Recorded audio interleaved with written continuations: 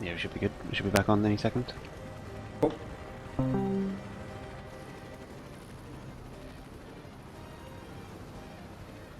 Yeah, we're back. Yeah, sorry for that internet disconnection. That's our first disconnect in 26 hours. No, we lost. Oh. Relay splice. We lost Does our it? like Someone 70 wake up the hours. FF1 run-ons when we're restarting this. Wake them up.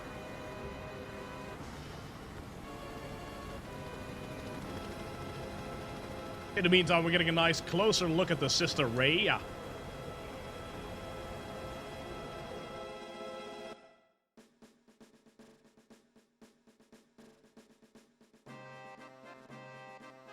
Stream seems to be lagging a little bit, but that might be on my end.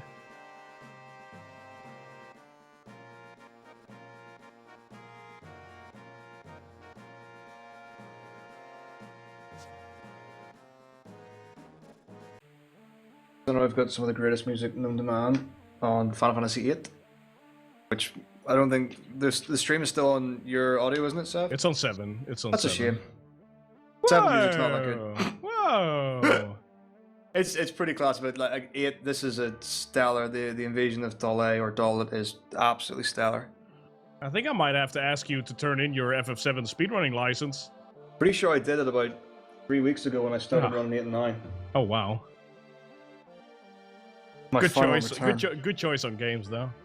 They're good games. They're good speedruns as well. Yeah, apologies for the picnic, guys. There is a local recording, so everything will get uploaded in single chunks. So you don't have to worry about missing stuff. Yeah, there's only cutscenes anyway. Nothing was missed. Nothing was lost. Yeah. Cutscenes on both accounts. And hopefully it doesn't happen again. But I am getting ready for Diamond Weapon, which literally consists of a minute of picking my nose again, I believe. I guess I'll save before him, though. Okay, so this is where we're putting the fish fins on Squall, and then we're going to junction that to his attack. So there are different features there. It says junction, off, auto, and ability. So junction, you can choose which GFs you're going to put on. Off just removes GFs or magic that you want. And then for abilities, you can choose what kind of techniques you're going to use in battle.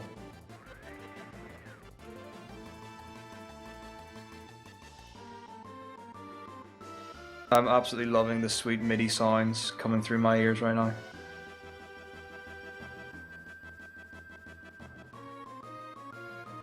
So for these fights coming up, typically you're going to fight 2 soldiers. And the best way to approach it is because Squall can always one-shot the soldiers, and rarely Cypher can one-shot them if you get his crit attack. It's best to choose Zell and Cypher to attack one enemy, and then Squall to attack the other. The way crits work in this game is with Squall and Cypher, if you press R1 the moment their attack connects, you can get a critical hit. The good thing about Squalls is 100% consistent, so because we don't have to rely on crit luck ever, we can always give him less stats and put more damage onto other characters later in the run.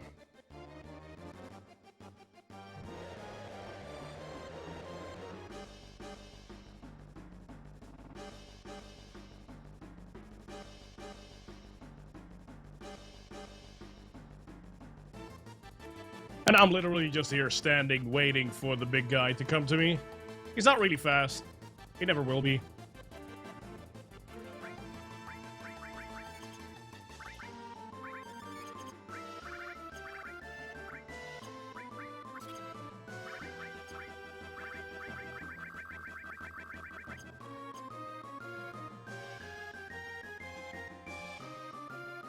And Nikki Noel probably wants the soldiers to be attacking Squall to get him closer to his limit break, which they haven't really been cooperating with him from the look of it. So that way he doesn't have to damage them down for the bosses that are incoming.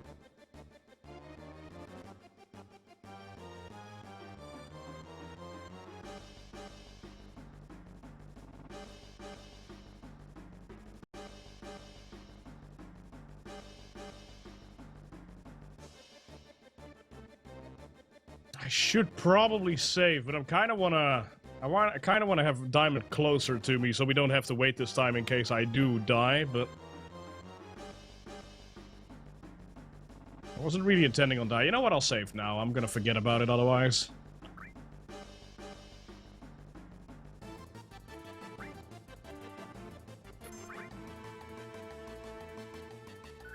Takes away a lot of stress saving here as well because, you know, dying here is costly.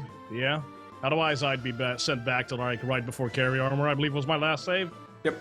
Well, probably should be, yeah.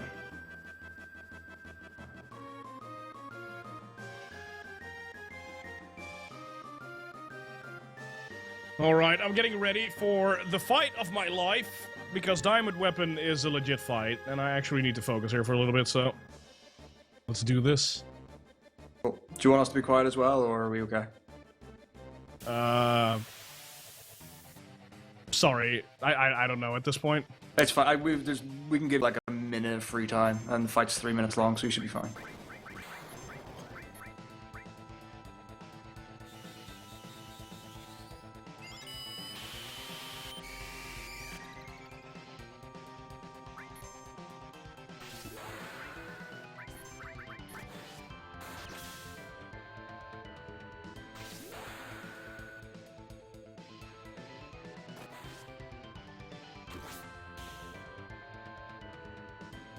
Alright, let's see what Diamond does. So ideally, I don't want him to attack Tifa, but it looks like he's going to attack Tifa, yep. Oh, 382. I do not have Tifa tranquilized. Okay, this is really bad. Fine. So you're using Cure All here, and the normal idea behind that is if you were just to use Cure on Tifa, you would actually give her too much HP and she wouldn't be in crit anymore. And she just missed. Okay, Diamond at least didn't hit her. That's good. I'm gonna throw a tranquilizer on her. I'm not sure if it's gonna save her, but... You might not, if you do the tranquilizer, you might not have enough time to get the next hit in. I'll be good. It should be okay. I'm holding the ATB, so... You've hit twice, so all you have to do is get... No, it's good, it's good, it's good, it's good. I got this. Oh, beautiful attack with Sid. I really like that. There we go. So that was actually a really good fight. That was pretty much optimal aside from, you know, not having the tranquilizer on Tifa. I'm really happy with that. Yeah, there wasn't 4 death blows in a row, but that's solid. That's as good as it's going to be. I mean, you don't gain any time from it. That was actually 4 death blows in a row. You missed one. Oh, like that. Yeah. I was going to say, no, I didn't mess up any ATB holding. Your inputs were solid. Yeah, she did miss one, sadly. But that was a really good fight. Yeah, no, you didn't lose any time from that at all, so we'll see how good or bad your Hojo is. Now, the most important part here is, and I'm sure a lot of people are going to forget this in the future and have forgotten it. Like, I'm guilty of it. Putting my ATB back to fast. Yeah, I stick very firmly to my notes at this point in the run. Just to cross things off, because at this point you can lose so much time. You can. If you keep your ATB on slow and do the Hojo fight, it is excruciatingly slow. Oh, that's painful. So, you'll see Nikki's fighting the first kind of like mini-boss, if you will, of the game, Anna Condor. And you can do lots and lots of different HP manipulation at this point in the game. Sometimes it's worth it, sometimes it's not. Basically, we want to get Squall into low enough hit points that we can use Renzo Cooking, so he's in a good range now. But if he goes below, I believe it's 90 hit points, then Alvaray can knock him out in one hit. So we're going to fight the first boss after this. You want to be in low enough hit points to be able to use your limit breaks, but not so low that you're going to risk getting killed by the boss in one hit. Some people just go for it. Like, I've seen people go into the next fight with 3 hit points and come out winning. I've seen people go in with 150 hit points and die twice in the fight. So this is kind of a runner's preference for HP management. Yeah, I myself personally like to be around 90 to 110 health when I go into this. But like you said, it's complete preference.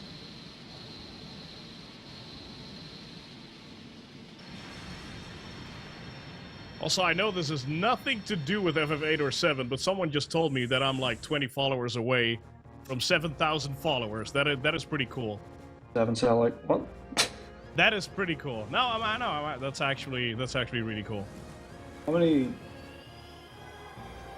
We're 56 followers from 13,000 on RPG Limit Break at Nice. twitch.tv/RPG Limit Break.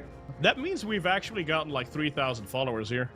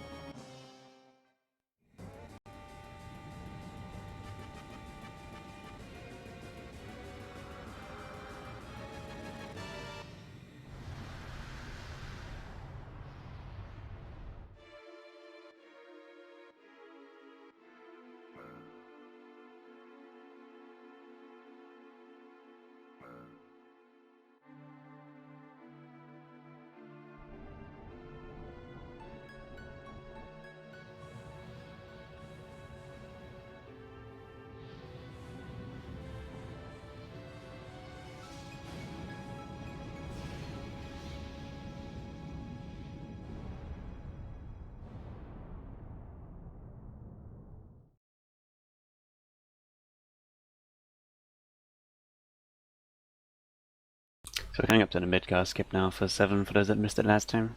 Not that there's too much to watch, but we kind of just glossed over it last time when Matake was here, so...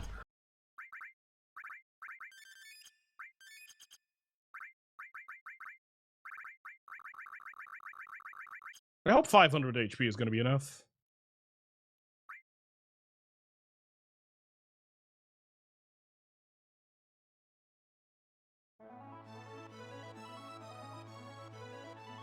But yeah, the Midgar skip is coming up right now. In this sequence of cutscenes right here.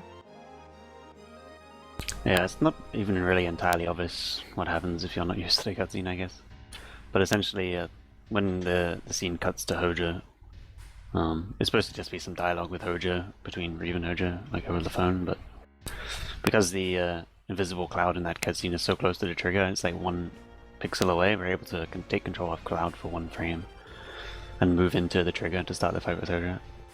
So literally what I'm doing here right now is I'm holding X and I'm holding right and I'm not doing anything else. And lo and behold... Yeah. So whilst the screen is loading here with Hoja, he takes control of Cloud for 1 frame, even though I'm not supposed to be able to. And that 1 frame is just enough to run into the trigger to start the fight. Yep. Sid and Tifa appear on screen and we initiate combat with him. Yeah, Cloud is still invisible. I believe Cloud is actually in the middle right now, but invisible. Yeah, pretty much, yeah. Spiritually, yes, he's in the middle. No, actually, physically, we just can't see him. Wow, that went right over your head. It did.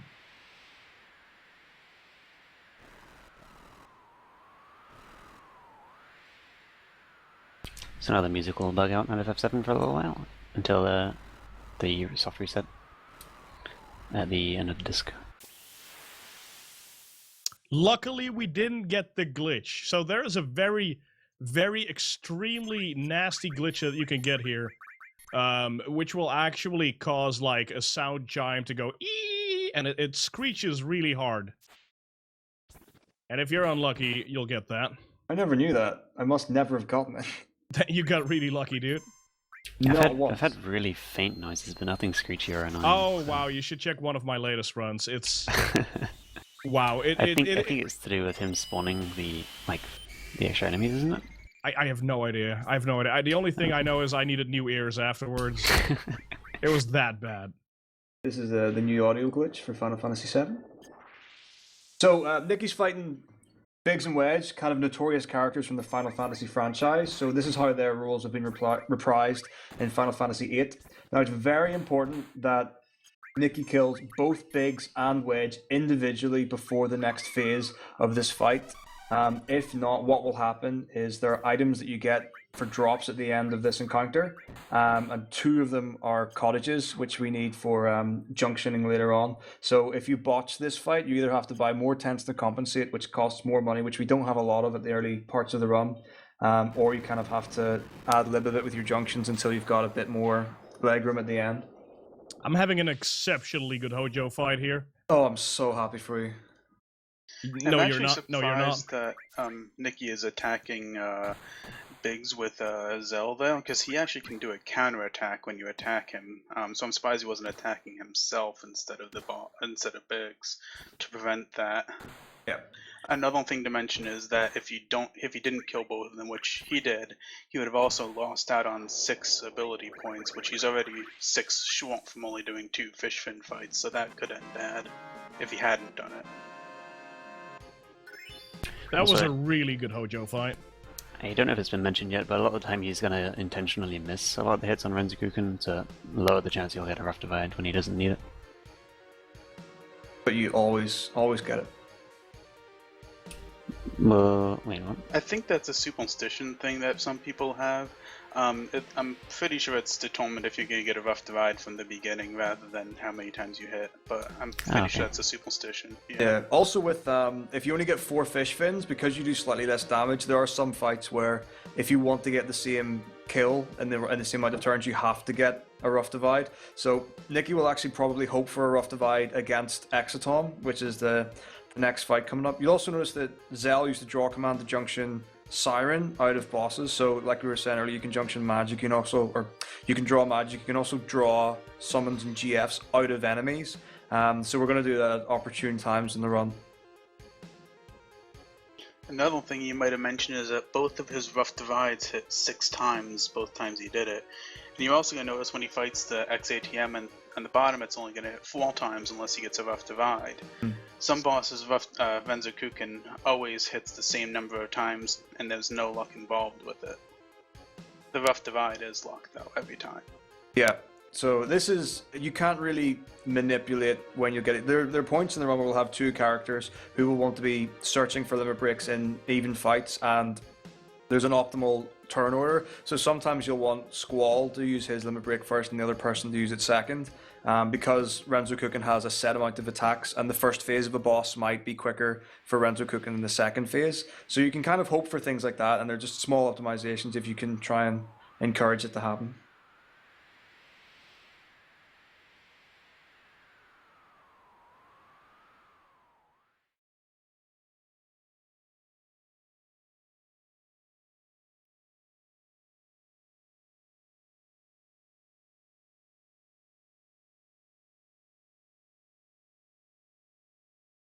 Also, I'd like to point out that Tifa is indeed a vampire.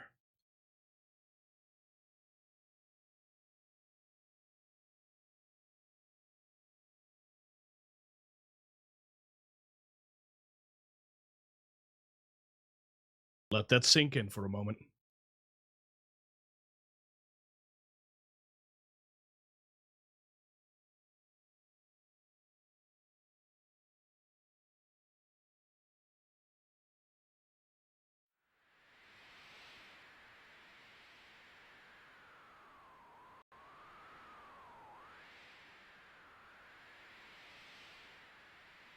And Nikki didn't get a rough divide, so that's just a slightly longer fight. And more of a chance of Squall dying here, which could be bad, but not really. Yeah, so another thing that can happen is Exatom's turn order is set. So the third turn Exatom goes, it'll use a laser attack on you, which if Squall's in critical HP, will almost certainly kill him instantly. So if the first attack kills Squall, it's usually better to actually leave him dead for another turn, wait for the laser, and then revive him after, because he will just die again before being able to get a turn in.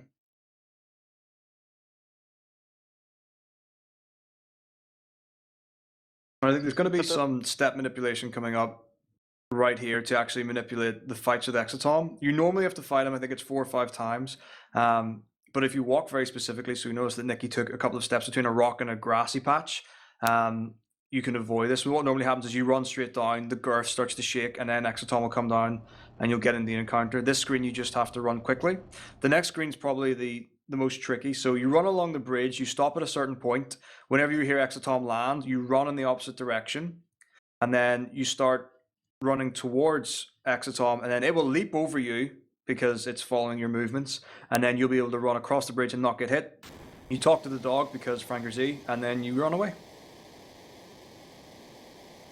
Not talking to the dog, I believe, would affect your seed rank after the test. It does. It would, The make actual it- reason yeah. is for your seed rank, yeah. And you're also going to notice he's going to step into this pub right here, which skips another Yep. FMV, which is quite long, and it's one of my personal favorites. It haunts me every time I skip this FMV. I think it's the same for all of us. No, I believe the step route's slightly different for PC than console, isn't it?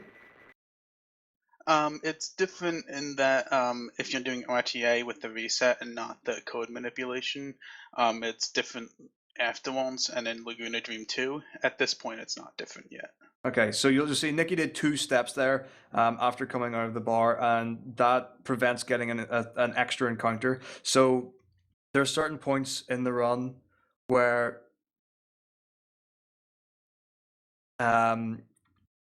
you know exactly what encounters you're going to get and where they're going to be. And like I said before, you can go into the menu to give yourself some extra breathing space if you're slightly behind to catch up.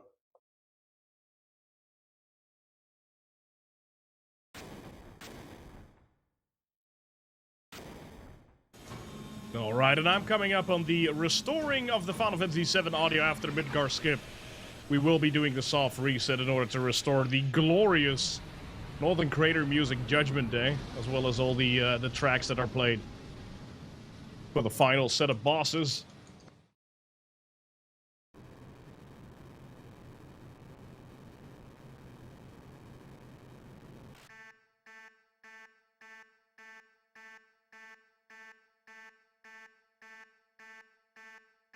Alert!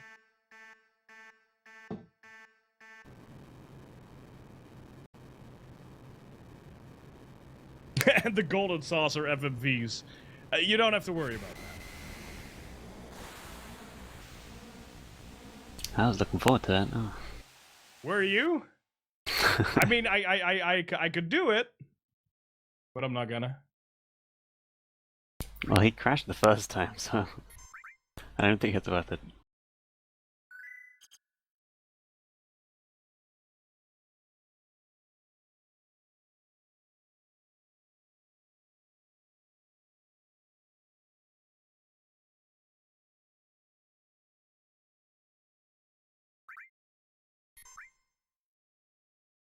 Also, disc 2 split.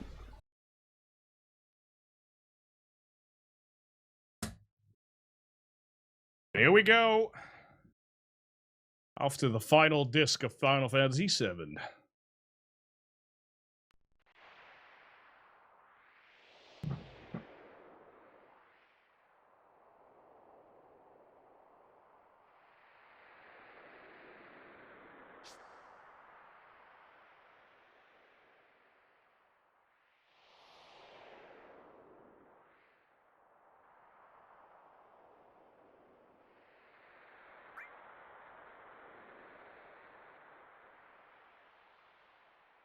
So yeah, that reset was just to fix the music. Normally in a run, nobody would ever reset for the music. Ahem. Except this guy for some reason. Yeah, I don't get it. I mean, don't get me wrong, the music's pretty good, but silence is also. I enjoy the silence. I didn't get the all-important rock drop save crystal chest glitch. I think it's called the Disc 3 North Crater Post Highwind Save Crystal Chest Glitch. I missed it. That's the abbreviated version. I also tranquilized Tifa for some reason. Who knows why? It's easy to get. It's really easy to get ahead of the menus here. If you get jittery or panicky at all, it's really easy to look forwards, and accidentally do the menus that you do after the north or after the final descent beforehand. Tifa, hit please. Come on. There we go. So yeah, that made me waste a laser, which it doesn't really matter, but just a time loss, which is a shame.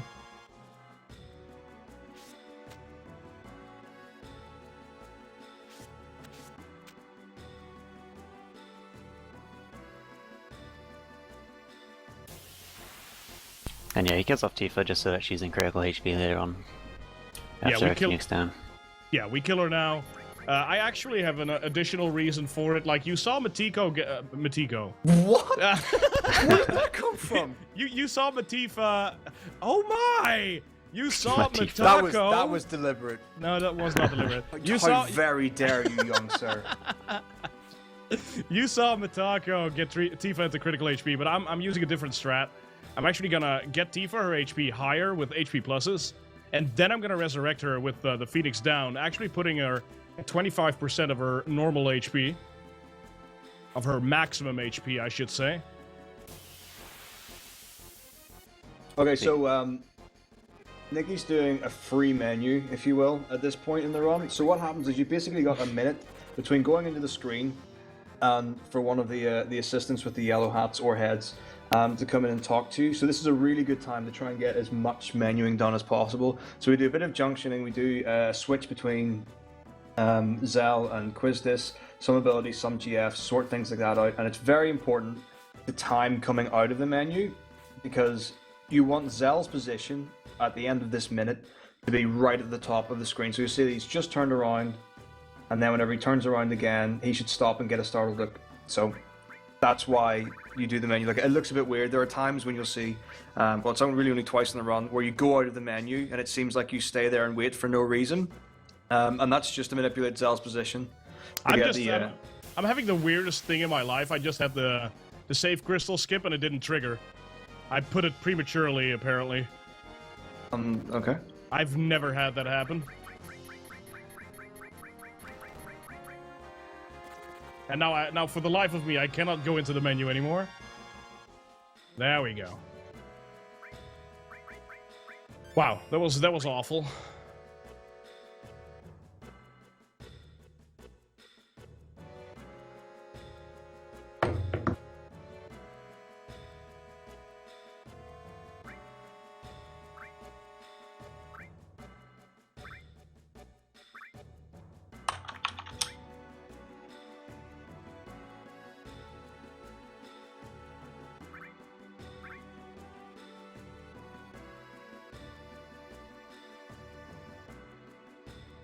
Secretly, all of this is to RNG manipulate my way into the heart of the Tomberry.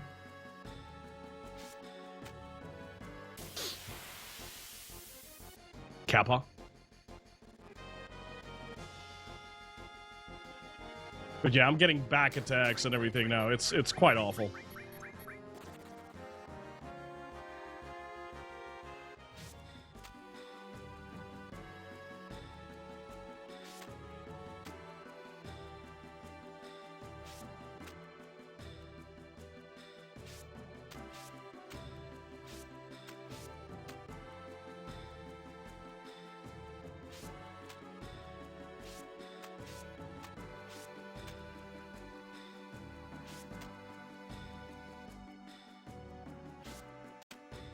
I think I might be getting a behemoth fight here if I'm unlucky.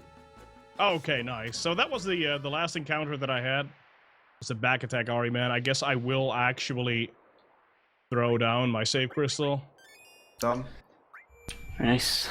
So for reference, we've now got, it's effectively a world map field, the final descent for Seb, and he can pretty much do nothing in his control at this point. There is manipulation for Final Descent, but it's very tricky, and it's in the beta stage. So at this point, all the runners, basically, you just go down, you hit, and you hope. The best you can get is 0. The worst I've seen is 10. Yep. You just didn't get enough red balloons when snowboarding. I missed, do you know what my problem was? I missed the gold balloon, so all the balloons from Gold Saucer showed up at the end. Snowboarding is the key. But I think I got about 6 or 7 encounters in my Final Descent, which is really bad. Well, it's going to be pretty hard to top that, honestly. I don't think 6 or 7 is yeah, that barely happens. I think 7's your number. Make it happen. I hope not, dude. How about 7 divided by 0? I'd like that many encounters. That'd be pretty cool. Someone in chat could work that out for me. I like to see the answers. Franker Z? This is brilliant. So I love that you approaching chose to infinity. divide 7 Yeah, by yeah. 0. Well, now you're gonna crash the game. Hey, at least my FMVs are playing. Badooch.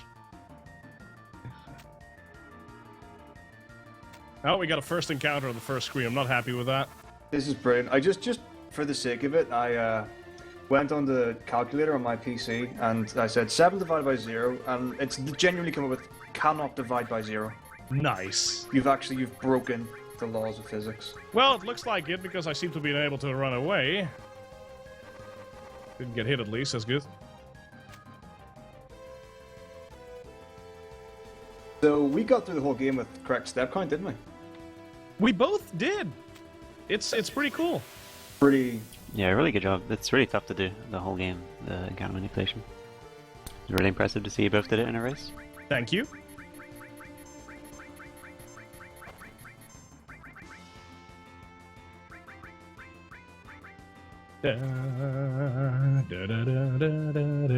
Come on, 2 encounters so far. Oh, number 3.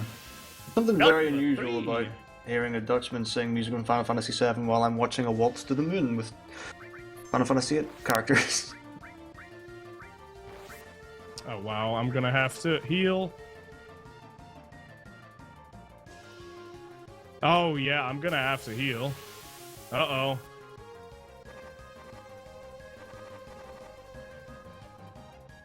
I'm still waiting for that day where you get the dragon zombie and he inevitably is going to cast Pandora's box randomly.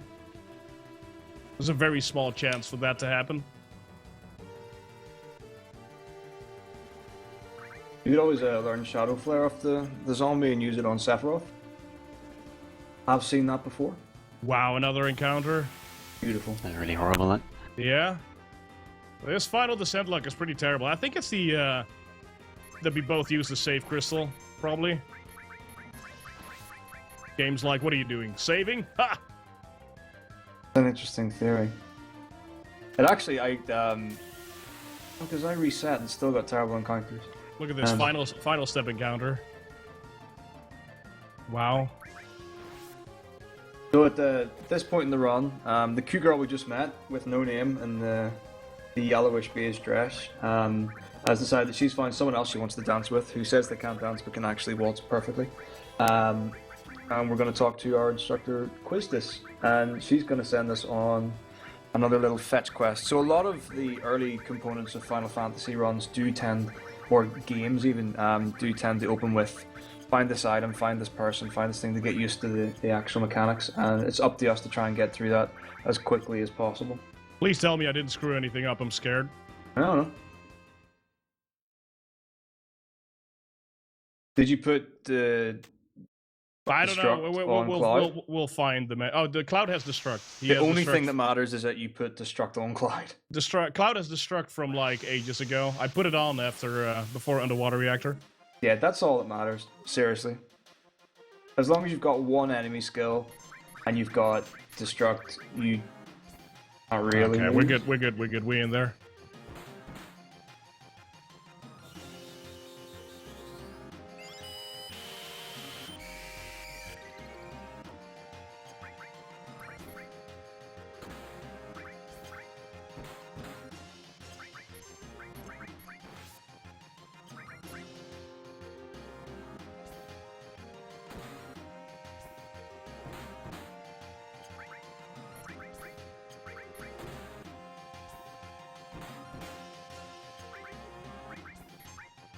Okay, so now we're going to get a little tutorial from Quiztis, and this is supposed to teach us how to junction magic to our status, because there's a giant T-Rex that's running wild, rampant upon this garden, where people are learning to be seeds. And typically, like for a casual playthrough, you would usually use things like junction death or junction poison and different status effects to deal with enemies very quickly. And for some reason, they bung it in here because it's convenient that there's a giant T-Rex that you can actually blind, and that's, I think, the intended purpose for it. But a good thing about this game is anytime you get a tutorial, you can mash. It's triangle on console. I'm not sure what the button is for the PC. And that allows you to just skip them as soon as the first text box fills. All right, I'm coming up to the final menu, which is really easy. I only have to heal Cloud pretty much because Tifa didn't get hit. There is a chance that Tifa gets hit before during the Genova synthesis run fight. She actually does a magical attack that is uncoverable, but we got lucky we didn't get hit, so we only have to heal Cloud and then we can move on to Bizarro Sephiroth and Safer Sephiroth straight after. And, I'm not sure if I should Omni Slash, but maybe I'm getting ahead of myself. Up to you. Attacker, for PC, it's whatever you set the cancel or walk button to be. Okay. Yeah. So I know in Final Fantasy VII you map your controls before you start the game. Is it the same for 8 for PC? In PC, you can actually map it in the setup field, so you don't even have to do it in the run. Okay. Alright, I've initiated the final dialogue, and, cue best music in the entire game. People wondering what the title track is Birth of a God. And I love this track. This is my favorite Final Fantasy VII track right here, right now.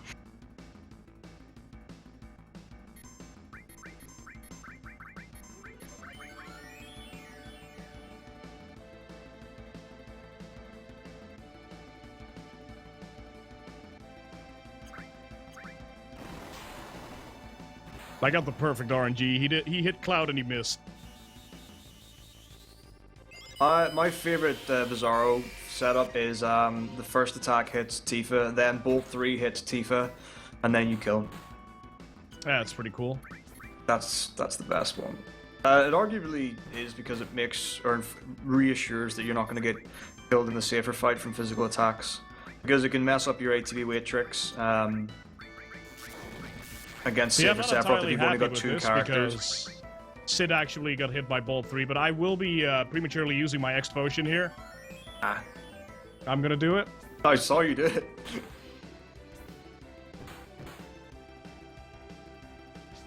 And I'm also gonna attack because swag. And that should be the Bizarro Sephiroth fight, so he's down.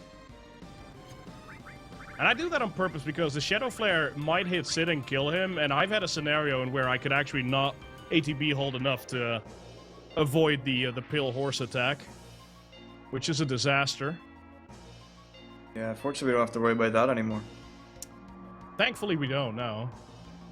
Okay, so Nikki's coming up on the next boss fight, which is going to be with Grinaldo or Gorinaldo, depending on which runner you are and how you take it. The steps are looking pretty good right now. There's actually a fun glitch, I don't know if it happens on PC, but if you are too high up on the screen with Squall, he basically auto-tracks to try and get to the next screen, and will do a loop back on himself and then come around. It does happen on PC a lot. It happened to me for and the Nikki first time. skipped it. Yeah. So there's the mystery woman again that we saw in the infirmary at the beginning of the run. Now the important thing with this fight is we use Renzokuken to kill Grinaldo. It's important that Grinaldo dies before we use a GF. We're going to use Shiva against the smaller enemies, the Raldos. And if you don't kill Grinaldo first, what happens is they stay in, I think it's defensive mode, and unless you get a really high roll with Shiva, you won't be able to kill them with that, and then you have to just spend time slogging away with normal attacks. That is correct, and on the console version, I'm going to mention differences between the two, if you don't mind. It actually doesn't matter if you actually want Ronaldo to stay alive, because you can actually boost up high enough to where you can kill them even in defensive mode. It's about 155, 160 that you have to get to, which isn't perfect easy RNG to do on here. PC. Oh wow. I got perfect RNG. Okay. And I'm really happy that I just healed Sid. Cool. So that's a pretty big part. It's probably worth mentioning that I run FF8 Zell card on console, so I'll be able to probably talk a lot more about what's happening with Luzbel's run than Nikki's, but I'll try and do what I can for it. And I haven't done a PC run, so any differences there, please jump in and tell me what's going down. I just got screwed over by Sid's limit break, though. Nice.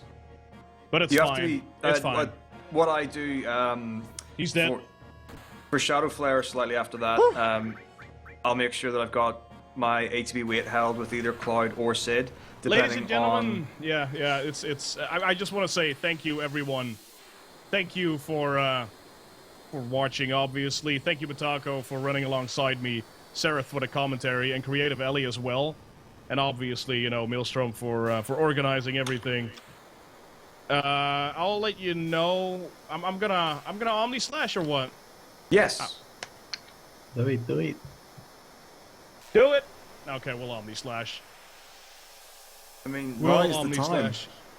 I mean, if you want to lose time, go further behind. See, I'm actually with Seraph on this one. For Okay, once, he's looking out for me. Those 20 Quick, Bill, seconds are walk really right going to add up. But I don't know. How confident are you that you can destroy this run, Luzbel? Do it. Lose Do Bill, the lose Bill, Omni lose Slash. Bill, let Do go. the Omni Slash. Yeah, do it. Okay, nice, dude. Yeah, you've got. There's no reason not to. There's loads of reasons not to. No, there's not. Talking about. It saves 16 seconds, but I have faith in Luzbel. You know, he's gonna wreck FF8. I'm looking forward to it. 120 cards. That's what we agreed. Luzbel and I, before the run, we had a chat.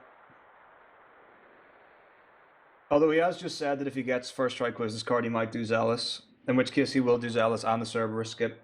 No, but I will do Selka for you, me. So don't worry.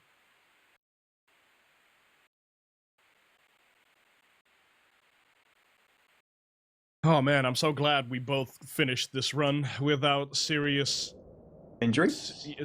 things going wrong. It's FF7 may- behaving this well for both of us. Well, with the exception of Tifa missing. I mean, that's pretty unique. Yeah. Oh, by the way, Luzbel, it's probably worth mentioning you've got at least 45 seconds before starting. Oh, sorry, Luzbel, sorry. So don't get too ahead just yet. There's a minute cutscene and then like a 5-second fight. Okay. Yeah, it's coming Just up though. tell It's me when I have to start. Okie dokie. I'll just call time and then that'll be your cue. Is that good? Okay. Okie dokie.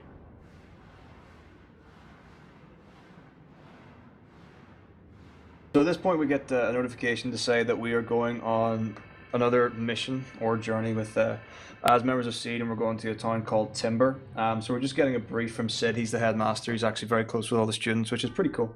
And he's going to give us a very odd item that he doesn't trust himself with for some reason. So we're going to go ahead and open that up and see what surprises wait for us. And I would recommend saving before getting surprised by the item. Omni Slash! Jeez. Oh, dude, feels so good. Yeah, I bet it does. It's nice to go home, isn't it? Oh, dude, it's so nice to finish this with Omni Slash. I haven't seen you Omni Slash in months. Time! Good luck, Luzbel! Thank you very much, mate. Best of luck Good with the job. runners. Really nice run so far, mate. Okay, so if we go through probably Diablos first, and then we can wrap up the FF7. So for this fight, depending on which route you're doing and your preference, there are two ways to go about it. You can junction magic onto Zell for him to do more damage. What we're going to do is get him into critical HP and use his dual limit break. And we can do that because it's based on a timer. Unfortunately, it's way less effective on PC because of frame rate. On console, you can get a lot more inputs in. So typically you'll do dual and you'll go through a series of repeated inputs to do as much damage as possible, and then you'll follow up straight away with a Renzo cooking from Squall, and that should allow you to defeat Diablos in that one turn. Diablos is of course trolling him, and he did Gravija after he damaged himself down already. If he had done that in the beginning, he would have access to both of his limit breaks right away. Yep. It's one of these fights that you can, if you get bad luck, you can get screwed quite easily. So he can use Gravija, and then when you're trying to manipulate another character's HP, he can just gore Zal, and then you have to bring Zal back to life, and then it just wastes more time. You can get in a bit of a cycle for it. All right, It's I'm heading out. important. I wanna wish both Nikki and Luzbel a ton of luck. Good luck, guys. I'll see you around as the relay continues. I'll see you later. It's important to note that the Meteor Strike that he does is actually a Demi-type attack. Yes. So in the beginning it does a lot of damage, but as you keep damaging him down, it does less and less and less. Typically with the strategy he's using with the Venzo Kupin, you want the final one to do 400 damage or less, so that the Venzo will usually kill him. In this case it didn't.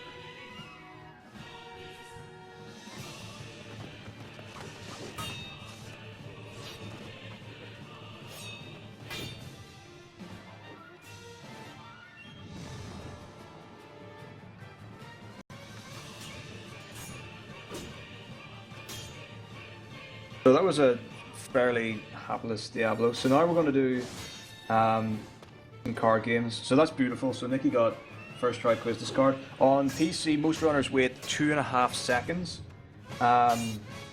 before hitting confirm in the play to confirm the card game. And what happens in this game is that from the frame you press play, that will dictate what cards you get and what order they are.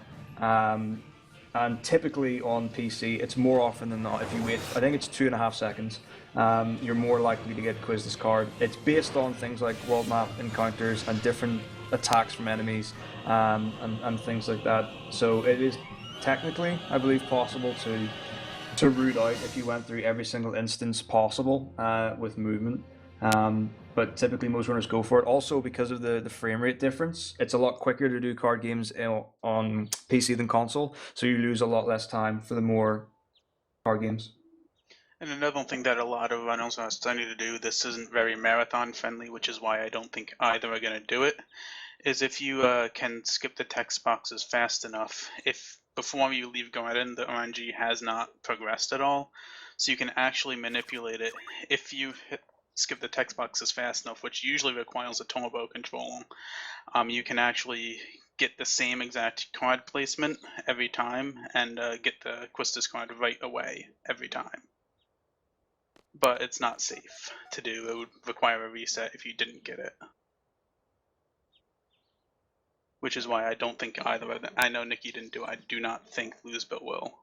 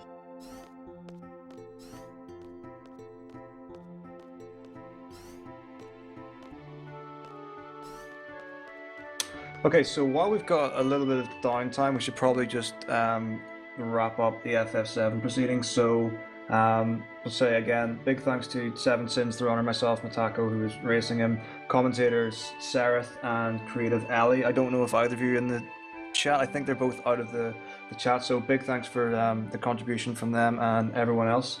And we're now properly kicking into Final Fantasy VIII. So this is our alternative party. You'll notice that everyone fell asleep while they were on the train to Timber, and suddenly we've woken up and we've got this rogue set of gentlemen in military uniforms. So they're Laguna, Karos, and Ward, and we're going to follow them along. They're kind of like the subplot, if you will, of Final Fantasy VIII. So in Final Fantasy VI, you've got different paths. You go down Locke's path, you go down Edgar's path, you go down Mog's path, things like that, and then they all come together at the end. Well, in Final Fantasy VIII, we've got our main party members, so it's Squall, Selphie, Zell, etc. And then this is our sub-party, and then who knows what's going to happen at the end.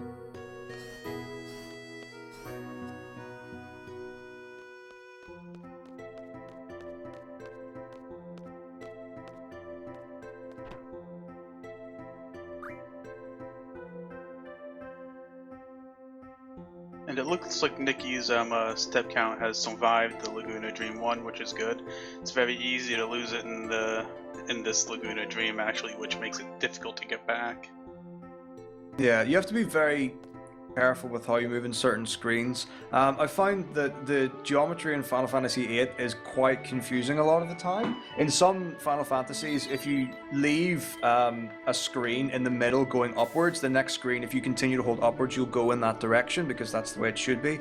But in Final Fantasy VIII, if you're holding directly up left, the next screen might be just left or just up. So there's a lot of map memory that needs to go into getting optimal movement, and the effects of not having a step count in 8 are pretty tragic. And to confuse it even more, on some screens when you're looking, what you would think would be up doesn't correlate with what up as actually is too. So you can't even go by sight when the screen loads. Exactly. There are some runners will do different things. So some runners will just run with analog because analog tracks. This is for console, or if you've got a controller plugged into your PC, the analog will actually track the movement that you're following. If you use a D-pad or direction buttons like WSAD to move your direction, up does not always correlate with physically up. The same way in Final Fantasy VII, sometimes holding up goes straight, sometimes it goes diagonally. In Final Fantasy VIII, the movement is very finicky with D-pad or button control, but it's very precise. So a lot of the top runners will actually just learn how to move through the rooms using D-pad or controls instead of an analog stick because it is more precise. And with PC, because the point is done so well, the analog is actually 8 ways. It's not the same analog as you get on console. Mm-hmm. So you still only move in 8 ways, even if you have a controller plugged in, which makes it even more difficult.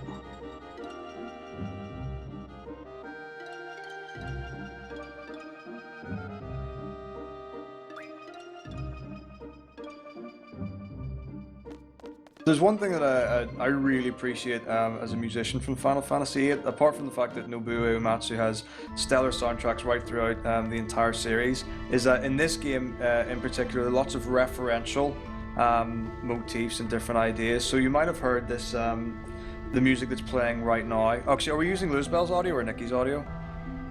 We are using Luzbel's audio. Bummer. I'll get back to it when we get to Laguna Dream 1. But there are lots of moments where you'll hear like different themes rearranged for either different sections of the orchestra or different instruments and played in different ways, and it's very cool and nerdy if you get into it. But it's a very subconscious thing that a lot of people won't actively think about, but it should affect your experience with the game.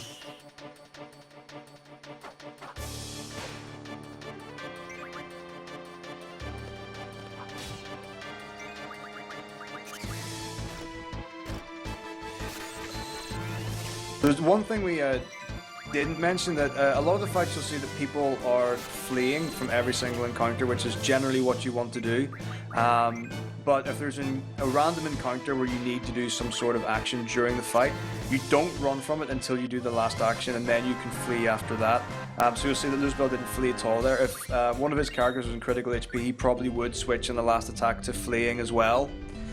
So sometimes you have to be careful. There are encounters that you can flee from that sometimes you don't want to, particularly a few favors right at the end.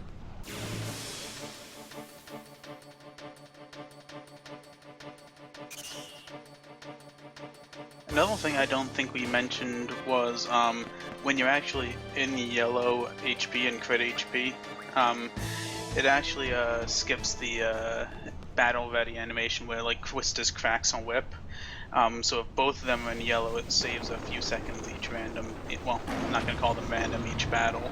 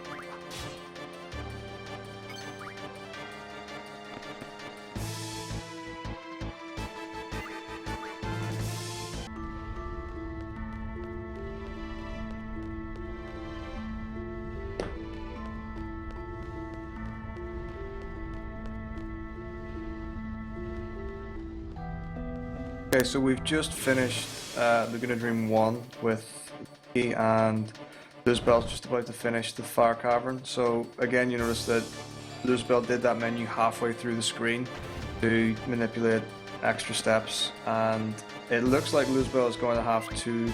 In this situation, I would revive, Quiztis, and heal Squall, but we'll see what Luz decides to do with this. It's not the best situation to have Quiztis dead at this point, but because when you revive her, she'll instantly be in crit HP, it's not the worst. It's actually better for it to happen here than doing a fight with the Festillation Apps. Oh, sure. So you don't have to actually use the Phoenix down in the fight and then have him be at low health. Not low health, but get hit again during the fight. So it's kind of a lesser of two evils.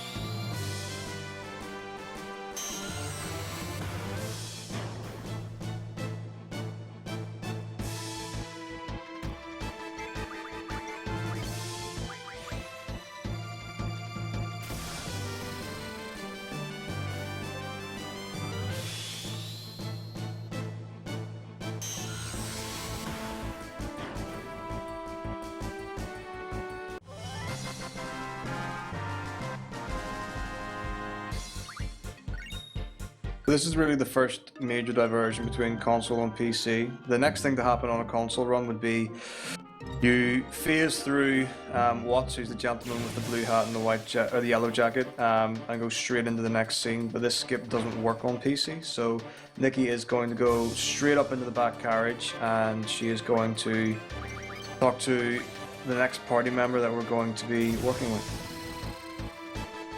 And Luzbel's just farming fish fins. I didn't see what he got for the first fight. Do you know what it was? I did not see anything. I got 2 fish fins. Beautiful. 2, that's pretty average, that's good. The best luck you can get in FF8 is when you decide that you're going to go for 3 battles. You get 2 fish fins in the first, 2 fish fins in the second, and you're like, I've got it. And you get 0 fish fins in the third. Yeah, that seems like that always happens.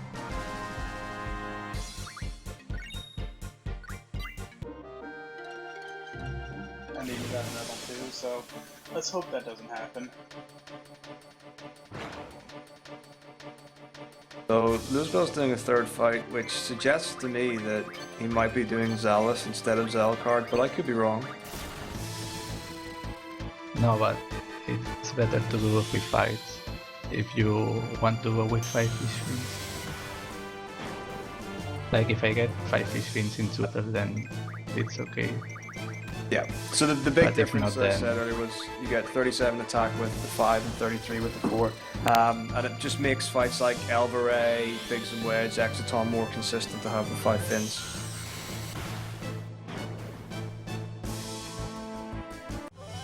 I guess it's also to keep the options open too. If he had went with only 4, he would be stuck with doing a Zelcomad, because it's kind of required to have 5 for no Zelcomad.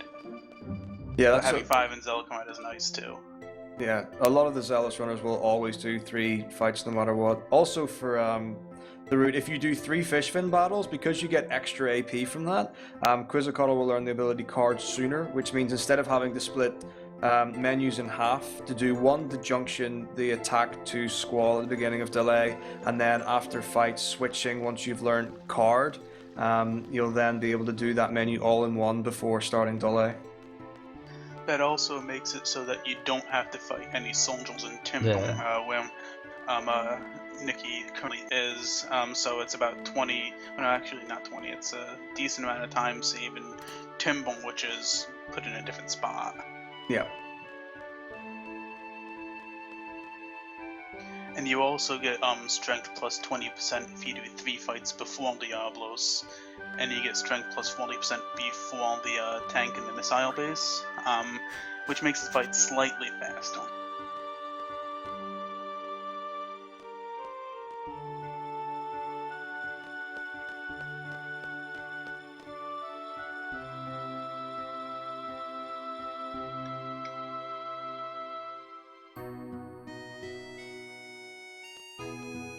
So there's another thing when I was saying about dialogue boxes getting completely choked in Final Fantasy VIII. You'll see on Nikki's screen that she's going through a tutorial about how we're going to kidnap the president, Delling, for whatever hideous means that we want to.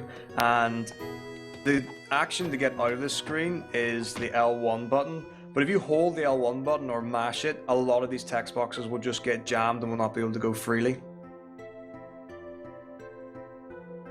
So for FF8 in particular, it's very important to know which dialogue options you're going for and which text boxes come before them. In 7, it's a lot easier because the text scrolls slower. In Final Fantasy 8, you can pause them on purpose, and in Final Fantasy 9, the text goes by so quickly. If you don't know exactly where your text boxes are, you're going to make a lot of mistakes. Another thing that I noticed was I used to, when I was running from battles, keep the L2 and R2 buttons held down, and it won't let you skip through the loot screens until you let go of them too. So that's another thing that when you're new to the game, it's a easy mistake to make. Yeah, you go from one extreme to the other. You say, okay, well, I'm not going to run casually, and then you go to just holding run the entire time, and then it's just shaving off nuance after that.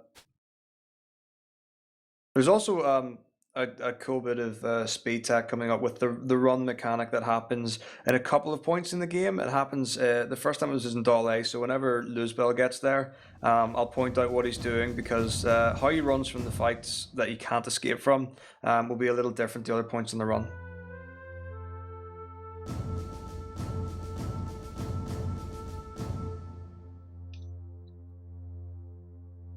So at this point we've got our first little mini game of the run, and basically we're going to hardwire some new tech into these trains, which allow us to decouple some, recouple some, and get the train separated in our little timber hideaway train. So we basically have to just input the codes that we got the tutorial on in the screen a couple of minutes ago. And it's based on two things. There's a red guard and a blue guard. One will do temperature and one does sound, I believe. But we don't really worry about that in the run. The general rule is the first time you only have to do 3 codes, and then that completes it. The second time you have to do 5. So the first time you should be able to get all 3 done no matter what. And for the second one, you usually split it to having 2 followed by 3. And if you get really bad luck, it might be 2-2-1 or even 2-1-2. Yeah, you really want to watch out for that red soldier on the second set, and they can just charge right at you if you're not paying attention.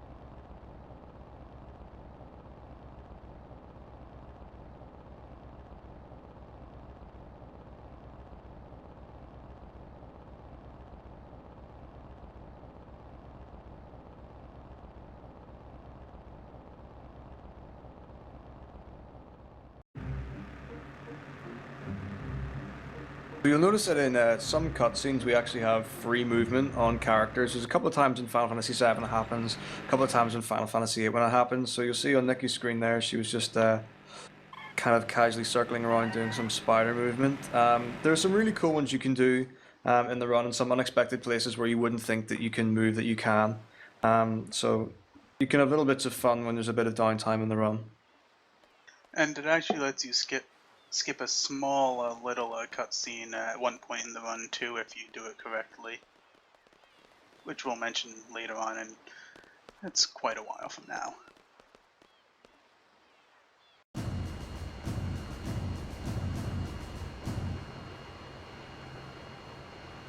Here's the second coupling game for Nikki. We'll see what kind of luck we're running on. So some runners will actually hold R1 or right to C when the guards are coming down. You don't lose anything by doing it, and it just gives you a better idea of when they're coming. It's quite common for new runners to just assume that their run's going to go the same as the best run and just go for a 3-2 combination and then get wiped by the red guard suddenly appearing when they're not expecting it. This is looking like the pretty stand-on pattern right here where they don't charge. We'll see. Yeah. And another thing about this is as soon as the final guard turns to face forward is when you can hold down or press down to come out. You don't actually have to wait for them to go away. They don't turn around or they don't hear you. It's their visual hurtbox or hitbox on it is quite unusual. And Nikki got this stand-on pattern where they only come once. Sometimes that red soldier that she was looking at can randomly decide to charge you after putting in one code, or sometimes even two on the second set, and make it so it takes a little bit longer. But that luckily did not happen.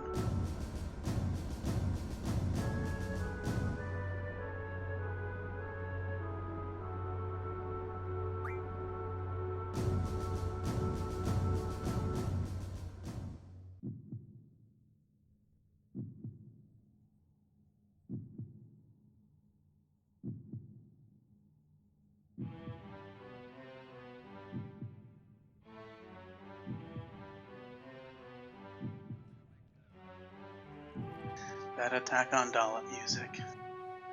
That's where it's at. I've been using audio feed. I'm gonna switch to those bells now so I can actually. But this is one of the more epic moments. And once it kicks off, it really sets the scene. That's one of the really nice things. The dynamic in Final Fantasy VII, it opens up. It's quite exciting. You jump off a tree and you go and you're attacking this reactor. And in Final Fantasy VIII, you've got the epic sword fight with the improved FMV quality and things like that. But this is when it really kicks off. The cinematography and the FMVs in FF8 is really quite something.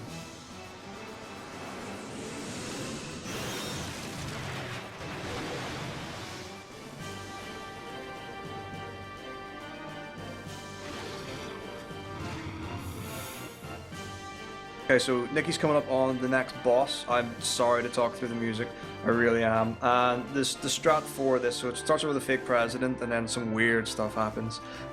So you want to use Selfie's magic, so we gave her all those Blizzagas, doing more refinement, so she can do more damage in a minute. And hopefully that'll one-shot the fake president. If you get bad damage luck, sometimes you have to do an extra attack. So you see Nikki got a bad roll, so she had the attack. Normally, a common strat is to use Blizzaga, hold the item menu with Squall, and then attack with Squall if you have to. And then our fake president does this wonderful thing where he turns into this slimy undead monster. So, as we learned in the last game, if you use an elixir on an undead monster, it usually dies. So that's going to be... I normally split whenever the names go off the run, but that is Gero split for Nikki. And I think another thing we didn't mention is when you're in a battle, if you wait in the item menu or a particular section of the draw menu or the magic menu, you cannot be attacked by the enemies. It completely blocks their AI.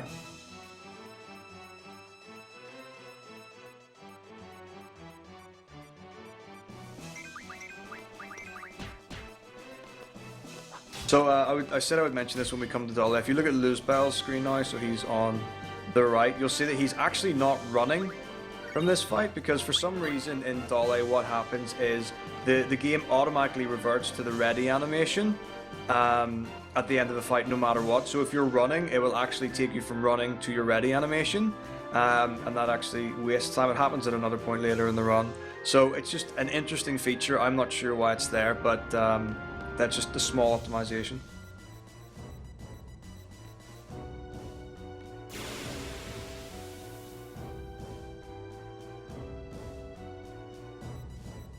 And now Nikki is gonna have to remember to fight a red soldier in Timbon to correct the AP loss that she had from skipping a fish fin fight. Hopefully she remembers. Sure, it'll be fine. So because Nikki did the 2 battles for the fish fins, she has to build up the AP, and the best place is normally on the first encounter in Timber. You can either fight 2 blue soldiers and kill them, or 1 red soldier, and that gives Nikki the 2 AP that she needs to finish. Card mod, I think, is the particular skill at this point. Yes, that's correct. And that's very important not to miss.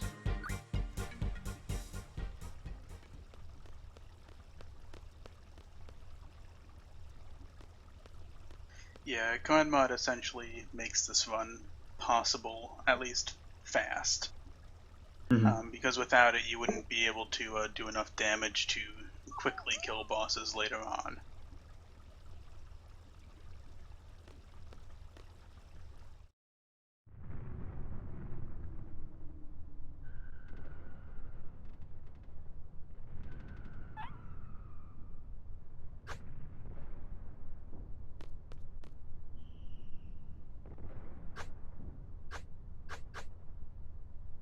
So is this the first time we'll see a full run with the Zelda Cerberus skip?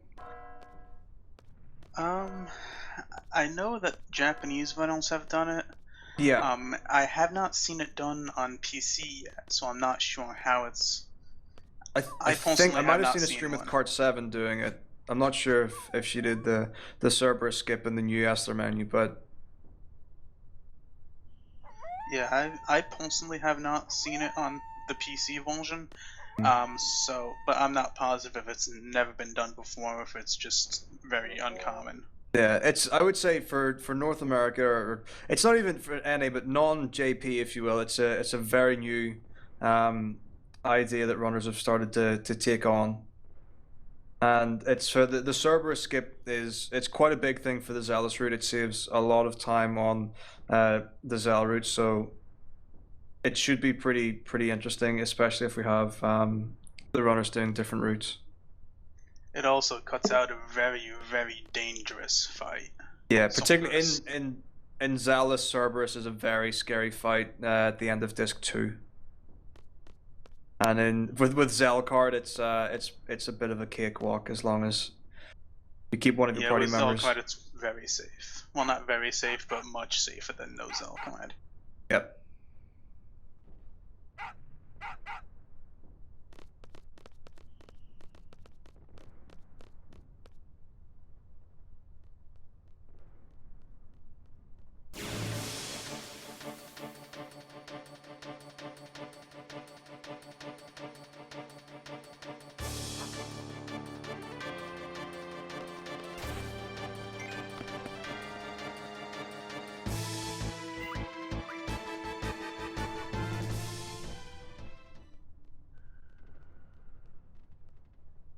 So this will be the last mandatory fight of Timber for Nikki.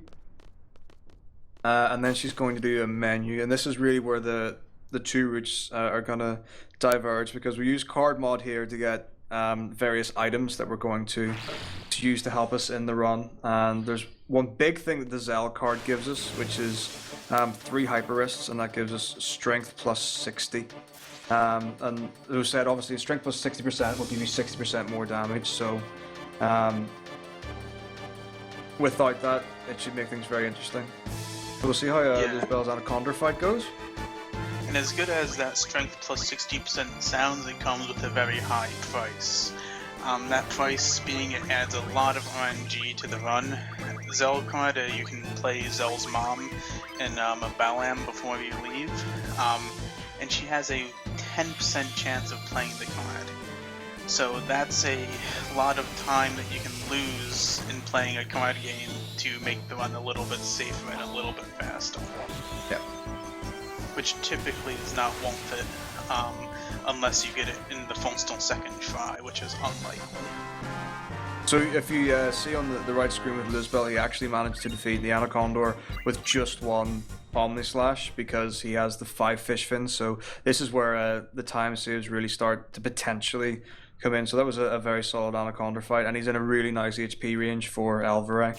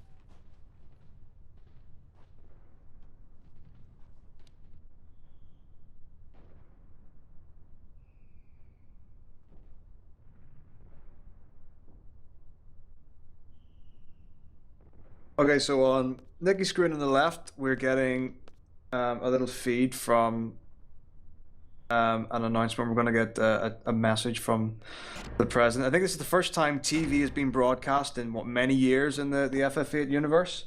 I think they say 10 or 15, something like that, a long time. Yeah, it's a pretty huge thing, is what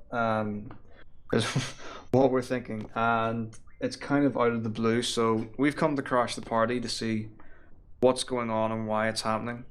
And then, so we're about halfway through our timber escapade, and we should see in just a second. Typical fashion, all is not quite right. So there's our buddy from earlier, Cypher, and he's gone on a little bit of a rampage. So we don't really know what's up. We don't know why this is happening. We were trying to interrogate the president, but we got the wrong one, so he's right there. And then things have gone quite bad. And then somehow Quiztis has got up into the room as well. And she actually calls your party forward. So we're going to go try and confront Cypher and sort out this commotion and see what's happening. And I actually saw a question from Renzon asking about the English version. Recently, within the last few months, it was found out that the French version is actually the fastest on PC. It's faster by about 3 minutes just from dialogue boxes. Mm-hmm. But as a courtesy to the people watching, English is a more common language, so they agreed to run it on the English version, even though it is slower, so that way more people can read the text if they feel like it. Yeah, and it's actually kind of fitting that French is the fastest language, because a lot of the European runners and a lot of the top runners for the Final Fantasy PlayStation series are French or indeed Belgian. Yes, they recently started almost invading. Yeah, there's a FFA massive community. overhaul of French and Belgian Final Fantasy runners coming to the fore. And with the new Steam version, FF8 and 7 have actually, the numbers of people who are available to run it have exploded recently. It really is nice to see. Yeah, so there's a really cool thing that the FF8 community do, and they've got like a race series called, is it Squall is Dead or Squall is Not Dead? Squall is not dead. So that's a thing we'll get to later on. And I think there was over 20 people in the last race for it? It was. I myself didn't participate. I believe I was wonking during it, but it's always huge. It always has between 10 and 20.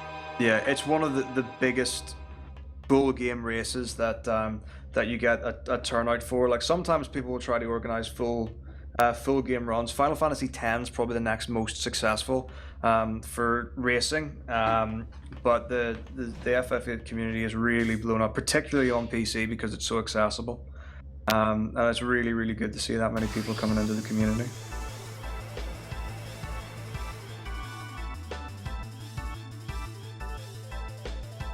And Luzbelheim is coming on to the Elvervim fight here, so we'll see how that plays out. As you'll see, he had Selfie attack himself to skip the counter attack that I was talking about when Nikki was doing the fight. Yeah. So bad luck with the Rough Divide. Another thing that you'll see both runners doing in a lot of fights is they will do an action, usually attack the enemy with a weak character who hasn't been junctioned, or one of the characters who they don't want to use the limit break with, because while that person is performing their action, you can search for the limit break of the character you want to use just by hitting cancel over and over again and skipping turns until you get it. So it's just a way of giving yourself more time. Instead of trying to skip through 3 characters, you can just go back and forth between 2, which makes it much easier.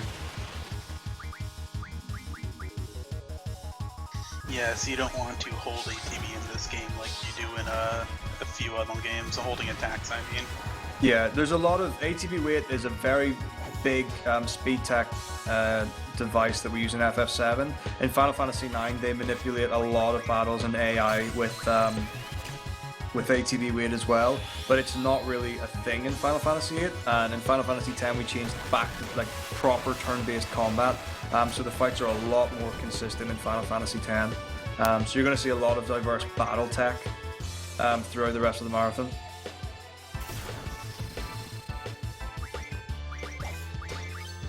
So I would say Luzbel's got a pretty nice Alvaray fight.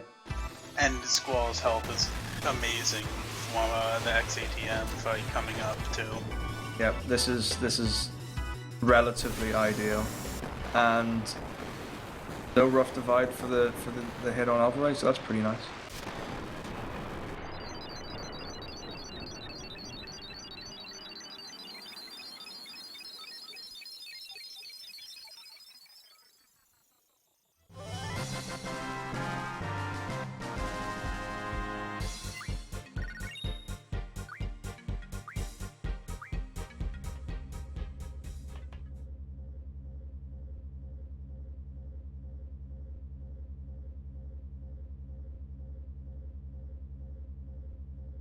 And one thing I'd like to mention that I don't think I have yet, and you probably wouldn't notice watching the runs, is that the PC version actually drops a lot of inputs. And if you're playing casually, you really wouldn't notice it, but when you're trying to skip text boxes as fast as possible while looking for a limit break, like Luzbel just was, it's a bit more difficult when not every input is processed through the game. The frame rate changes quite a lot in Final Fantasy VIII on the PC version, doesn't it? So there are times when you'll be running at 60 FPS and the battles run at the same speed as the console, is that right? I think the battles are a little 15 FPS on the PC and at 30 FPS on console, which is why you can search for limit breaks much faster on the console version. But menus on both, I believe, is 60.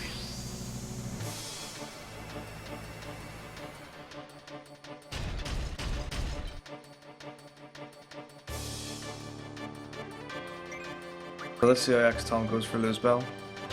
Bad ATB on Squall. He's gonna get yeah, he got an attack off.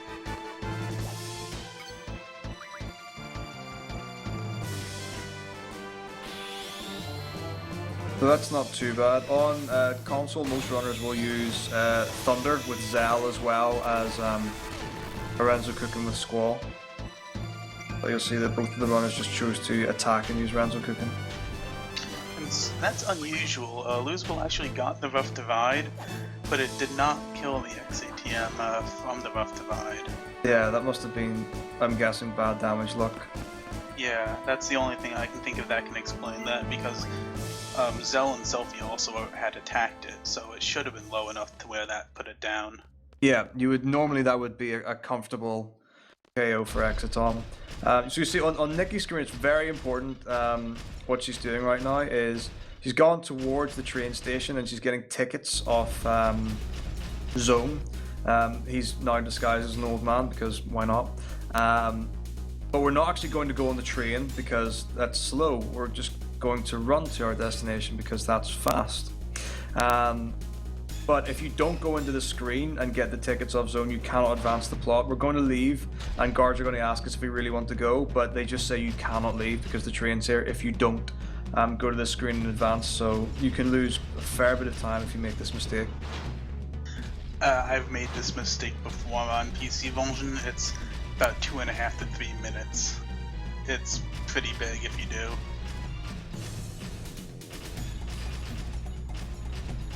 This is oh, never mind. That's for the home for a skip buying the items in the pet shop.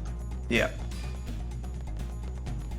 So a number of runners will use. There's a shop just outside the bar where the drunk was, who we had to shift out of the way. And a lot of people will do that. Will do their shopping and menuing there.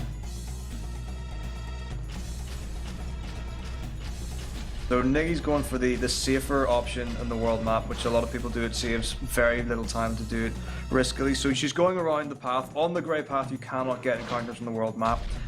So you can just cut that little section off and run straight out of Timber onto the train tracks. You maybe do 4 steps on the world map, but sometimes you get an encounter, sometimes you don't. And that trick is much more safe on console than it is on PC as well. Right. Because of the movement differences on the world map that I mentioned before, where you run faster running at a diagonal and you get more encounters on PC if you do the same thing. So that is Dole escape finished for Luzbel. Here was on split duty. So we've now gone into a forest just before Galbadia. We're going to Galbadia Garden because that's where we've been summoned. It's the nearest garden for Siege to go to. So there are different gardens placed throughout the map and the world. And depending on the circumstance will depend on where you're based and where you have to go. So under the circumstances, we've been told by our leader Sid that we have to go to Galbadia Garden to receive our next mission. So things are stacking up pretty hardly because we still have responsibilities to Renoa. Basically, we have to protect her and take care of her and her needs until Timber has been saved or rescued or is at peace. And now we have to go and find another place. So it's pretty full on, but the game's going to give us a nice little courtesy break. And all our characters are about to fall asleep again. And if we're following along, we should know that that means we're going to meet our subplot characters.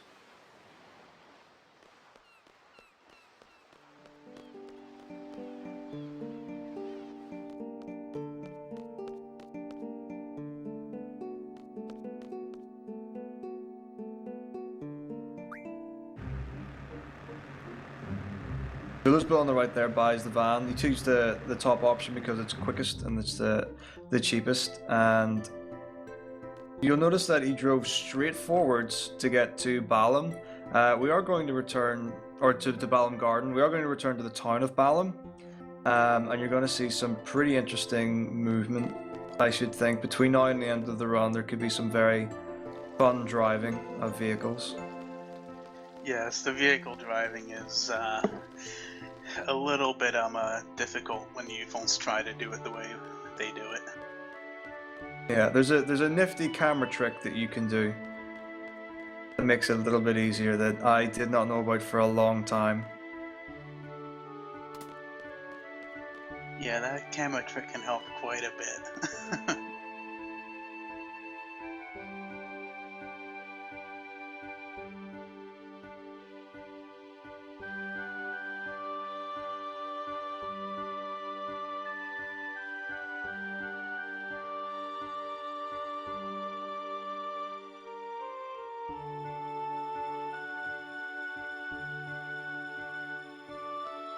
And one of the things I found odd about playing this game while we have a little bit of a sequence break is that this Final Fantasy doesn't have chests that I know of. I have never found one in this game. I found that very odd after having played other Final Fantasy games. It's a very typical feature. Like right from Final Fantasy 1, you get a lot of armor items, health management, things like that. You'll get from chests, and you route chests into the game, and it's the same right up until Final Fantasy 8. And for some, like it's a very out of the blue decision because they come back in 9 and 10. In 12, there are chests or caskets. And 13 is kind of a bit more of a futuristic game, but there are effectively, it's basically spherical vessels where you will get items from, which you could argue are chests. So it's a very interesting decision. So instead, like you'll see on Nikki's screen on the left, there's this pink swirling orb type thing, and that's a draw point where she can get magic from. And that's kind of the chest. All the items in the game, you usually, I think all of them you either get from encounters or drops, people or drops, people, shops. Or shops, and that's it. You don't actually pick up, well, you pick up a couple of items. You can pick up magazines. I think that could be it, actually. Magazines, yeah. I'm trying to think now. This is confusing me.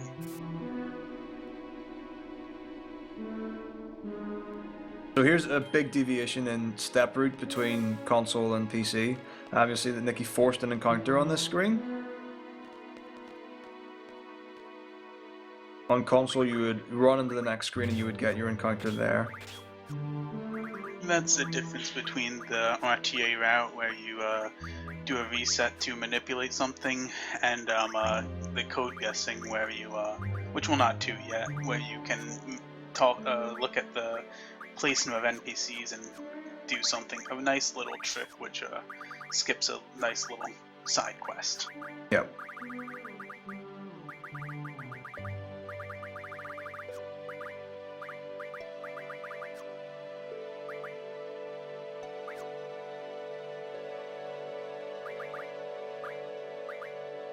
I'm always in awe every time I see Luz will do a menu.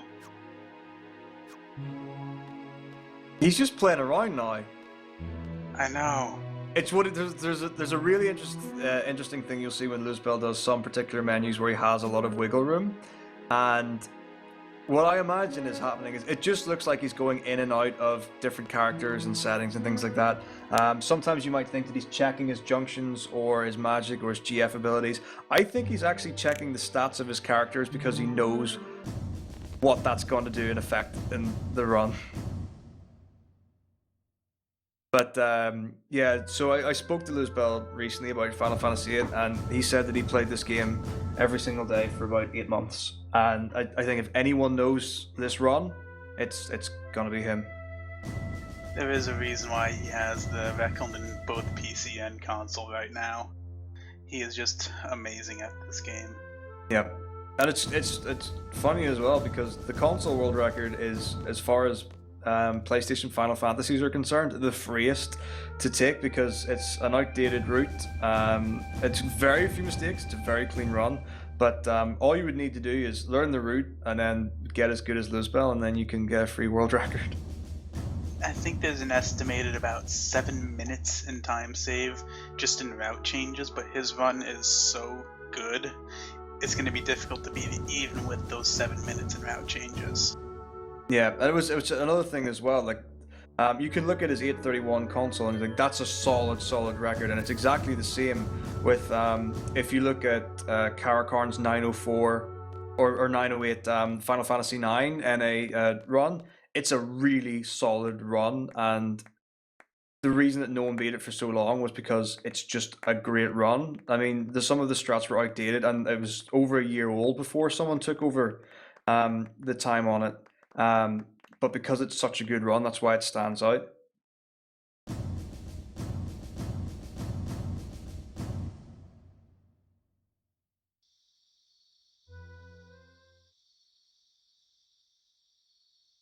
So Nikki's finishing up Laguna Dream 2 at the minute. Basically, the premise of this stream is you're on some sort of mission, you're running around, Galbadian soldiers come and find you, and you kill them. That's pretty much the height of this one. We're on a cliff face here, and they're boats, and you're trying to escape. And Laguna decides that it would be better if the other party members to go face first into the water. But that's really all that you get from this scene. There isn't an awful lot to advance the story in terms of the run. So there's that, and Lizbel's coming up to the wonderful Waltz for the Moon with who we now know as Renoa in the beige dress.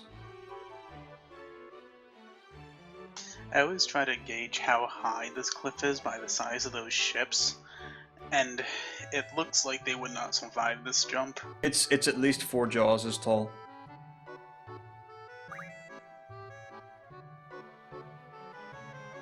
Very important to choose the second option, the selfie there, on Lizbel's screen on the right. Yeah, those 2 text boxes are really a huge time waste. Like I said before, a lot of the times in FF8, if you choose the wrong dialogue option, very rarely if you choose the wrong dialogue option will it ruin a run in Final Fantasy, but you lose a lot of time in Final Fantasy VIII from missed text boxes.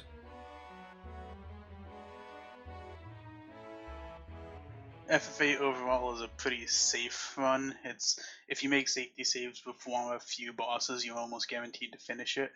Finishing it with a good time is very difficult, though. Yeah, so FF8 is one of the most user-friendly speedruns of the PlayStation Final Fantasies anyway, and it's a really good one to start with because you don't have to do things like the step count, you don't have to do the manipulation, and a lot of the menus are more bitty than other Final Fantasies. So in 7 you've got a couple of large menus, in 9 you have a lot of large menus and a lot of shopping menus as well. Shopping is a much bigger deal in Final Fantasy 9, and it's really hard to get that very, very quick, whereas in Final Fantasy VIII you usually only do about 3 or 4 things and then you're on to the next section. It's very quick to learn, very quick to pick up, and it's a very good run as well. It's quite consistent, so it's a nice one. It's easy to learn, difficult to master, but definitely a good one.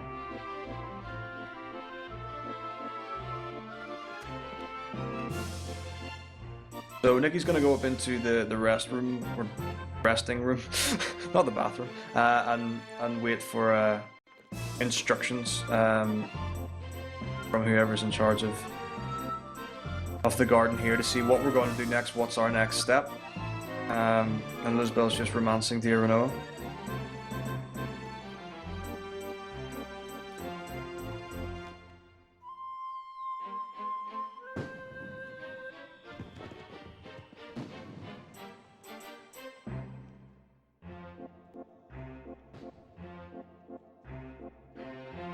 So there's another thing that happens in Final Fantasy VIII that doesn't really occur so much in other Final Fantasies, and it's story progression triggers. And the trigger for this room is to talk to Zell twice. This is Nikki's screen on the left. Talk to Selphie, talk to Quizless, talk to Renoa, and then you can mash through dialogue and get out. You can continually talk to Zell, continually talk to Quizless, but unless you've done all the text boxes, you cannot advance the story. So it really pays to know what's happening and pay attention. It's not a lot of mash the game to win. You do have to know who you're talking to and how many times, and it does add up in the run. It happens again later on in a different garden that we might be seeing.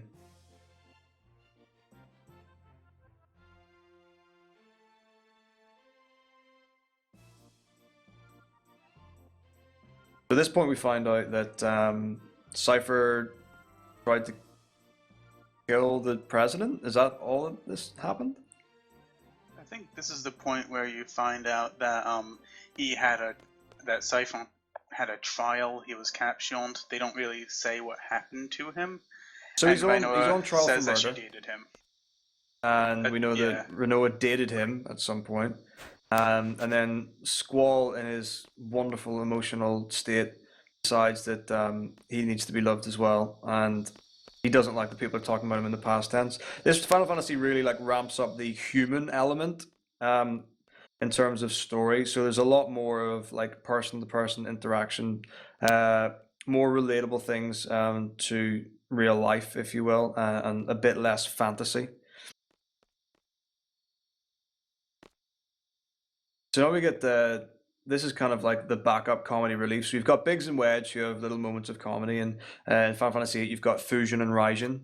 So they're kind of like a little double act, and they're kind of like the posse of Cypher. But even they don't know what's happening, but they're convinced that Cypher won't have died because he's the boss.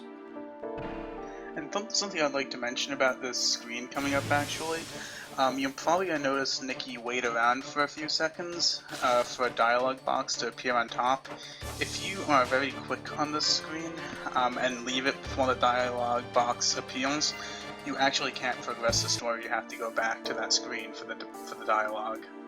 Yeah, basically, the frame the first letter comes onto the screen is when you can leave, and Quiznos will be there. If you go any earlier than that, you have to go back again. And that's something that you can get tripped up on when you're learning the run quite early on. It's actually something that I learned when I was getting decent at this game, because in the beginning, I didn't realize you got caught on that thing in the middle, and I'd always get caught on it. Yep. So when you run off the screen, you don't realize you had to wait for the dialogue box. So when you actually anticipate that, getting caught on that, and you run around it while the screen's still changing, you skip the dialogue box. Yeah, so the way I learned that was I had always bonked in the middle, and one time I did, and I was like, I wonder why this isn't here. So I think I might have actually went all the way back, and Luzbel was actually in my chat, and he was like, "You're an idiot. You have to wait until this time until you can go." So that was very helpful. Everyone has that realization when they're actually getting decent at remembering which screen they're going on, and that happens. I feel like it's a sign that you're starting to get decent at the game.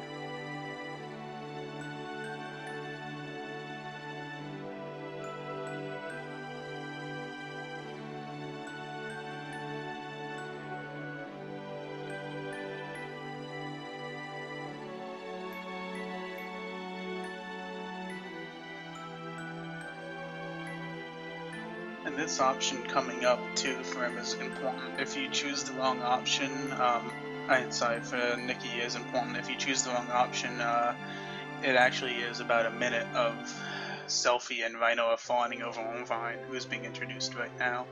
Yeah, this is another one of those real hassle dialogue options. So we're now introduced to a new party member, Irvine. The reason for this is because our mission is to now assassinate the sorceress Edia for her crimes.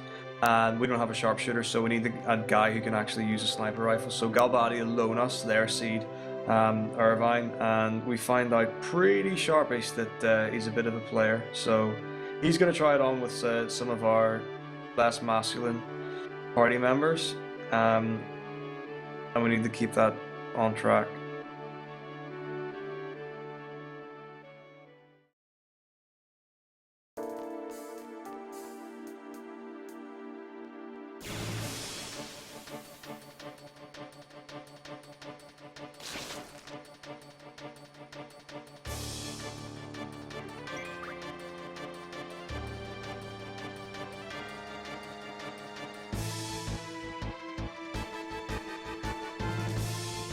And Nikki chose the right option, as we knew she would. Of course.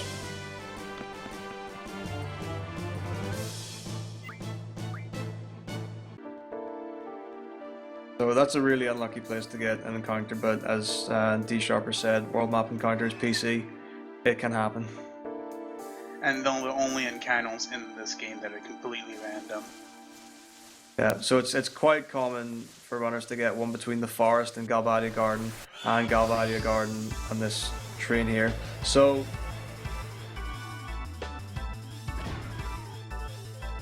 if you're doing the RTA route for this run, what you would do at this point is on a very specific place, you would save the game and reset, and that will give you an RNG seed, which will ensure that you've got the right code for to get into a place that we need to get into in the next area. So we're going to the city of Delling and to meet with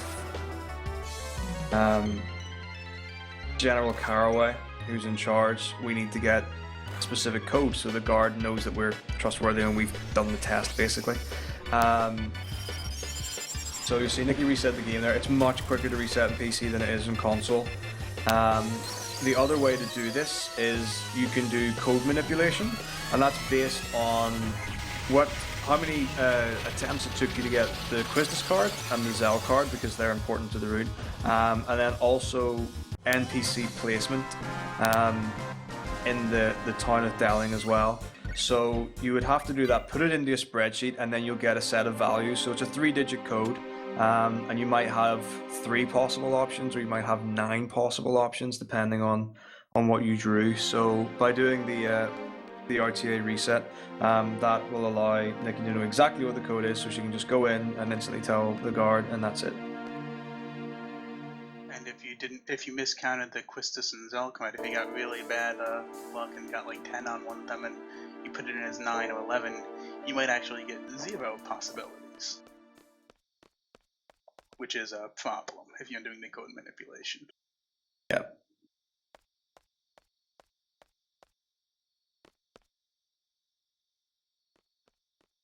So Luzbel's just taken Grinaldo and the Raldos down. It was a smooth fight. He's now heading up to have a nap, and then he'll be progressing on with the story to head to Timber. So again, he'll be doing the Diablos fight and the Quistis card. So we'll see how that goes for him. We're now seeing more of the man Arvine in action on the train. The train plot development happens quite a bit in Final Fantasy VIII early on. Nothing we can really do except try and advance the story here, and then once we get done with that, we'll be in Delling City.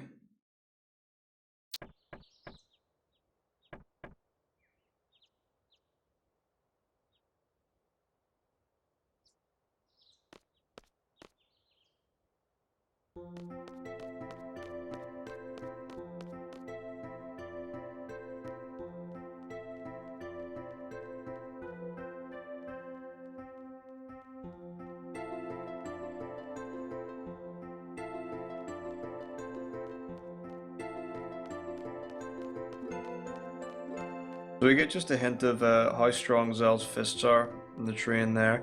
You'll see that each different character has a different weapon. So Quistis uses a whip, Squall uses a gunblade, Zell uses his fists. And it's quite important that he actually uses his fists, because that's going to come in handy later on in the run when something might go a little dire for our heroes. So at this point is if you're doing code manipulation, you would check the NPC standing at the back in the previous room. If there was one, you would see if there were kids going down the elevator or not. You have to talk to one of your party members to advance the story.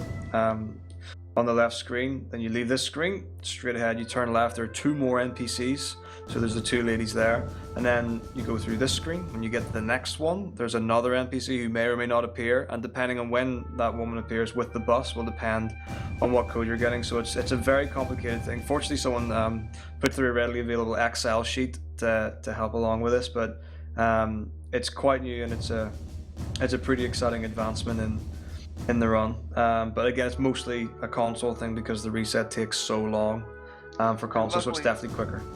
And luckily for Nikki, she did the reset, so she didn't have to pay attention to any of those. The code's 52.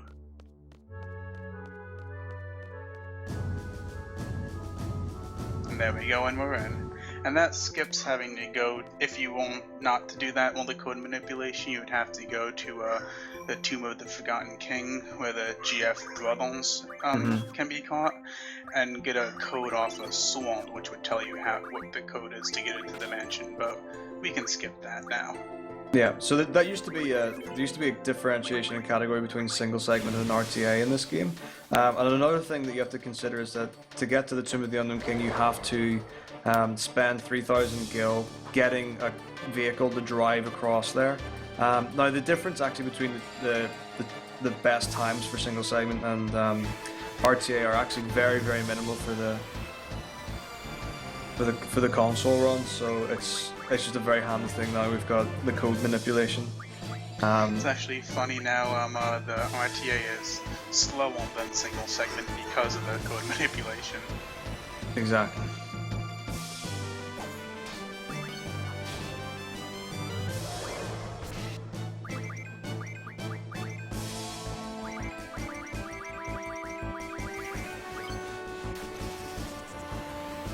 Wow. So I would say Luz Bell's Diablos on the right is probably on par with the luck that Nikki got. So Actually, Squall I think should it's be in also hopefully. because Squall isn't in limit break range. Yeah, he's slightly too high.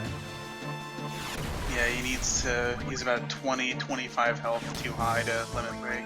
Yeah, 150 is a really safe number at this point for the HP range he's got.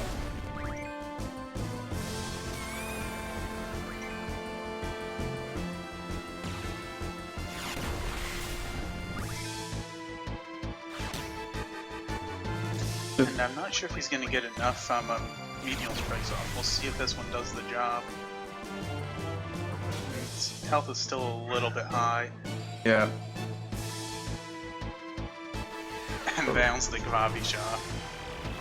Yeah.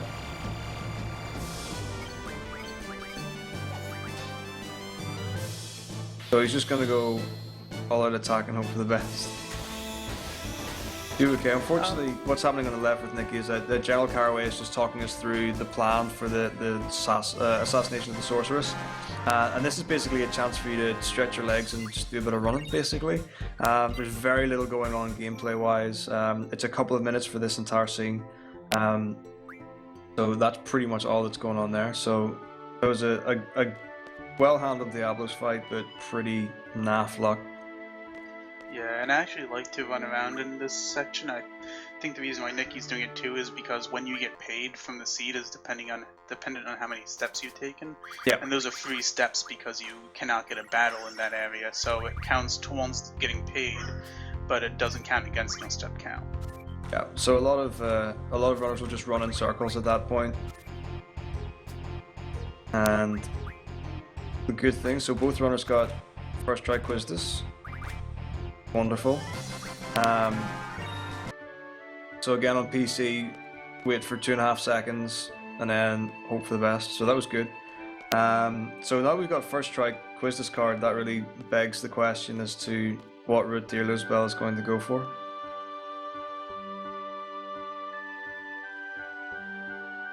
But we'll see. Know in about 2 minutes. We'll find out.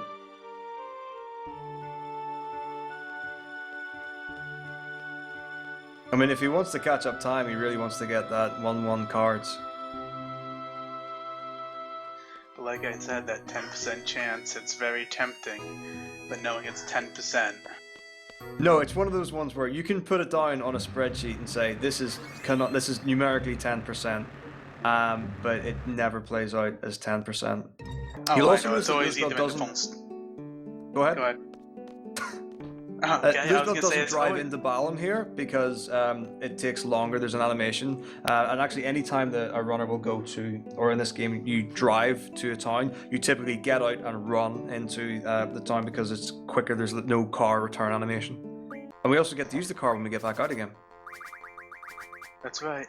And I was actually gonna say that it always seems like if you get the Zell card, it always seems like it's either in the phone's 2 or 3 attempts, or it's in like the 15th. It's never on like the 7th or 8th.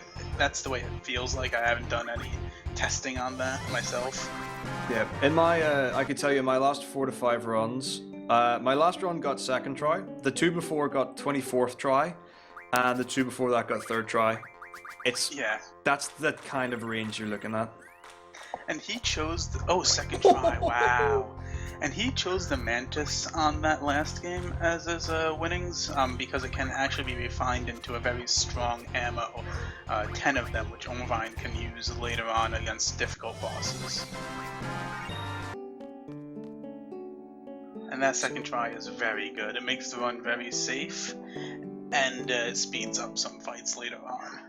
Yeah, so this is going to be pretty nice. And also, Lizbel doesn't have to sell an elixir to get money. Oh wait, sorry, that's the alternate Quizdas route, it's not the Zealous route, so that's pretty stellar. But yeah, there are different cards that you'll want to take in the card game if you don't get Zell card. So you can get Mantises, you would want an Elastoid card or Tonberry King, and you can either get ammo for Irvine, who's our shot specialist, or we can get stones to help later on in the run. Another card that you can get if you've gotten all the other ones, I wouldn't get it in the beginning unless it was the only one available, is the Mesmerize Mesmerize. card, which can upgrade your Squall's weapon later on, too. Yep.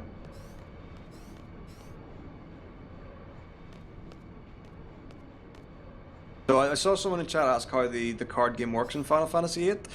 Basically, there are 10 different levels of cards, and each card has 4 digits on the top left corner, and that will dictate value. So it's in a square shape, so we've got a top number, left, right, and bottom, and they'll go from 1 up until ace, so it's very much like regular cards. And what will happen is if you place say a card is on the board and its right number is a 6, and you place a card on its right with a 7 on the left, the 7 will take the 6. So you're basically playing, you can take a smaller number with a higher number, but it's omnidirectional, so you have to be aware of what's happening in 4 directions at all times. This is made a lot easier in the early game because the people who we play cards against have fairly low level cards generally. Zell's mom has a few higher level cards. I think she has level 6s, maybe level 7. But because we've got some player cards such as Quistis, and we've got Diablos and Ifrit, the GF cards, they're quite powerful. The general idea is that you send out your Red Bat and your Funguar as scapegoats. They get taken, and then you play safety positions. So it generally goes that there's a card gets placed down, it's 5-5, then you go down to losing 6-4, you even up safely 5-5, then you advance by 6-4, and you always win by 6-4. That's usually how it goes. It's pretty manipulatable. And if you play it in a casual playthrough, you'll actually notice that the rules change as you change regions, and you can actually spread them. Which isn't always what you want, because it can make the game much more difficult if you spread bad rules like random. Yeah, so there's a nice rule in Battle that starts off, which is the open rule, so you can see what your enemy is playing straight away.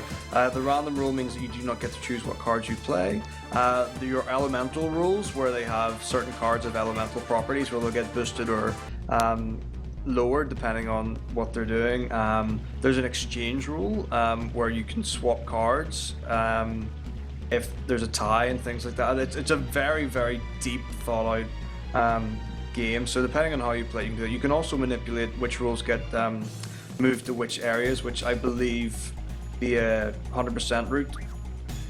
Yes, it does that. Yeah, if you want to go into that, because to get certain cards in the game, you have to lose some and win some and put them elsewhere. So that's a whole other thing that you can do in your spare time with the game. So right now, Nikki is controlling Renoa. So we've got our 2 teams. We've got a blue team and a yellow team. The blue team is the sniper team, so they're going to be on the roof and they're going to shoot Sorceress. And then we've got the ground team who are going to close the gates on the Sorceress so that she can't get out, and then do backup if something goes wrong. And Renoa, because she's the daughter of General Caraway, which we found out, she's been put away, and we're like, well, she's not able to get out, and she escaped. So she's now going to try and offer up something to the Sorceress called an Odine Bangle. And the idea behind it is that she can use the magic to reduce the Sorceress's power. So this is just a little bit of kind of like story filler. So you've got a little bit of a section with Irvine and Squall where they do their sniper bit, and then you've got the section with the ground team, Quistis, Zell, and Selfie, and now we've got a bit with Renoa. So this is our team is split, and then we'll have to get them all back together again after this.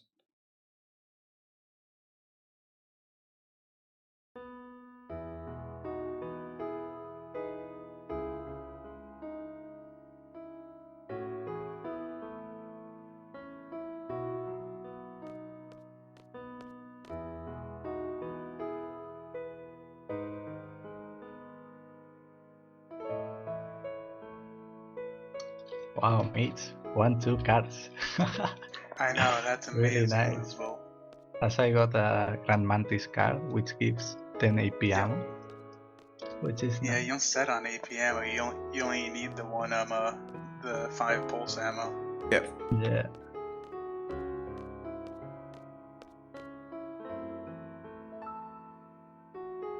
So talking about ammo, the limit break that Irvine gets is called Shot, and we basically mash R1 or the trigger button to shoot certain types of ammo. So You can get things like normal ammo and shotgun ammo, and Roosevelt just said that we get AP ammo, and it's the most powerful ammo that we can get. It's pretty much, at the point we use it, always going to do 9999, the maximum damage.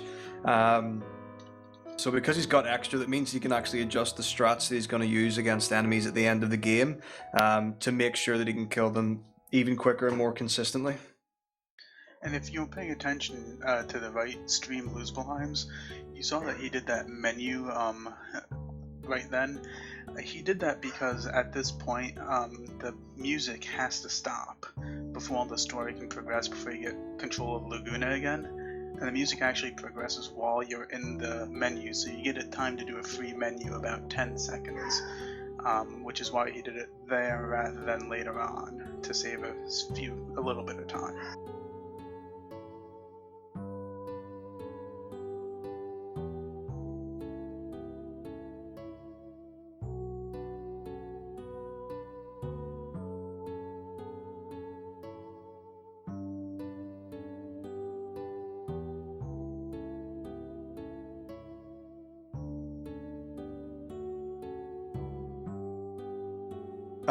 Rio Kajin, in terms of the music that Julia, who's the woman in the red dress, played on the piano.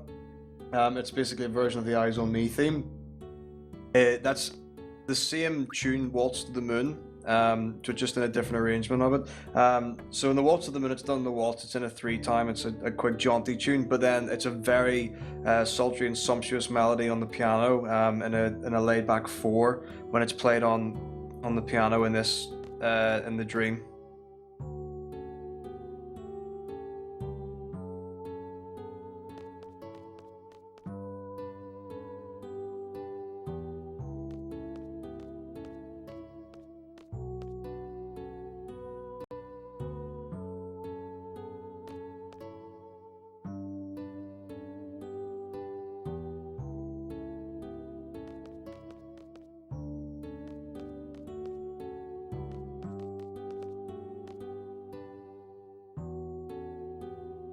So on the left screen, you'll see on Nikki's stream that Renault has been possessed in some way.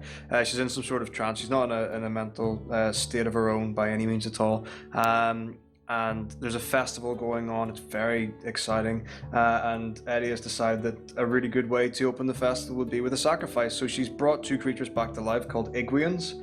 And she set them on Renault. So obviously Irvine and Squall, who've seen this, are going to go save the day. So now we obviously have to go to our other party member, because that's how Final Fantasies work. So this is a small puzzle. It usually doesn't take too long to find out in casual play, and basically you have to pick a glass up and then put it onto the statue, and then you'll be able to get away. Also, this is one of these fun rooms where you exit the room with a carriage room by holding up, and in the next room it's a stark left, and if you hold up, then you're going to lose the step advantage you get by running in the same direction you need to go through a transition loading zone or menu.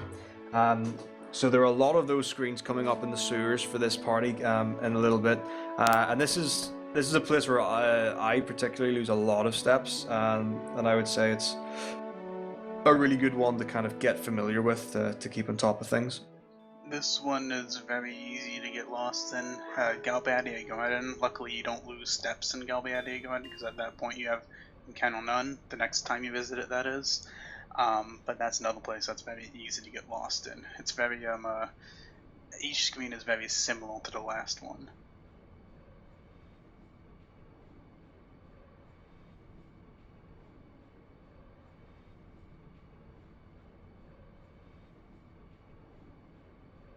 And Luzbelheim is going into the... Oh no, he just came out of the... Just came out of Lagrim one. He's going to be doing the timber scene, so we'll see. He'll probably get the 3-2-3 pattern on the trains, and then the fight with Garo Garo. For whoever's doing the splits for this run, I'll try and call it out as it's happening. Yeah, that 3-2-3 pattern really does seem to be the most common one, which is why it's so dangerous when the red soldier does charge at you, because you're not expecting it. So here we can see that Cypher's on the same flute in this parade as Edia, which So we confirmed that he may have been on trial, but he certainly hasn't been killed, and he might be on the side of evil. So we knew that he was a bit of a dodgy character, but now things seem pretty grim, and we get this little cacaw squawk running deal with Squall and Irvine.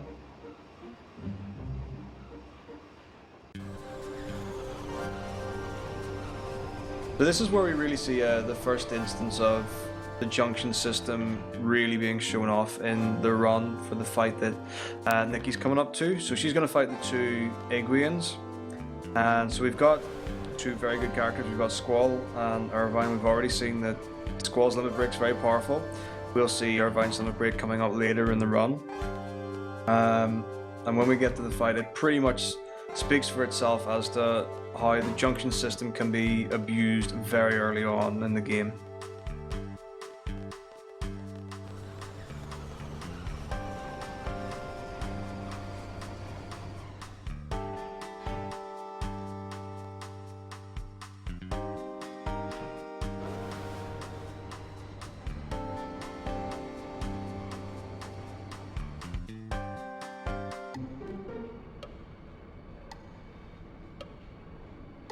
One of the things I forgot to mention the last time we went to the Rhinoa renaming screen, when you have to go talk to her instead of skipping home like you do in the console version, if you don't open the menu between Diablos and talking to her, it actually won't give you the option to rename her. It'll skip right over that, so you actually can't rename her and you lose time every time her name pops up in a dialogue box from that point on.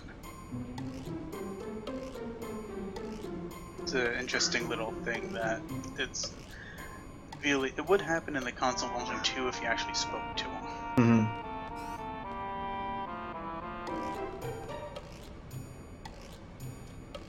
So we can see in this route that Nikki is again drawing a GF from the Iguan fight, the Carbuncle GF. And you'll notice that Squall did 1000 damage with his attack. So compared to the 200 he was doing in Dole, which is really the last place we were really fighting enemies, that's a pretty big step up.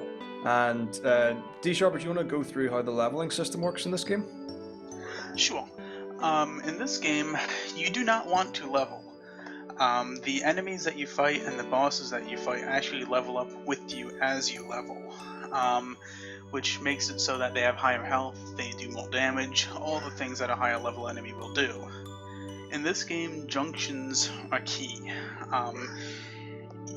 Essentially getting good magic to junction to your stats is much more effective at increasing your ability to kill monsters than leveling ever would be. That's the short end of it.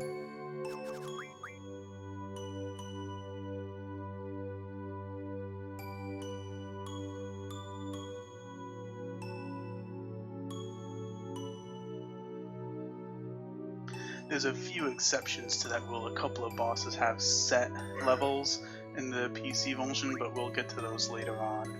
Okay. And there's something that's not really so prevalent early on in the run, but definitely is noticeable later on, is which enemy level you get in the fight. So because the enemies can either have 80% your level, 100% your level, or 120% your level, I think are the numbers. Sometimes it'll take less or more attacks, and by quite a few actually by the time you get to the end of the run.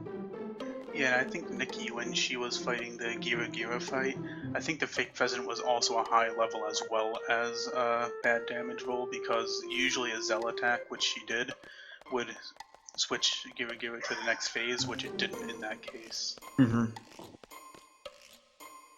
I know I'm asking you guys to remember a lot pretty far back. You're going to see some relatively precise movement through these sewers on Nikki's screen on the left. So this is the kind of thing, there are a number of parts of Final Fantasy VIII where you just have to navigate a maze to get through it. There are about 3 in the run.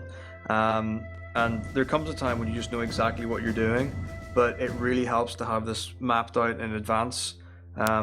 So whenever I was learning the route, I would actually have on my notes the directions for each room, getting used to it. And this is really the first game where that kind of becomes more prevalent. There's this, and then we go back to Galbadia Garden later on the run, which T Sharper mentioned. And it's exactly the same kind of thing. You just have to navigate and know where you're going. But in this one, you can lose steps. So ideally, is it still 2 encounters for the sewers is ideal?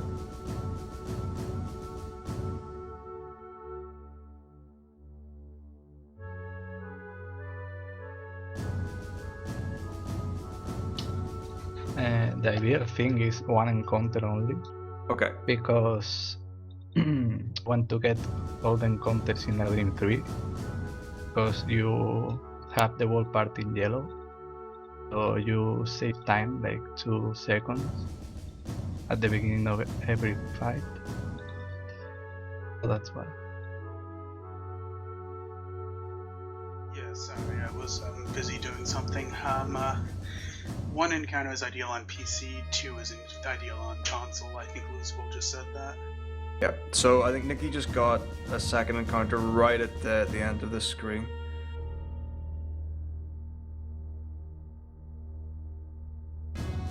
And one of the really nice things you'll see is like the level of runners that we've got here. You're not going to see pause buffer strats to try and advance the steps. They know exactly how to make this work, and that's I believe the first safety save.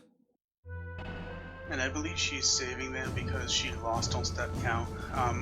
She wasn't supposed to get a battle on that counter, and she knows it, so she knows that she doesn't have on step count alive, so she's just saving just to be safe.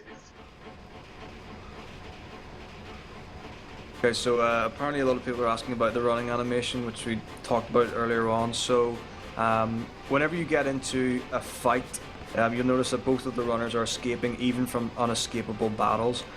The idea is that every time a character takes an action, so their ready animation, when they ready their weapon, whenever they change their animation to use an attack, whenever they're in critical HP, they have to get up from their knees.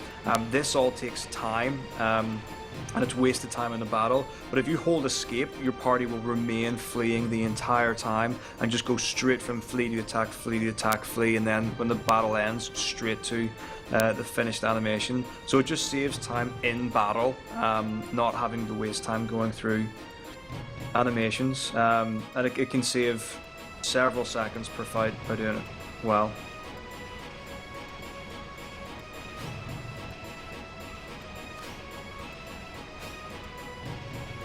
So we'll see what kind of guard luck that Luzbel gets.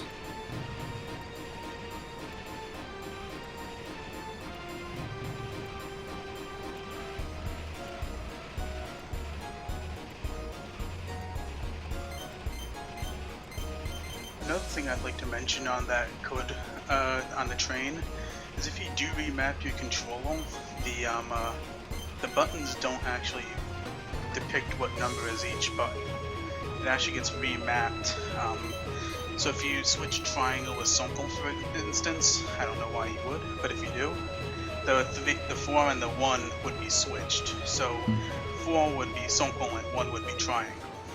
Yeah, I believe that anytime there's an on-screen display, it will always display the default. That's correct. And on console though, if you remap the control, it still follows the on-screen prompts, even with the different controls. Yeah. So what you'll find that on console, a lot of PlayStation Final Fantasy runners will change the button configuration because they're in 7, 8, 9, and 10. They are all different, but there's some similarities in some rather than others. 7 and 9 are probably the most similar. So a lot of people who run them and also do 8 will change instead of having confirm being X to having confirm as circle. But we don't have that problem on PC, which is great.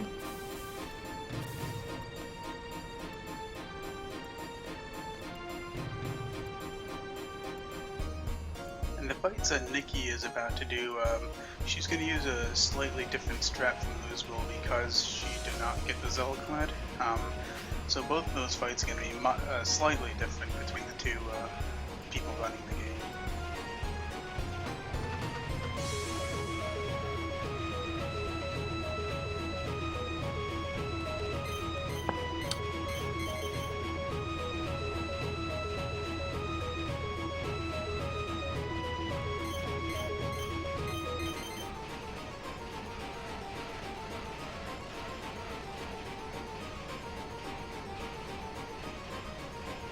So again, they can make an easy work of the bosses. You'll kind of see that this becomes a bit of a trend for a lot of the bosses between now and really late Disc 2. Where it's kind of just spam attack to win, or spam limit break to win. So a lot of the difficulties in FF8 come outside of the battle system. So in 7, 7 for the ATB weight tricks, and 9 with the ATB weight, there's a lot more emphasis on not doing battles well or better than you would in 8, but there's more speed tech involved with that. In 8, it's you kind of have to be very quick and very precise of what you're doing. So you'll see Nikki forces the critical HP on Squall to use Renzo Cooking for this fight. With Zelcard and the 60% attacks, you can defeat Eddie with one shot from Irvine and one attack from Squall. If you noticed when Nikki did the menu before she got on the train to go to Dalit, she actually junction triple to magic and put the magic plus 20% on Irvine, which made it so that Thunder will always put Squall into yellow provided he hasn't gotten hit yet. Which is the difference between this fight on the no Zelcard route, which Nikki is using, and the Zelcard route, which Luzbel is using. Mm-hmm.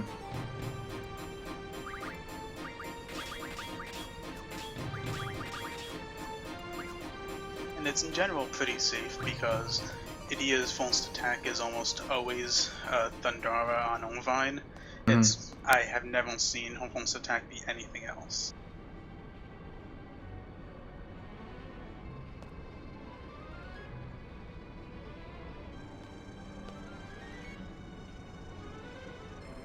So that is Disc 1 for Nikki down there, whoever's splitting for that, and Luzbel is coming up to Garo Garo now, so I'll tell you when he defeats that boss.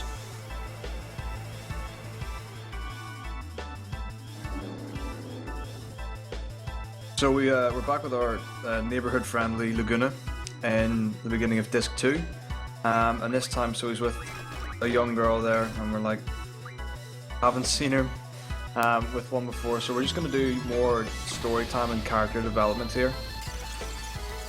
Also at this point, all your junctions have been removed, so if you're in very low hit points with Laguna in this scene and you get an unexpected encounter there because your steps are off, you can be in quite a lot of trouble. That happened to me my last time I tried a console run. Yep, I've definitely lost a run there before. So it looks like Luzbel got really nice level luck with you got a low level hero. with Garo Garo and Fake President. So Blizzard straight off, and then the elixir with Squall. So that is Garo Garo split now for Luzbel. So we're reunited with Kairos, and we've got Rain, who's another person at the bar. So we're really just world building at this point in the run with our subplot characters. So the idea is that Laguna and Kairos are going to just catch up and see what they've been doing since they both left the military. So the idea is that Laguna's trying to impress the little girl and get on good terms with the people of Windhill, which is the town we are at. I think he's going to do a menu here to sort our party out. You see, so she started learning Encounter None with Diablos. So Encounter Half reduces your encounter rate by 50%. Encounter None makes sure that you don't have any encounters whatsoever. Very important to manage who in your party has Encounter None when you get it, and making sure that you switch appropriately when you do have it, because there's nothing worse than doing a junction switch between party members, getting it wrong and getting into encounters on the world map or a scene where you're not expecting it. We have all done that before. I think my favorite one is I watched the Luzbel do a run when it was on the console route, and as soon as you get Encounter None, you get out of the vehicle that you're in and you instantly go into the menu, and I think he must have ran less than one step and got an encounter, and it was just terrible luck. Oh yeah. That's just really unlucky too. And yeah, I can't really tell if Nikki's death count is dead. I think it is.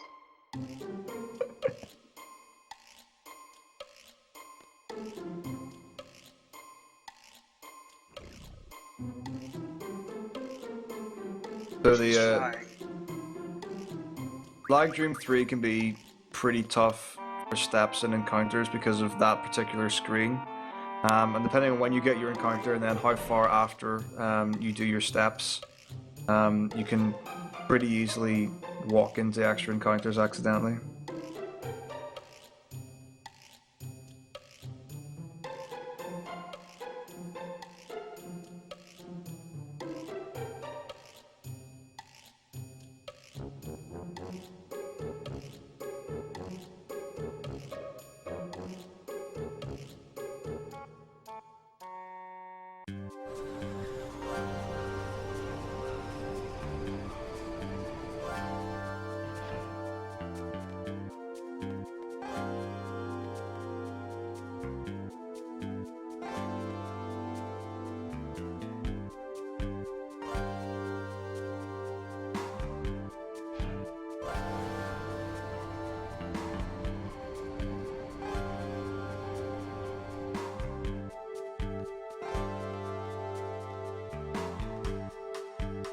Okay, so now we're going to see Luzbel's going to do his menu with the new cards. And we should see an attack junction on Selfie, which will give her more damage and be able to beat soldiers in one hit. Also, Quizless learns Ultra Waves there. That's a relatively new strat for the console route anyway. I think JP runners have been doing it for quite some time. And later on, when we go to a missile base, we'll be able to utilize that, and it saves up to 6 seconds. So, not forgetting that Luzbel did 3 fights against the Fastidicalon, so he does not have to kill any soldiers in Timber. So he's just going to blast through this area. We've done our little fetch quest with Laguna on the left with Nikki.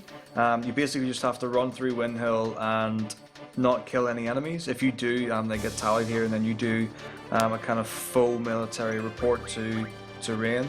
And then once this is done, we have a chat with her, and she's like, okay, that's cool, I'll go have a nap and I'll make some food. And then Laguna goes to sleep, and when he sleeps, ball rises.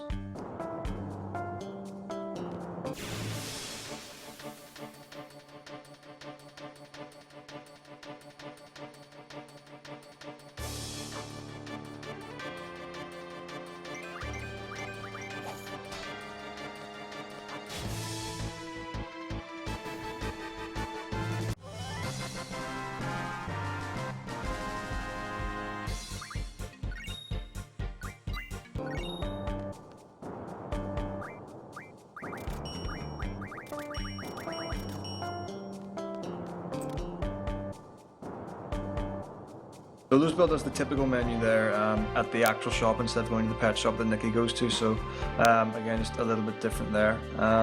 Luzbel needs to choose some specific options to get through this quickly. So there's a drunk in the far left, and you have to choose the second option followed by the second option, and then further on when he talks to Renault, you need to choose the first and the second option. And these are things you just pick up as you go, and the more you get used to it, the quicker you can do it. So we've just finished Laguna Dream 3 in Windhill with Nikki on the left, and we're now in what appears to be some sort of prison again. So you can see like a real theme with Final Fantasies and prison. Final Fantasy 6, you get imprisoned, you have to save your characters. Final Fantasy 7, you get imprisoned twice and you have to escape. Final Fantasy 8, we're in a prison again. So I don't really know where that comes from. But the problem that we're encountering here is we don't really know what to do. So the first thing we need to get is our junction sorted out so that we can actually do some damage. So Nikki's going to do some dialogue box. We talked to Renoa twice here. That's how you advance the story. And then we can move on to the next scene. You can talk to Self-Inquisitors, but we don't get anything from it. So again, a big part of the routing process is knowing exactly who you have to talk to and how many times. So this is a bit of a like light comic relief in the prison. So the jokes here are that Zell, whenever he went into the dream world, only saw what Ward was doing, and Ward is mopping floors in a prison, so you can kind of guess where that's come from. And then Squall is usually paired with Laguna, so he'll have seen the Windhill dream. I think Selfie in this one is the one who has Kairos's, so she'll have seen the Windhill scene that we've just been to. So in the prison, there's a lot of back and forth between Zell, Renoa, Selfie, and Quistis as a group in their cell, and you can see now that Squall's been isolated in his cell. So there's clearly some sort of reason for this. The other really interesting thing is that Squall got impaled by a massive icicle, and he hasn't sustained any injuries. He's totally fine. He's in this chamber, and everything seems to be pretty dead on. So you can make of that as you will. Tons of fan theories. Go to town on it. Have some fun. I think they just set up a tent and he's fine. You know, they perform some soldiery.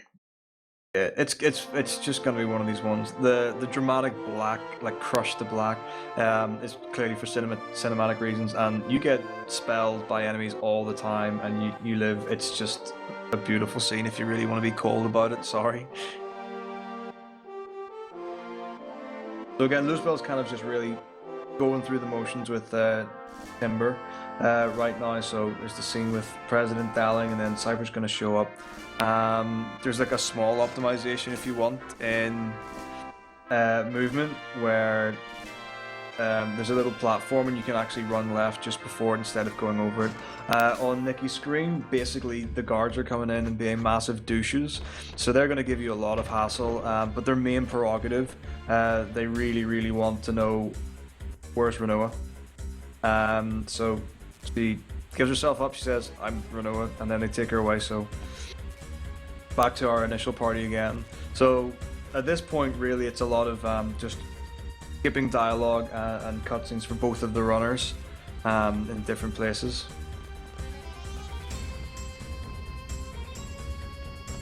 And here we've switched back to Zell and to Seifer and Squall on Nikki's screen, where Seifer is about to try to get some information from him.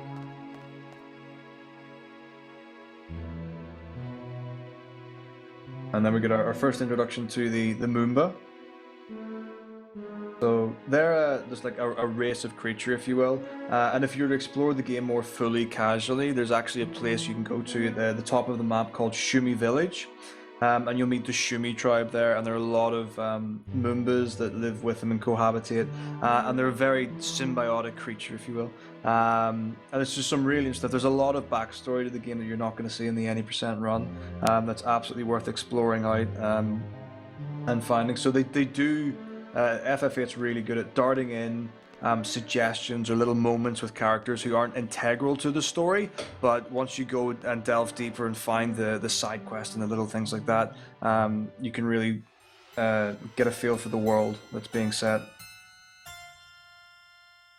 So this is kind of like an interrogation scene with Squall and Cypher. So basically what Cypher's trying to find out is, what is the purpose of Seed? Who are they? What's the secret? What's the message? Whenever you pass your Seed exam, what does Sid tell you that you don't know otherwise? And he really needs to know this, and we don't know why. And what we do know from Squall is that there isn't anything. It's just a military organization that's designed from Garden, and that's all there is to it.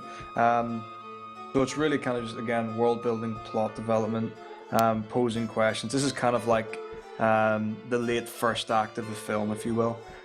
So back with the other heroes, we saw Zell got pretty beat up in the last scene.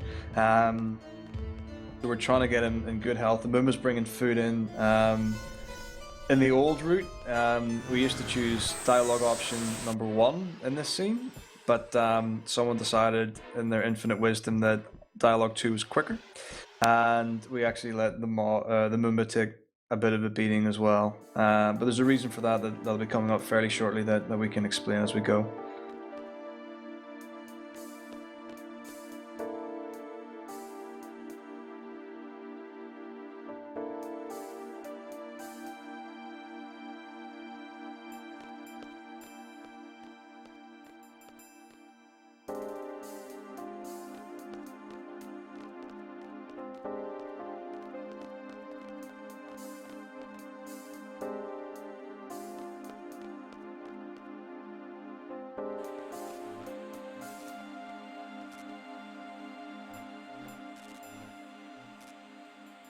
The Luzbel's just finished his little escapade at the TV station with Cypher, so they're going to go again back to the hideout for the Timber Isles, which are the faction that Runo is a part of.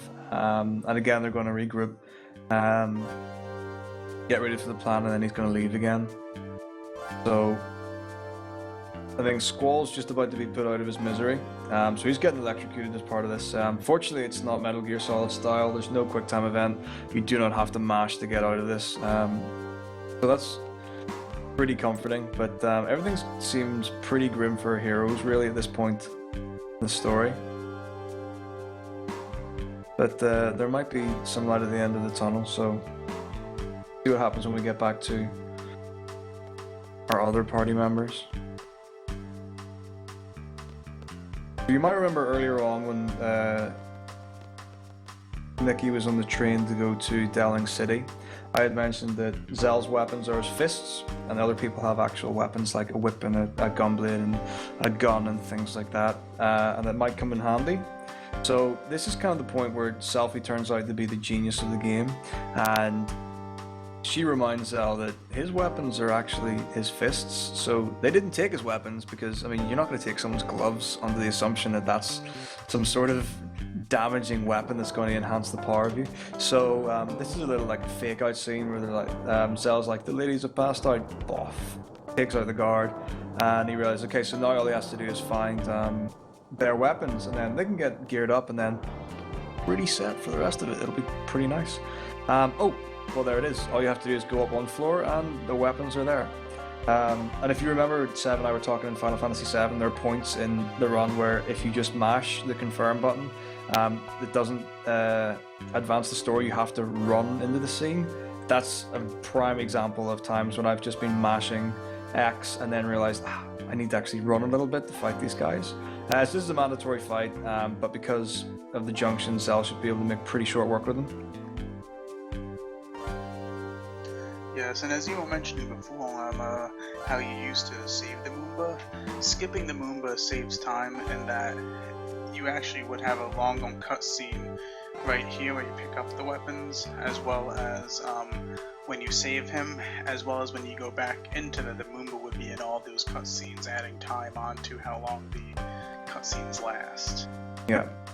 So whenever the team actually get up to a different floor, we can explain the practical effects on the actual prison that we're in from saving the Moogle or the Moomba or not saving the Moomba.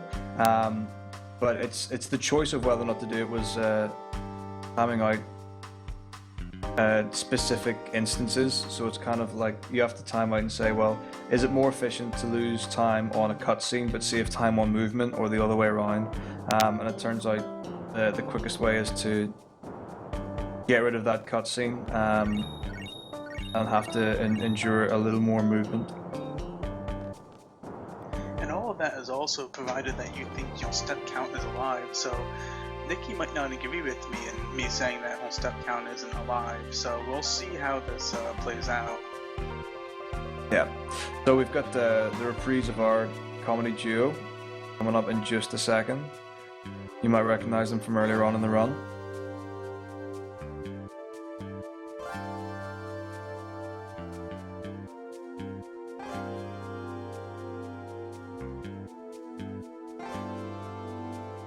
We've got Biggs and Wedge again. I'm pretty sure Nikki's only going to attack with Zell in this fight.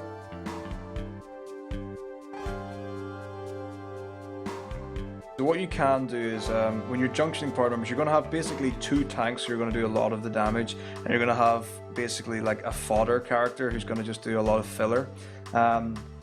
And in Zelda's route, because you don't get the strength plus 60s, you're not going to have multiple characters doing as much damage because of that. So you're really going to focus on your one powerhouse and do the damage there. Because even with Zelcard, there's a chance that your second strong character will not do enough damage to one shot. And you're just going to waste time by doing unnecessary attacks when you can just wait for the ATB to refill. So we'll see what Luzbel's just gone to the world map, and he is also taking the safe route on the path here, the paving.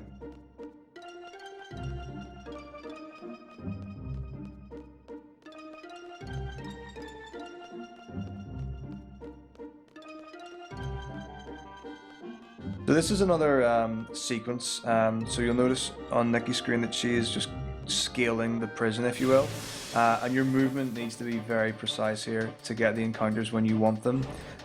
Because again, when you do a screen transition, if you're holding a direction, the game for a few seconds doesn't realize it, and you can save on steps. So when you're going up and down these circular, like turnstile type stairs, it's very important to know exactly which directions to hold when and for how long.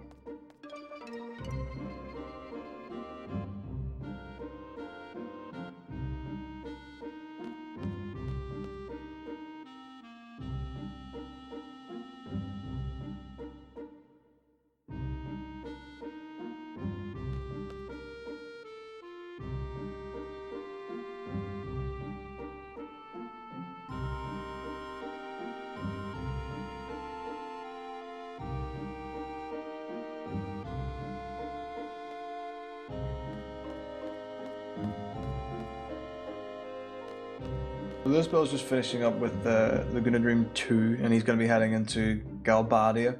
Again, to see the action there where we find out about Cypher and Noah and things like that. So what Nikki's doing is she's to get up because we think something's going to happen at the top of this. You have to speak to one of the Moomas here to get through this door. And then, so we now know that we get reunited with Squall. So you'll notice that there are two Moomas just up in the screen compared to where Squall is. We're now going to talk to the Moomas, and they're going to say which floor. And the way this works is you actually choose certain floors in the prison, and you get rid of the barriers. So you'll notice that sometimes you can do a very quick circular motion to get up or down a floor, and sometimes you have to go all the way around. So by choosing these specific floors, from floor 8 upwards, all the barriers are closed, so you have to go the long way around. From floor 7 downwards, excluding floor 6, you can do it the short way. And the reason for doing this in the run is when you're going up, you have the character with encounter half on, so you've got less chance of getting encounters. And when you're going down, you don't switch to the person with encounter half, because you don't have to, because you can do smaller movements. Previously, when we saved the third Moomba, the one that was in the room that gave us the food, we could use a third floor, which would again save us on steps, but the step route has changed since then to adapt to the faster cutscenes by not saving the third Moomba. And now I'm trying to escape from the prison on Nikki's screen. And obviously you would think if you're in prison, the ground floor would be wherever you want to escape, so you're taking this lift down to the bottom floor that Zell knows how to walk because he was warned in the last screen where he was walking in the prison, so he obviously knows how to use this lift.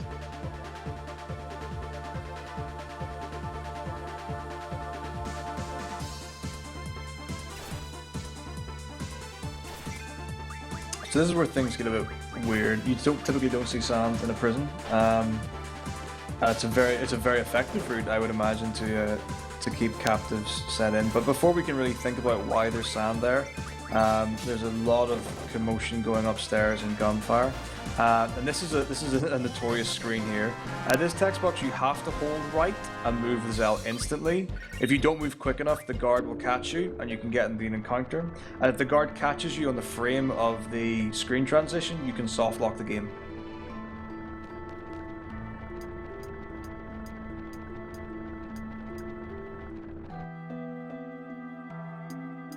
And you might notice on Luzbo's screen that he actually killed off Wand.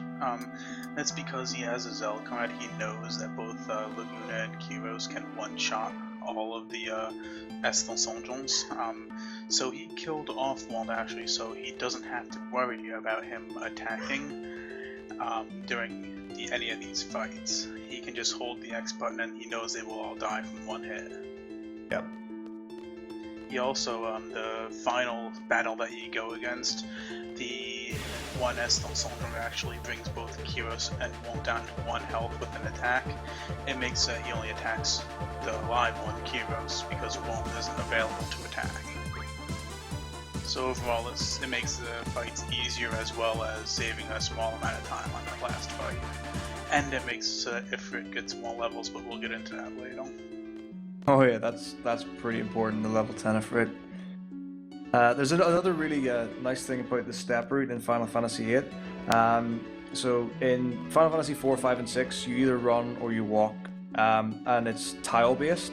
So you can every time you can see you're moving in squares, so it's really easy to track. In Final Fantasy 7, because we're now in like that pseudo 3D era, the way it works is each step counts whenever Cloud's foot touches the ground. So he's left-footed, and he'll always move the left foot first. So he'll go left foot as soon as it touches. That's 1, and we go in fulls and half steps to manipulate things. There's no sound cue whatsoever, so you just have to go straight on visual. And an interesting thing about Cloud is also if you go from running to walking, he becomes right-footed, so the first steps are the right, and you have to be really careful and pay attention to that. In Final Fantasy VIII, there's a very, very clear tap, tap, tap for every step, and that makes it a lot easier. So if you want to do 7 steps, all you do is you listen to the steps, and as soon as that 7th tap goes, you run, or whatever the amount of steps you need to do are. This continues on. The steps are very, very clear in Final Fantasy IX, but there is no step manipulation in the traditional sense that we do in 7 and 8. There's world map step manipulation instead, but it's nothing like the step counts in 7 and 8. It's a completely different beast.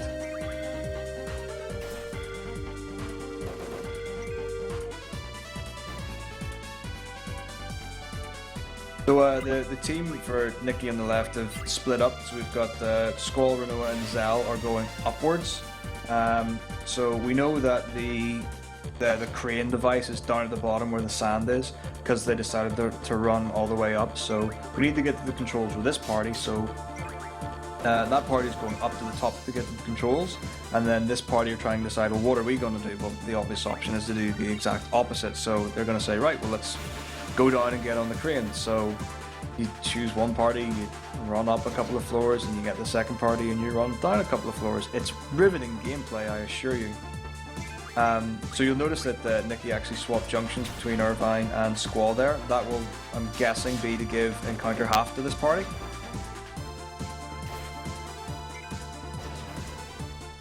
That'll probably help with steps as well.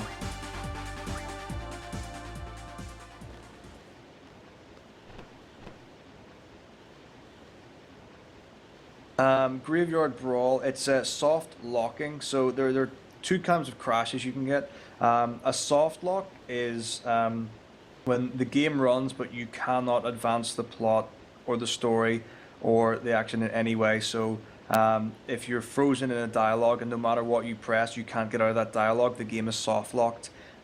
If you get stuck in a wall and can't get out no matter what way you move, that's a soft lock. A hard lock is when the game fully crashes and completely goes on you. So there are different places where it can happen. FF8's pretty notorious for its soft locks, depending on what you do. So it's any time that you cannot advance the game using the controls that you're assigned to is a soft lock. Yes, there's a few that we'll be pointing out as we approach them. Hopefully they won't do any of them. Yeah, it should be pretty reliable. So Nikki's come up to the next boss. I think that it's Gim 52A, I believe, is the label for this one. And you can see 2 characters in critical HP. That's being manipulated by proper junctioning. So there are different strats for this, but basically what you want to get down to is Renoa's going to use Combine.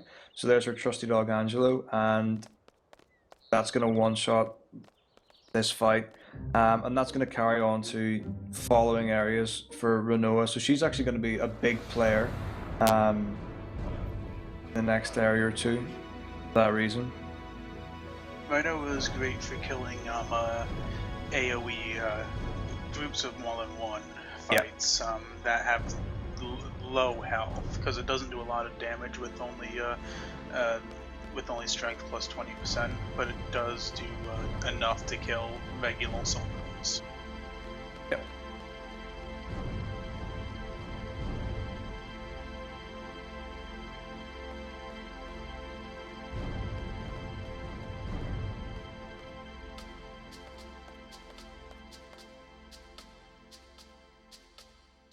And here's where we're gonna figure out why there was sand at the bottom of the prison. Their payoff. If you look out, they're actually over a dozen. And there's a bunch of screw-looking things that you're about to see that connect the prison to the ground. So it has what they call a sub-bulge system, where they actually drill those screws into the ground, and all the prison cells are located in those, on the inside of those. So at the bottom, you would be underneath the sand, which is why you couldn't escape going down.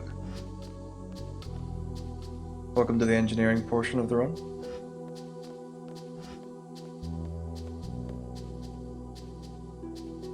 Which I don't know how they wouldn't have felt the screws going down when they were in the prison cell, but that's not for me to mention. Visible plot wall.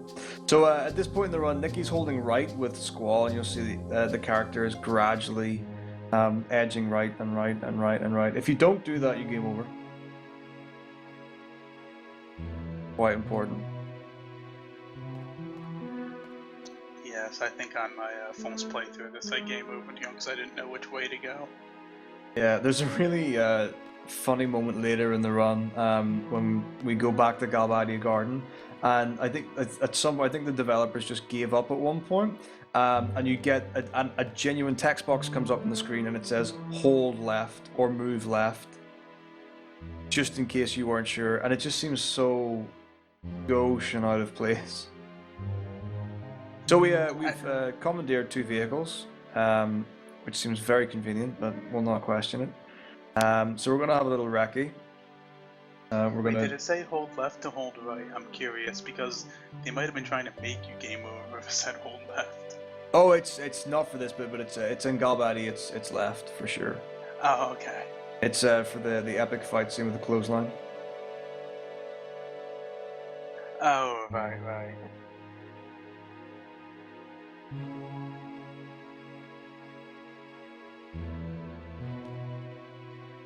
And now Nikki's team is figuring out that there's gonna be bombs launched at both Balam and Trabia Gardens. Trabia Garden is where Selfie transformed from. So she's very attached to that garden and doesn't want them to get bombed. So they're gonna split parties up to figure out who goes to the missile base, which you see launching the bombs now, and who goes back to try to stop the launches, and who goes to Balam to try to warn them to evacuate, so that way there aren't any fatalities.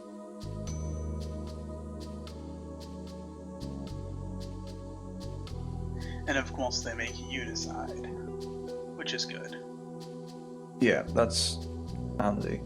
The channels that people have decided, or teams that you choose, have changed a bit in the last couple of times in reroutes. So depending on which route you're doing will depend on which party you take with you. And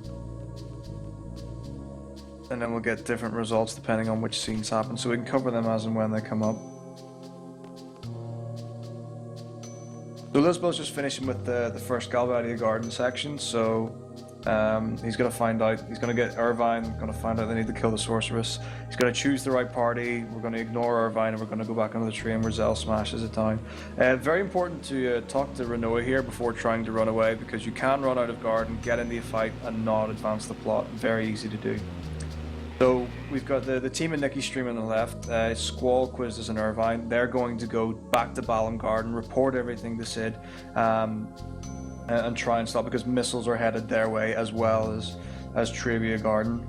In Zell card route, I believe Luzbel will take Squall, Irvine, and Zell instead. Yes, I believe that's the reason why he taught Quistis the blue magic, was so she could go to the missile base with them. Exactly. So cover that when that comes up in those spells run. So quick drive to the missile base. There isn't a lot of driving world map scenes in FF8. There's only one that's quite long, but it's basically you go at a 90 degrees angle and you hit your destination. The flying is really quite intricate.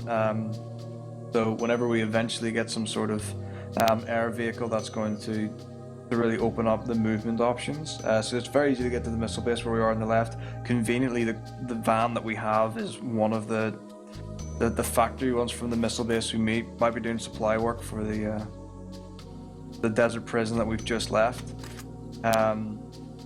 So our goal here, we've dressed up as Galbadian soldiers. They're going to think we're with them. So we need to defuse the bombs, and that's going to be like the main thing.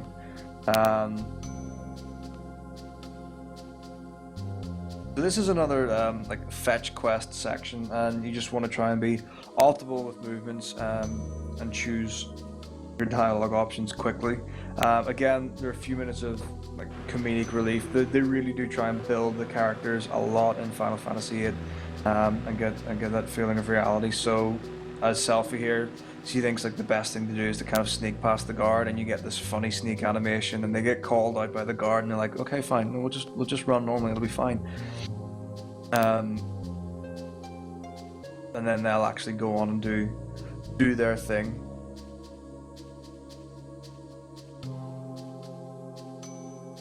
So what normally happens in a casual playthrough is you'll run around like a headless chicken, talk to a lot of the Galbadian soldiers, and the general gist, what you'll find out is that missiles are being fired from one of the missile rooms. What you should probably do is you can help someone out and load some missiles in, and you can talk to different people, and basically the story trigger is you go in the bottom left room, talk to those guys, come into the top room, talk to this guy, go back to the bottom left room, talk to the other guys, then go back to the first guard, and then go through. So it's just a case of memorizing the story triggers, and it's again, this particular scene in the missile base is all about triggers. Yeah, and this is a nice little bit of comedic relief with the soldiers kind of trying to pass the buck on to each other, make one do their own job, and neither one of them wanting to do their own job, and then they pass it on to you. Then you get access to the engine room, pretty much, where you can mess up some stuff pretty bad. Yeah, you can have a lot of fun with this section if doing it casually. So yeah, so the two guys that we've just spoken to, they were supposed to go to the missile room and help out, but they didn't want to, so we're gonna do that, and then we're gonna go and tell the guard that he's off duty, and that lets us into the control panel where we can really cause some chaos. So you'll notice that Luzbel has put his junctions, he's now got triples on Squall and Irvine. So what he did was he used the Samantha Soul? Yeah, so he uses Samantha Souls on Squall, Irvine, and Selphie, and that gives them 60 triples each. And it's very important that he gives it to 3 separate characters. And then he went into his magic and he reconfigured it so that Irvine took 40 from Selphie and Squall took 20 from Selphie. If you were to give 2 Samantha Souls to one character, it'll give them 60 the first time, and then the max is 100, so you would think that it might give them 40 and have 20 left over, but because it's an expendable item, you can use it once. So it gives 60 the first time, 40 the second time, the second character will get 60. So instead of getting 120 triples, you actually only get 100 and something else. I don't know, maths is hard. But instead of getting all the triples, you get shot down by 20, and that will really affect the amount of damage output you can do. And it might sound very dangerous if that happens. It's not a fatal error though, considering that you only need one character to be doing damage, but that kind of does take away a bit of the safety of doing the Zelkon route, which Luzbel is doing. On the no Zelkon route, that really doesn't change anything, since you're only damaging with one pulse 90% of the time.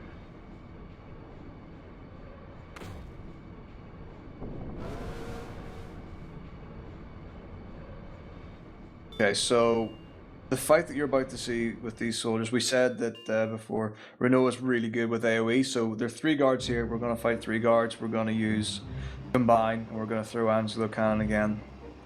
And Luzbel is just on the train from Timber on his way to Dalling, so it looks like Luzbel's going to do code manipulation because I didn't see him reset. So what he wants to look for, so there's one person there, which is going to track into the spreadsheet with his 1-2 cards. There are no kids on the elevator. All he has to do is talk to Irvine here, and then he's going to advance the story onwards. So that was a really nice guard fight for Nikki on the left.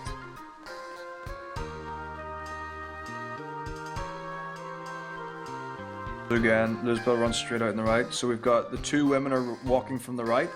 And then in the next screen after this is when we're going to find out exactly what the code is going to be. So the bus has stopped. Still no female NPC at the bottom left of the screen. She's come up as the bus stopped. That's the cue for it. Very, very precise. On Nikki's screen, the way to do this fastest is you talk to the top panel and then you go down and talk to the person who's on the left.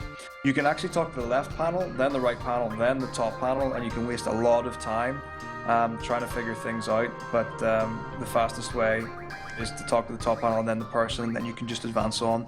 Talk to this one, and then that kind of sets things in motion for the self-destruct, and we're good to get out of this place. And you want to set the self-destruct to 10 minutes. Any of the other options, and you will not have access to this emergency door that she's going to use.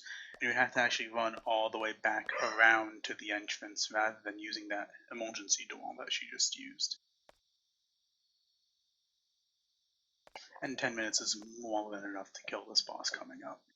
Yep. So you'll see that that guard just hit a trigger for some sort of evil doing. Biggs and Wedge earlier in the run hit a trigger, and that caused Exotom to come attack us out of nowhere, some giant mech beast.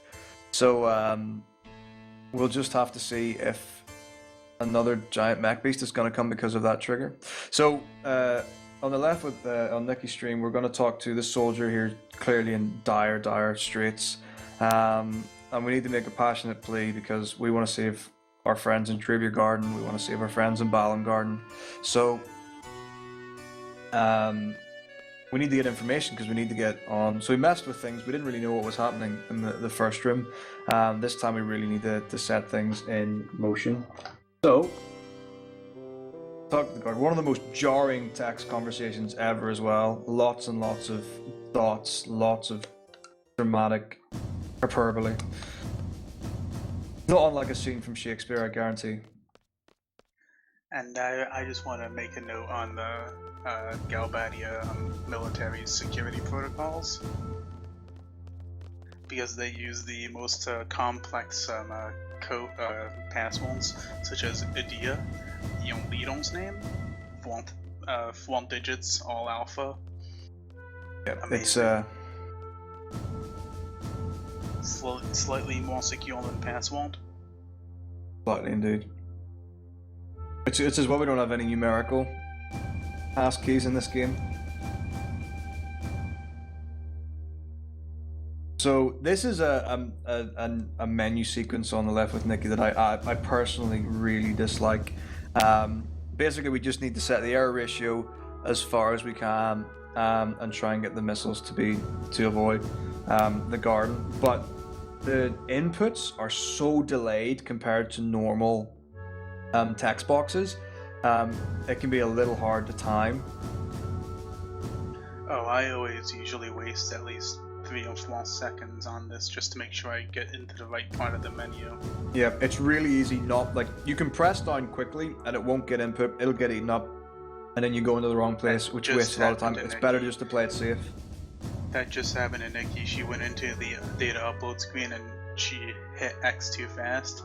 It didn't take the left input and she hit no and had to go back into it. Yep.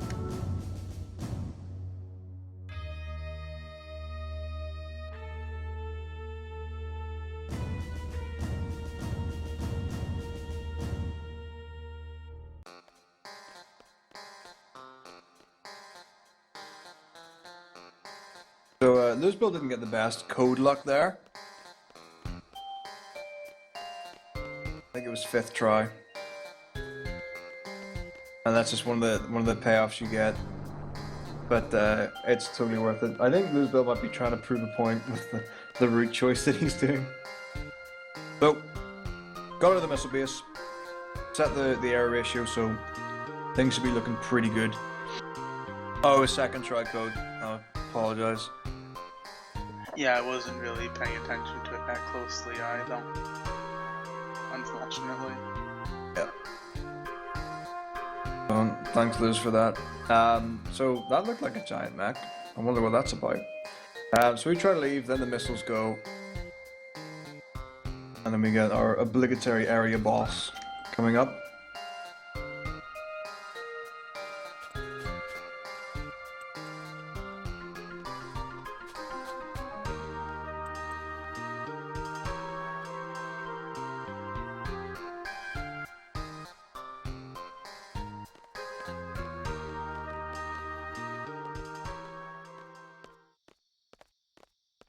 So here we go. We're fighting BGH numbers.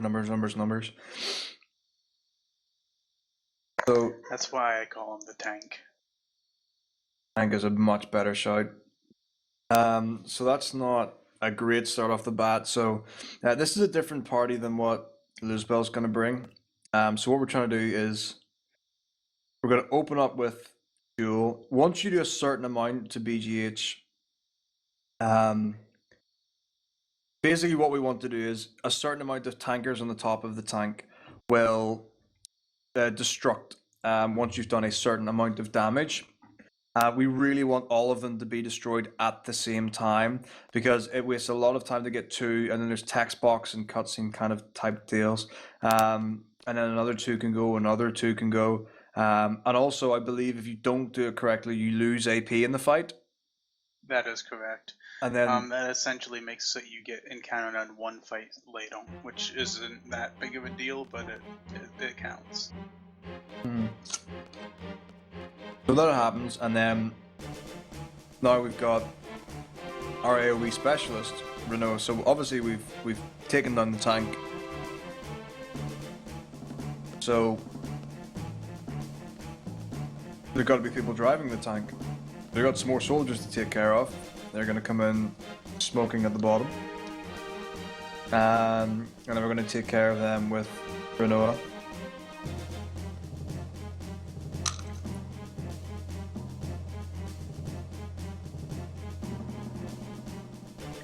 The tank portion of this fight generally has around 6,000 health.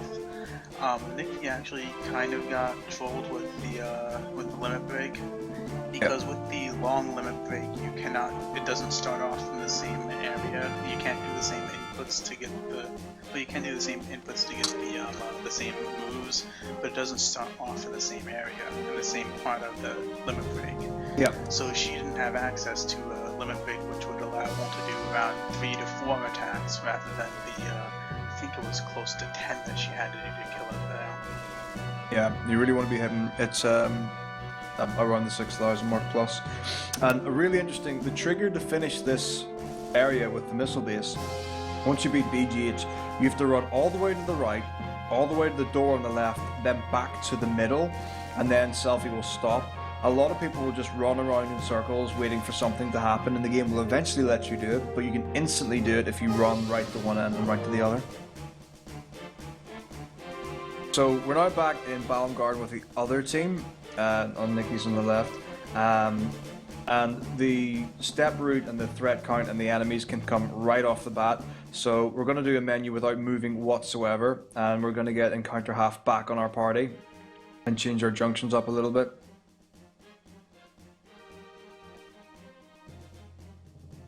So the good news is that there haven't been any missiles hit Balam Garden yet, so things might be okay.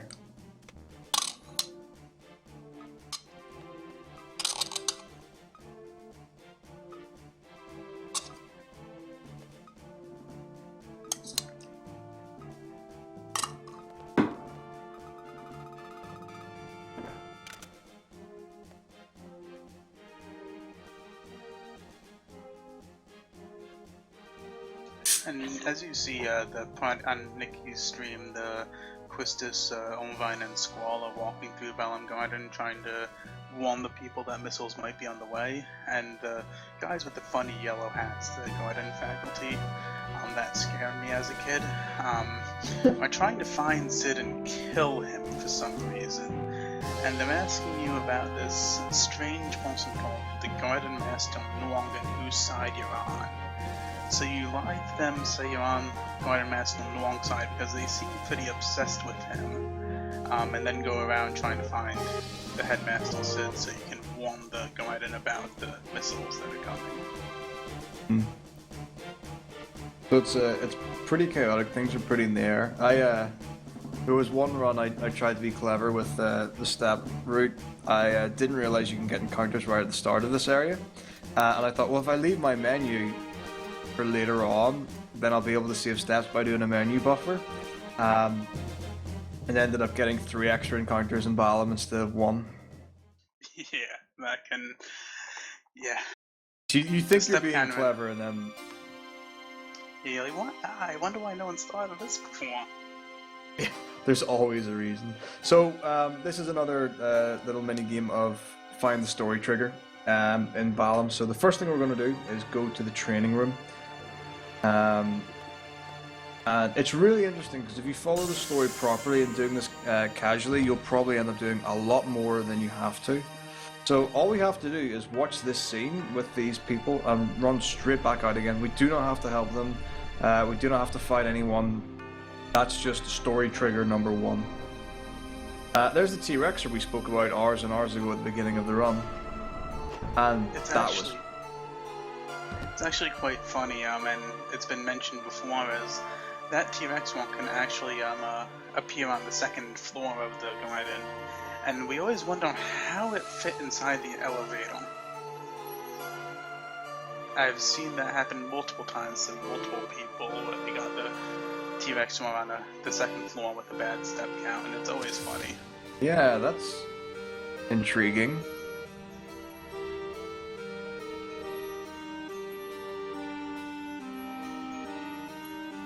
I don't know. There's some really interesting geography with the garden that doesn't necessarily add up. Kind of like how when you're going on the seed mission to Dalit, how everyone runs towards the front entrance and not the car garage. Yeah, and then you end up there. Or my favorite is when you go to the training room for the date with Quistis, and you can actually see the middle of garden from the opposite end of garden facing outwards. Yeah. Very cool.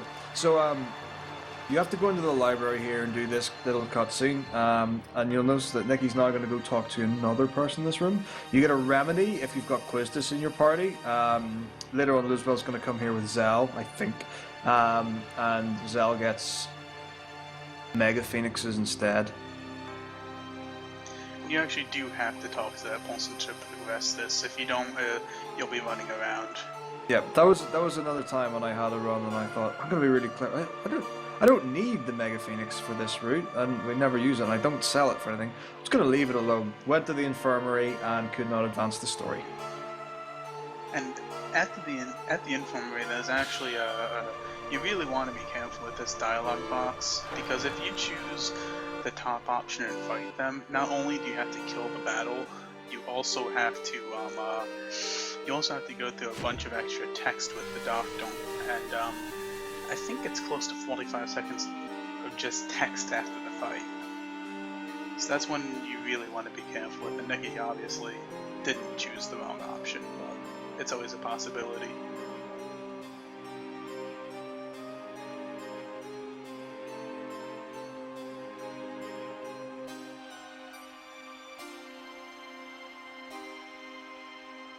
And now Nikki's gonna chase Zoo upstairs, who you probably don't know who Zoo is at this point unless you've played this game a lot. She was the person who gave you the briefing on the boat on the way to Dalit for the test. She's a relatively high-ranking member of Seed, so you're going to find Holm to try to figure out if she knows where Sid is.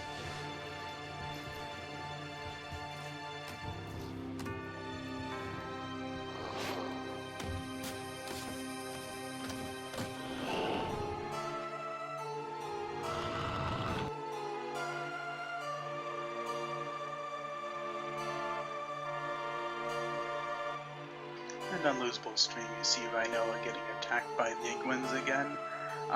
So he's going to go and try to save her again, and he's going to use a slightly different strategy on that fight. Mm-hmm.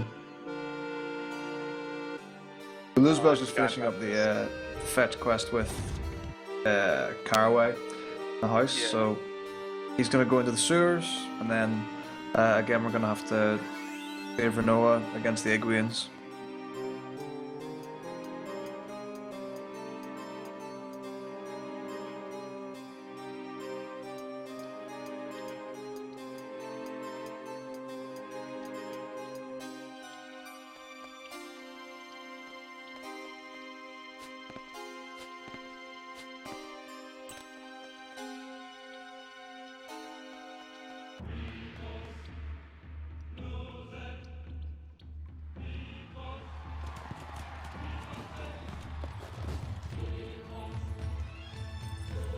And on Nikki's stream, you're gonna see that she's talking with Sid, and you find out that Sid has a way of protecting against missiles somehow.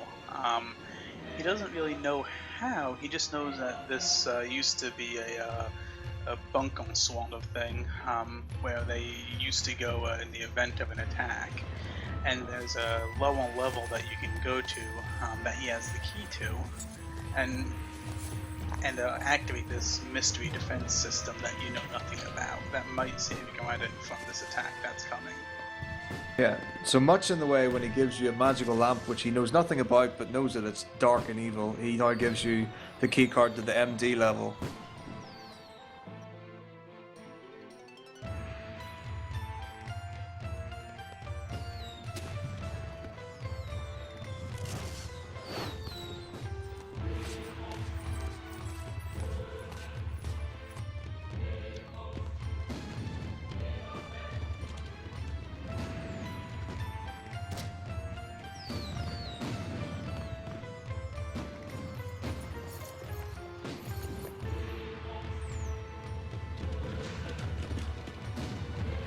So this could be quite tricky movement-wise in the elevator on the left for Nikki's screen.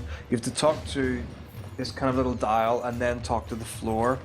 It's quite easy to accidentally talk to Irvine there as well and trigger text box. So Nikki Quite. got it. that was really nice. And go for it. Go ahead. We've got the most important skip coming up next. For Nikki, I would say. The real make or break moment of the run. Yes, the tutorial skip. It almost saves as much time as the materia skip. Yeah.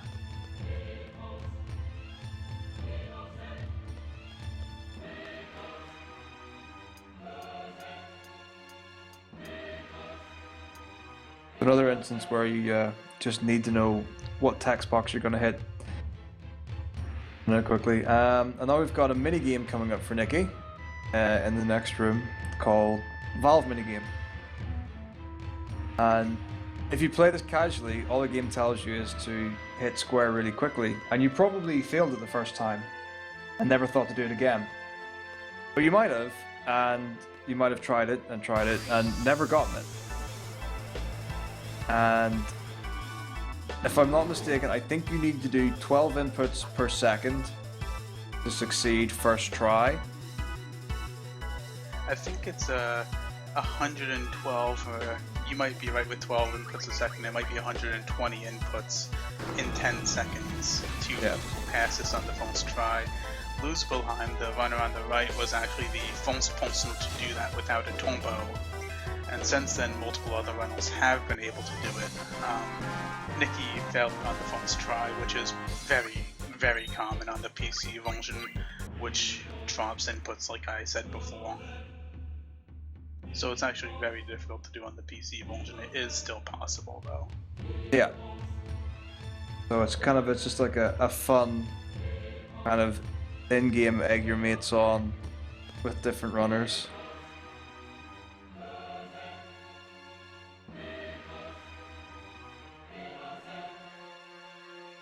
Luzbel's just said it's 137 inputs. And you'll also notice that those 10 seconds do not count in real time or close to it.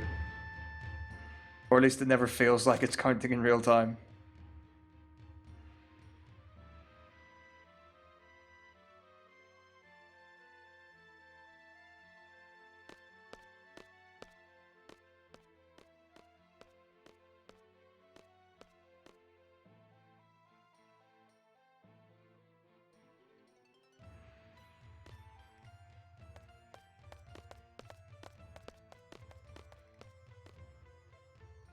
So what I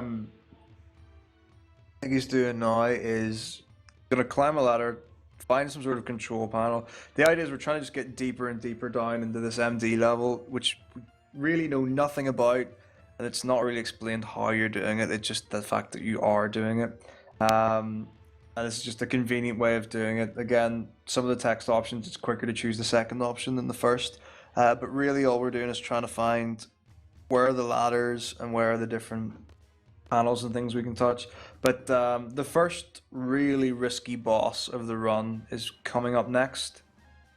So we can cover that when we get to it in a minute. Luzbel on the right is very, very close to finishing up Disc 1. So he has to do the sewer navigation with the Quizdas party.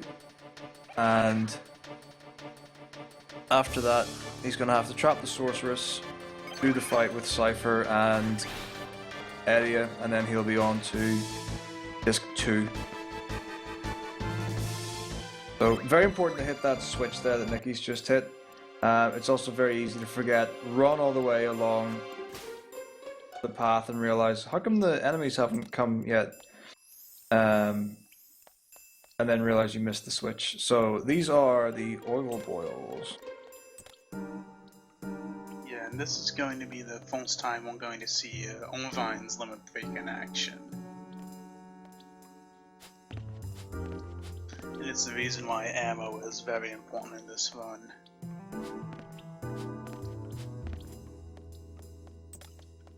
Beautiful. So you can see that all characters are in critical HP, very, very low amounts, and the oil boil did over 500 damage.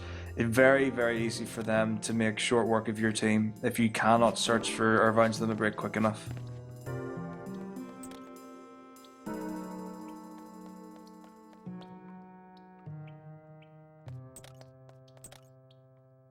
And Luzbel, I believe he has one encounter so far. He should get in total 2 in this Suwon segment. So he has one more coming up, I think, on this screen. I mean, the next screen, I mean. It'll probably be in the next screen. I think he's buying on the money. Yep. Yep, right where we thought it would be. So his step count's alive and well, considering he's doing the single segment step count and not the RTA step count. Yeah, so what you'll find also is that in the route that Luzbel's doing on the right, if you do this and your step count's off, and you get that encounter slightly earlier and do not get a third encounter, there is a chance that at the opening of Disc 2 in Windhill for Laguna Dream 3 that you will get an encounter right at the start and your Laguna might be at very low hit points and you might get absolutely wrecked. Very, very easy to happen. With the route that he's using with the Zelcard, it's not as dangerous as the Zelcard route unless he gets hit by Edea. That's Squall is the he in that case, because with the strength plus 60%, you actually do not damage down Squall. So it's actually not as damaging as it would be if he was doing the no Zelcard route, where it can be very, very, very catastrophic. So it would be a time loss, definitely. But I don't think it would kill his run.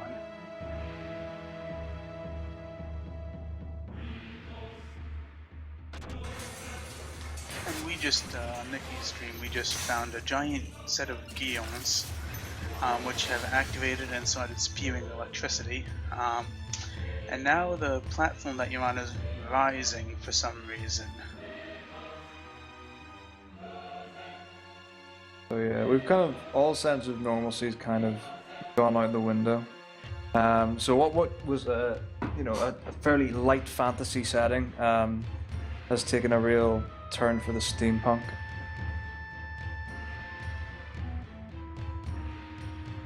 So it basically looks like we've turned Balam Garden into some sort of, it looks like air assault vehicle.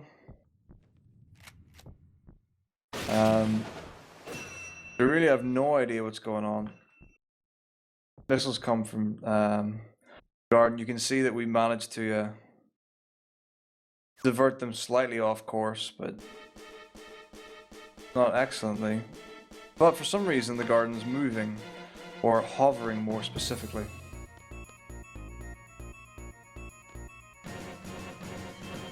And this is where we realize that Garden, for whatever reason, could fly in the past and they disabled it.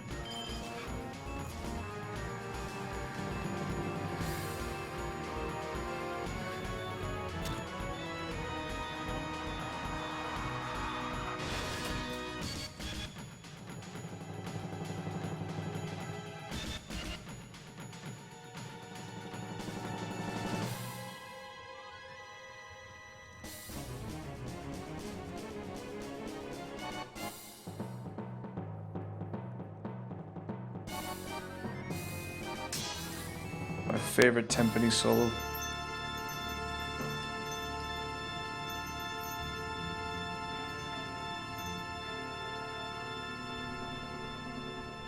And now, if you remember correctly, when Nikki was doing this fight that Luzbelheim is now doing against Sifra and Adia, his whole squad was doing around 1,000 damage. You will notice a minor difference in the amount of damage that the Zelfone round does.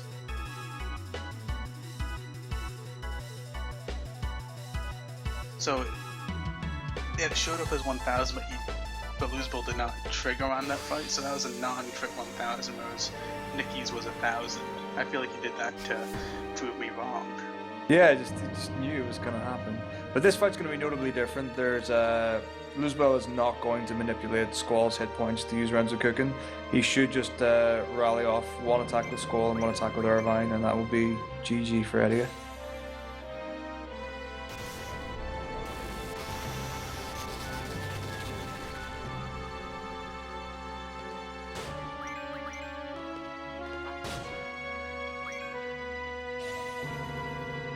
There you go, 2,000 with the crit. There we go, yeah. So, and he rolled a high level Adia, I think, because usually 4,500 damage is enough, and he did, actually no, he did 3,000, so... Yeah, I don't know, it was either a low damage roll from Irvine or a high level Edia. Yeah.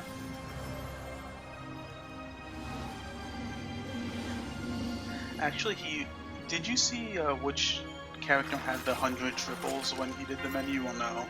It'll be Irvine. We put 100 on Irvine and 80 on Squall. That would be the reason why. If you put 100 on Squall, for that point, because you can control his crit, you actually are almost guaranteed to get it in one round between the two of them. But it adds for extra menuing later on. Yeah, also, if you put 103% on Squall, with Irving you can kill the Aegeans sometimes. Yep. So that's why I put 103% on Irving. Right.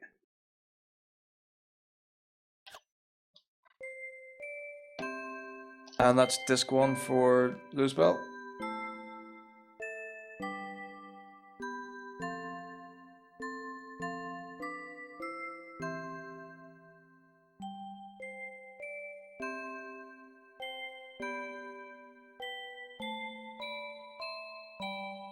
And I don't...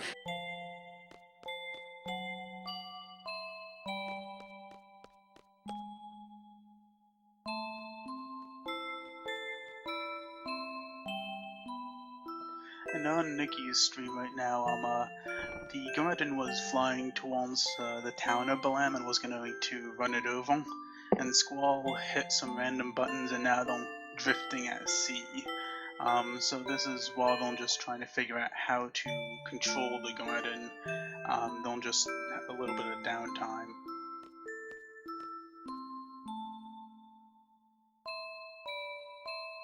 And now, of course, those guys who were trying to find Sid before are still around. So they come and summon Squall to visit this mysterious garden master that they were talking about before.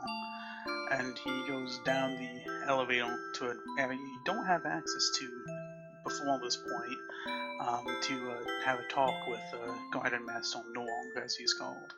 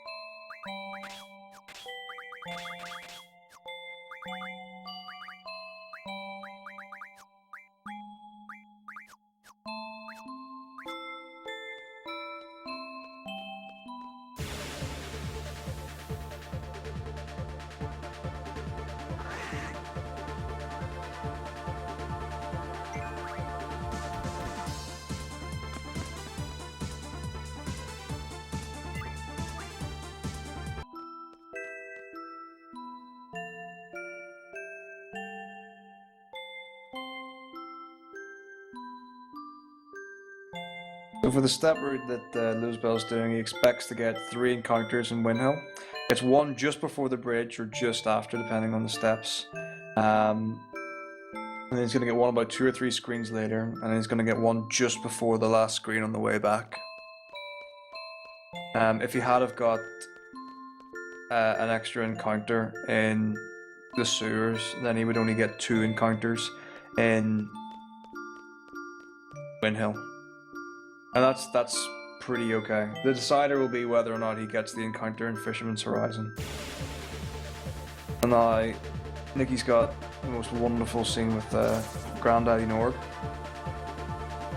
And I just have to mention that on Luzebel's screen and the battle music, it's one of my favorite tracks in the game. I only wish we could listen to it longer. Mm-hmm.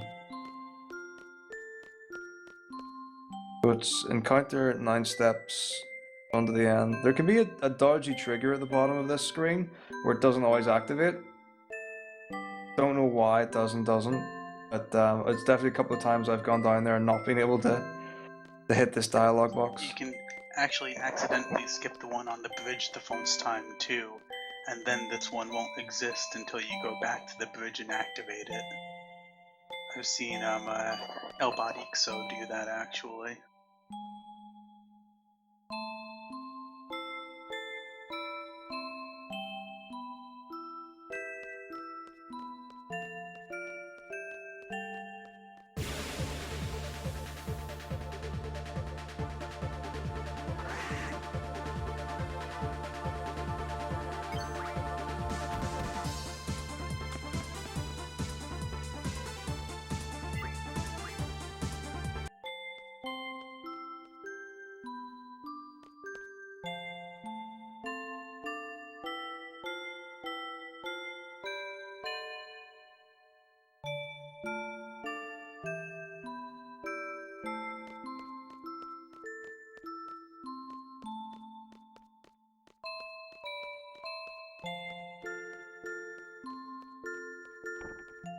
Oh, now we've got a fight coming up with Nikki and Norg.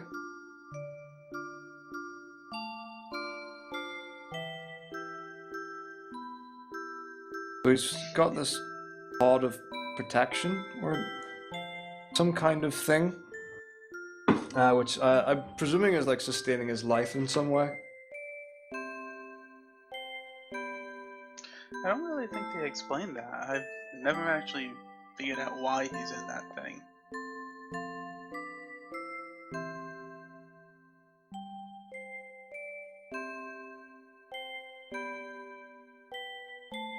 So for this fight, the optimal way to do it is to have Squall use Ranzo Cooking on the first form, then use normal shot with Irvine on the second form. because this is one of these ones again where Renzo Cooking is scripted. I think it only does 6 hits on the first phase, no matter what, and it takes a lot longer to do Renzo Cooking on the second form. But I think you also have to keep an eye out for is there are 3 different targets here, and if you use normal shot, which Nikki hasn't done, she's used shotgun ammo, which AoE does all the targets. If you use normal shot, you have to press down to target Norg instead of the pods. You can waste a lot of time by mishitting there. And actually, I don't know if you know this, but when you use normal shot, you can change the target with left and right. So if you don't choose the correct target with normal shot, you actually can change it. It just makes so you don't get as many shots off. Yep. So if you don't choose the right target, it still can kill them. It's just not as likely. I didn't hear you mention that. Sorry.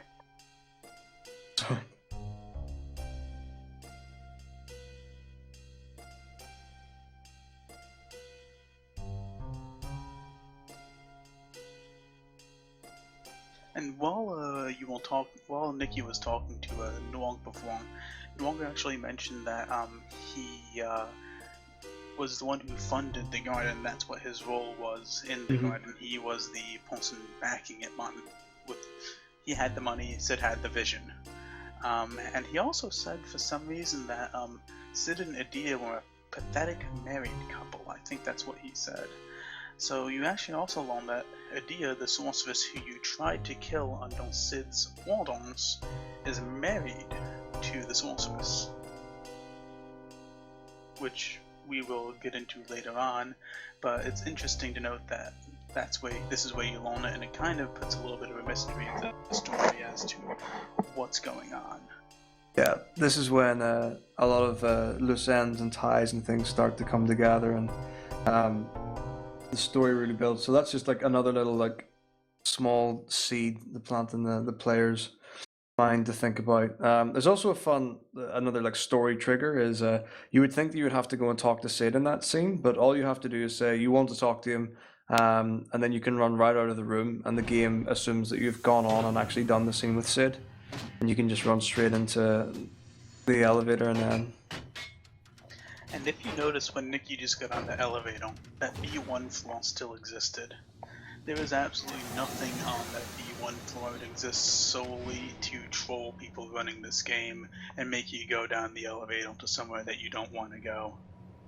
Yeah, it's one of those ones where you almost always have 2 elevator options. So if you're on floor 1, it'll be 2 and 3. If you're on floor 2, it'll be 1 and 3, that kind of thing. This is like, is this the only time you can go back to the basement? There's 1 or 2 times. I think it's a total of 3, 2 or 3. It's definitely not just 1. And it's an absolute nuisance. So instead of like, in my notes, instead of having things like 1st or 2nd floor, I just have which dialogue number it is, 1, 2, 3, or 4, whatever. Yeah, that's a good idea to do. And that stops me getting it wrong. An interesting thing to note is that the B1 floor never exists if you're on floor 3. It's always just 1 or 2. Mm-hmm.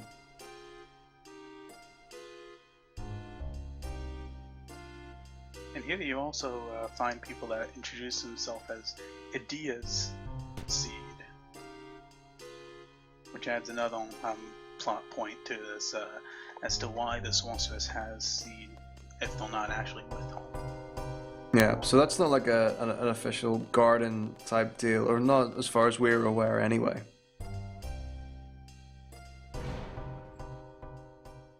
And they also asked you to find Alone, who you now know as the woman in the blue dress who visited Squall in the infirmary after Seafoam slashed his face. Yep. And who, surprisingly enough, when Laguna was in the dreams, he called the little girl in blue Alone as well. I believe so. So this is the first real crossover, or like knowing crossover between the characters in the main plot and the subplot, the Squalls and the Lagunas. So we've seen Alone in the game before. We now know it's Alone, and we've seen Alone in the previous dream in Windhill, in Lag Dream 3. And you have to now try and piece together, well, how could they both exist? How could they both? Is it the same world? Is one a real world? Is one a dream world? How does it all piece together? And then again, so this is more just building, and this is very much a fetch quest. You go get alone. She'll now tell you some things about your history and your past and things like that. And then Eddie and Seed have decided that they want to take her away because they need to make her safe. Seems really unusual because we've just seen that Eddie is one of the problems and she's trying to do a lot of damage. So it really throws in the air whether or not she's a good person or a bad person. So it's really like it's juggling a lot of balls with the story, and trying to really make sense of it.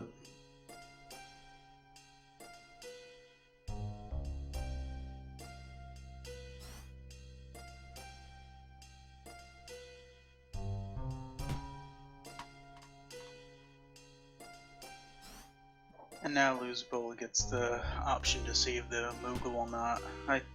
He's not going to save the Moogle either for the same reasons that Nikki did, to save the FMV, the cutscene time, and just in general, just to save some time. Yep. The Moomba doesn't mean anything to him. Luzbel is hardwired to go fast.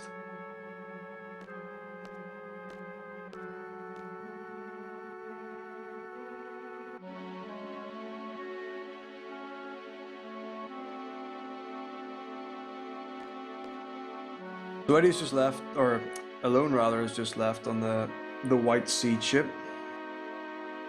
And Squall is again left to his thoughts to muse.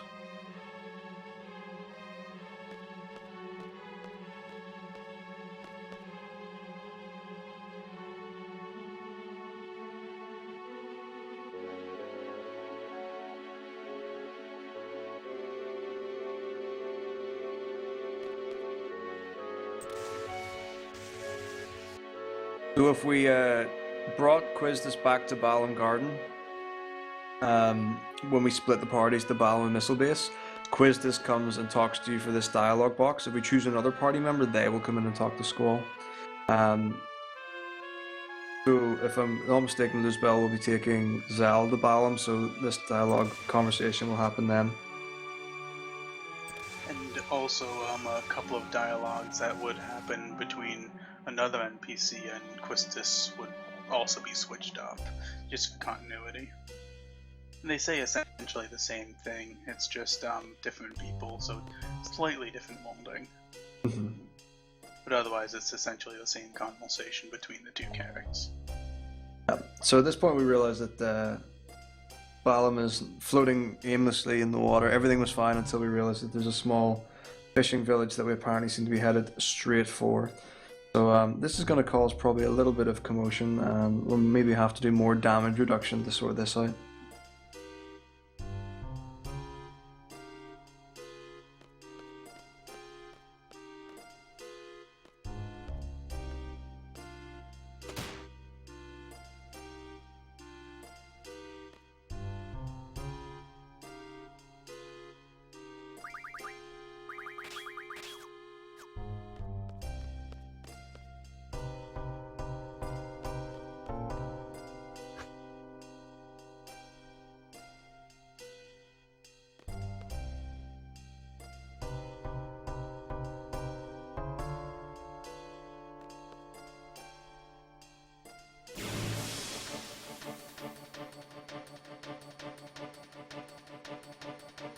Now Sid has essentially one-on-one Squall to go apologize to the mayor of the city they just crashed into, and we get to go and talk to some important people like the mayor.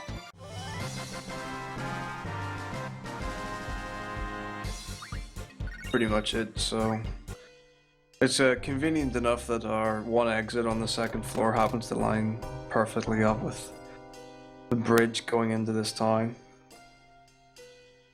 Of course. How else would it have played out?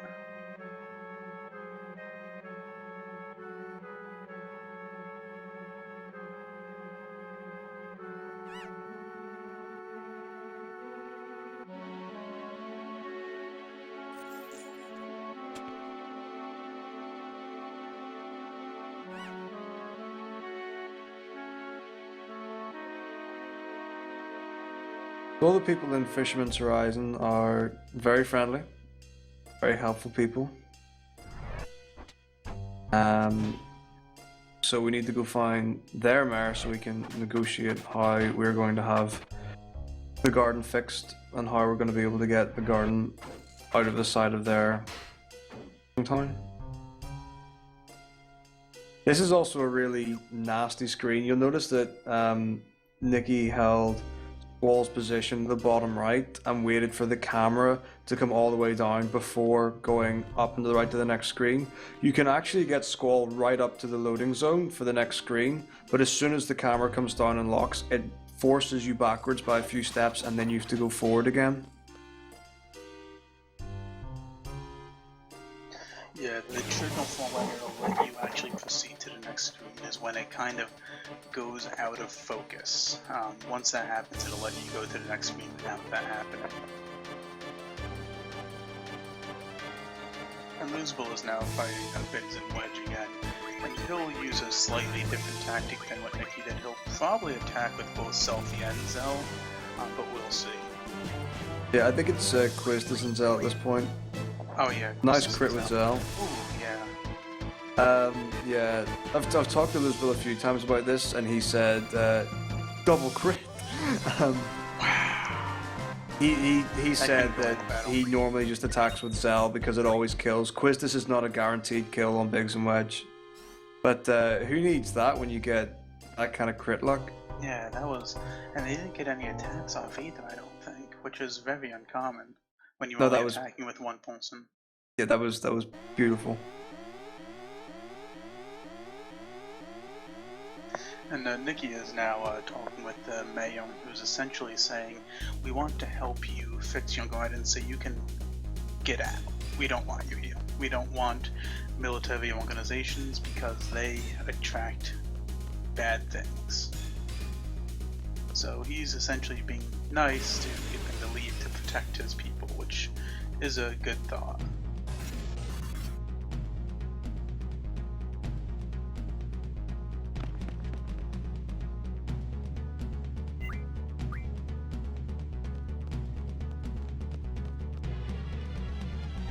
So we've seen a disaster has struck Fisherman's Horizon again. It looked a lot like Galbadian soldiers have arrived. So they play a big feature. From the beginning of the run right until this point, a lot of interaction between Balam and Galbadia. So at this point, basically, Mayor Dobie blames us for the Galbadian invasion because it's clearly our fault that they've arrived for some reason. And because of the way that the people in this village work and how they sort conflict, he's going to try and solve this conflict just by talking to them. And we've seen that the Galbadians can be pretty ruthless, so this might not work out too well for him. And luckily, this is also for the run. This is the time when we get encounter none for Nikki. So after this battle, she will not have to worry so much about her step count anymore. Stepping the correct way will now save time in that you don't get stuck on screens, but it won't cause extra battles until she gets to a separate point where she has to farm a couple of battles.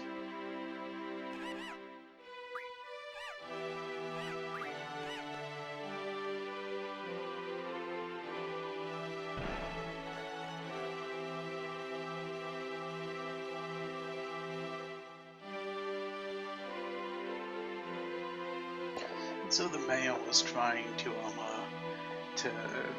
talk with the Galbadian soldiers to get them to leave them alone, trying to convince them that they don't know who Alone is and that they're not harboring him. And the Galbadian soldier essentially says, we don't care, we're still going to destroy this town. And luckily, Squall, Quistis, and Olivine show up and save him from them because they probably wouldn't have been too nice to him. No, they might not have made it too far, so... this is another one of these fights that's just one shotgun ammo, sorts that out. And then we've got a very interesting scene, and that's a funny looking machine that's coming off that bridge right now.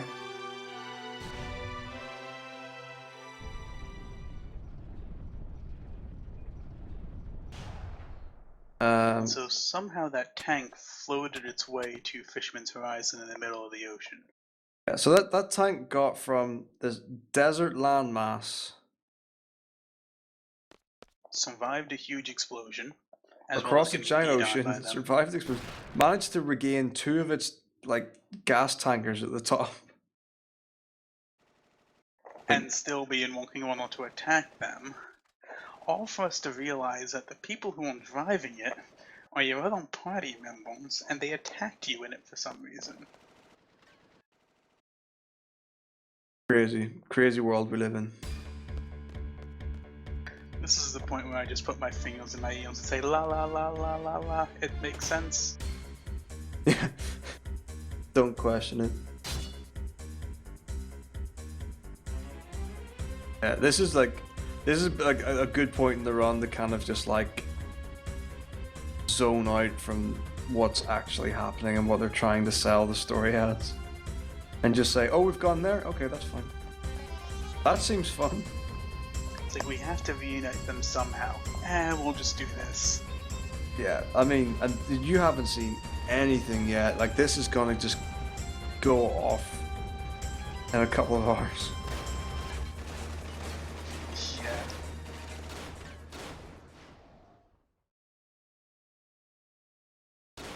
So that should be the last random encounter field for Nikki sorted.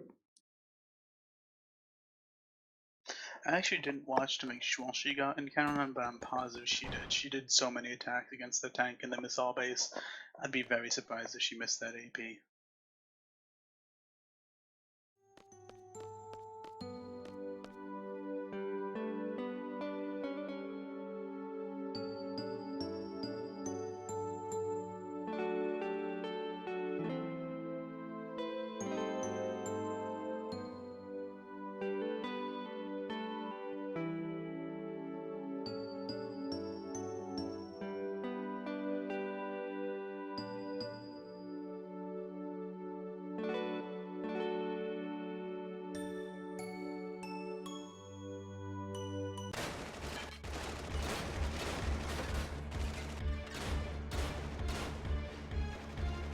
So, this is where there's going to be another little change in party from what Nikki did at the prison. So, Luzbel is going to take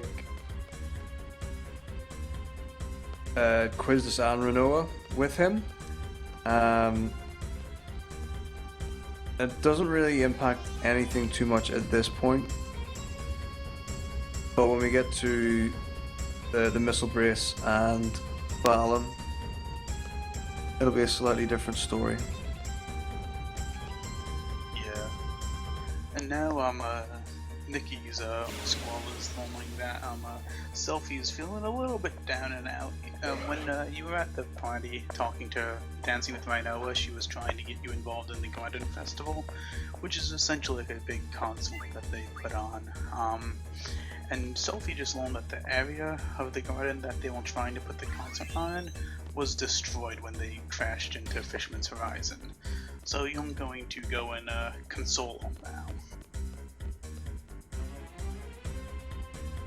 Which Squall should be very efficient at doing. Yeah, Squall has gained at least 10 levels in empathy.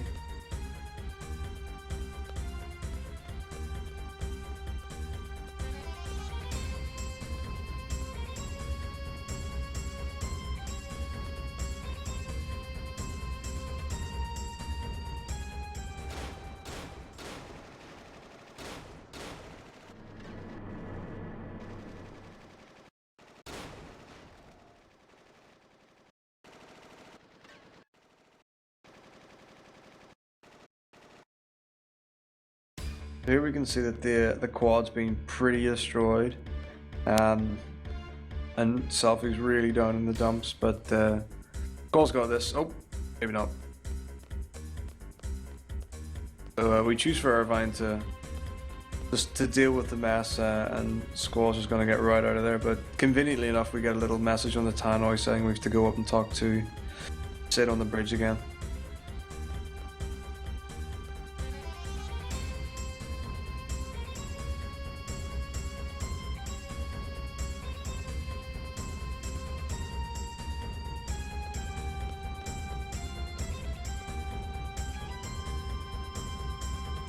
Bluesbell's now on his way to set up for the game fight. It's going to be exactly the same as how Nicky did it. He's going to use Combine with Renoa. It's going to one-shot them.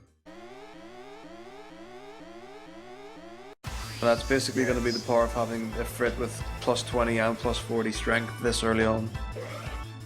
And Nicky should be done with using Rhinoa at this point in the run. I'm not sure if it's any different, but I do believe that she should be done with using Rhinoa as a damage dealer at this point. Yep.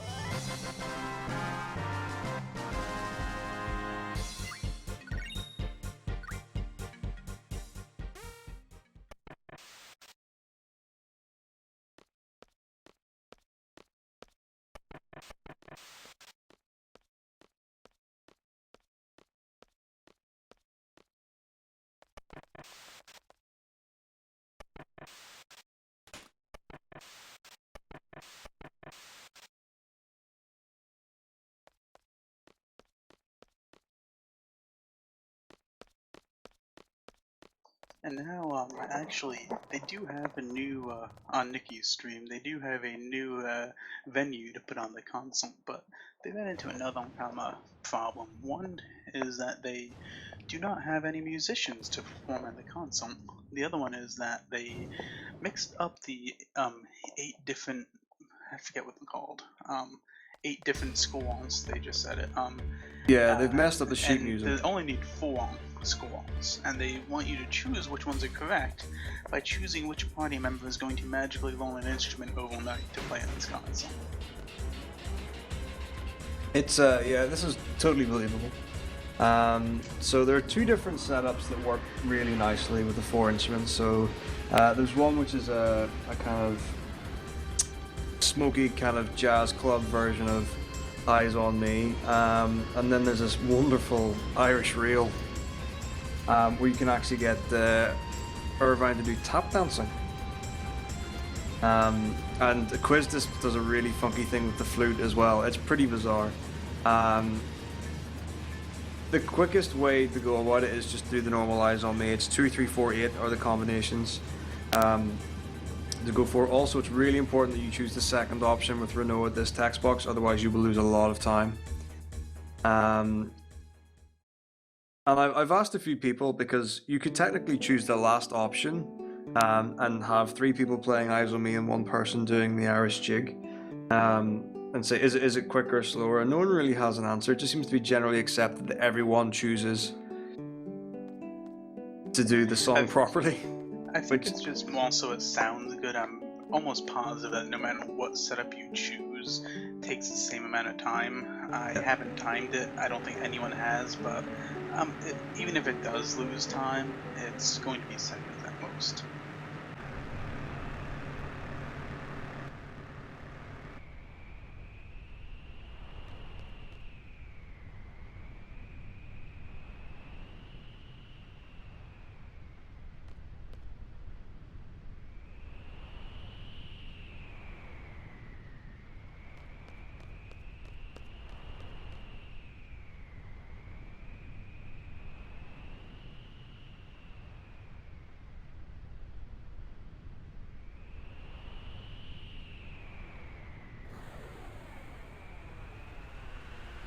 Oh, Bert's just told me in chat, if you choose the wrong song, there are a few text boxes wasted about having the wrong music.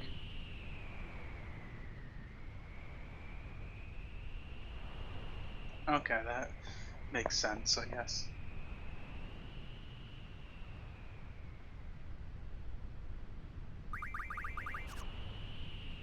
So we've just got a little more let's get a little bit closer to Renoa scene with Nicky stream on the left. We've got that wonderful, wonderful sultry music that we cannot hear. And just this is really just a story between Renoa and Squall.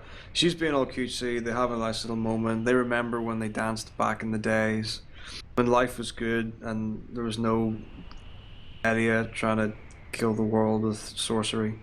So they just have like a little spat here before they move on to the next area. And Luzbel's just split his party up. You notice that he's taken Zaldabalum, whereas Nikki took Quistis. I'll cover the differences between that when we get to the Balum section. And then we have Quistis in Missile Base, which is really the big change in the route.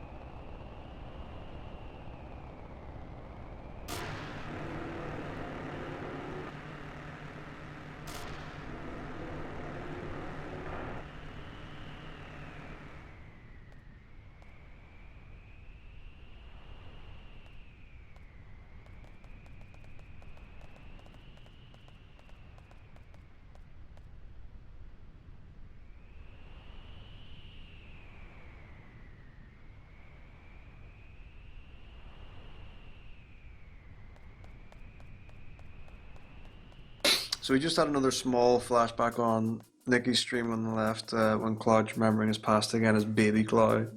Squall, I'm sorry. And there are various scenes like that which kind of build up throughout the game and it's going to culminate and come together later on. So we get summoned to the bridge because, again, something has happened.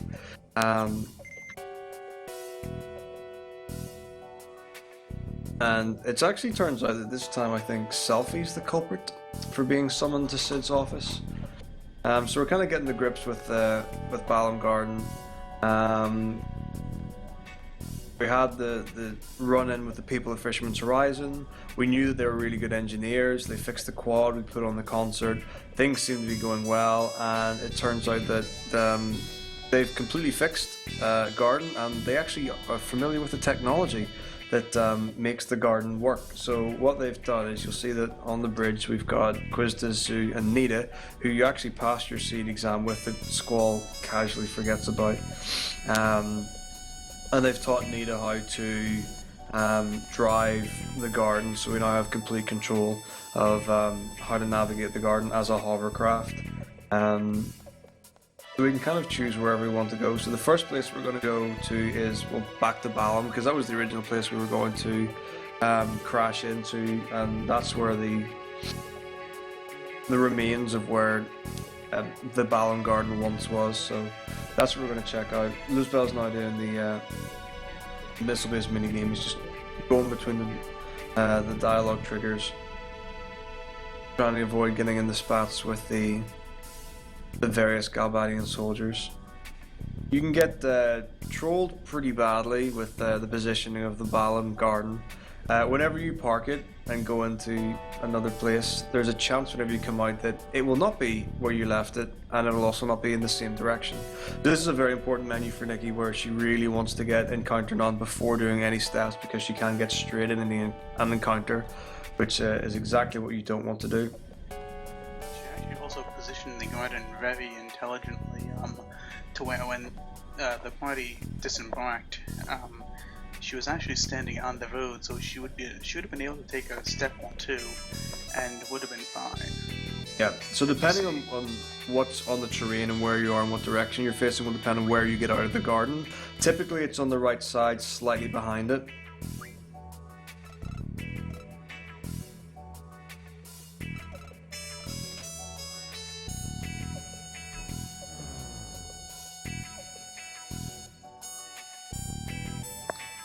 just on Nikki's stream, she just lied to the guard saying that they had information on Alone.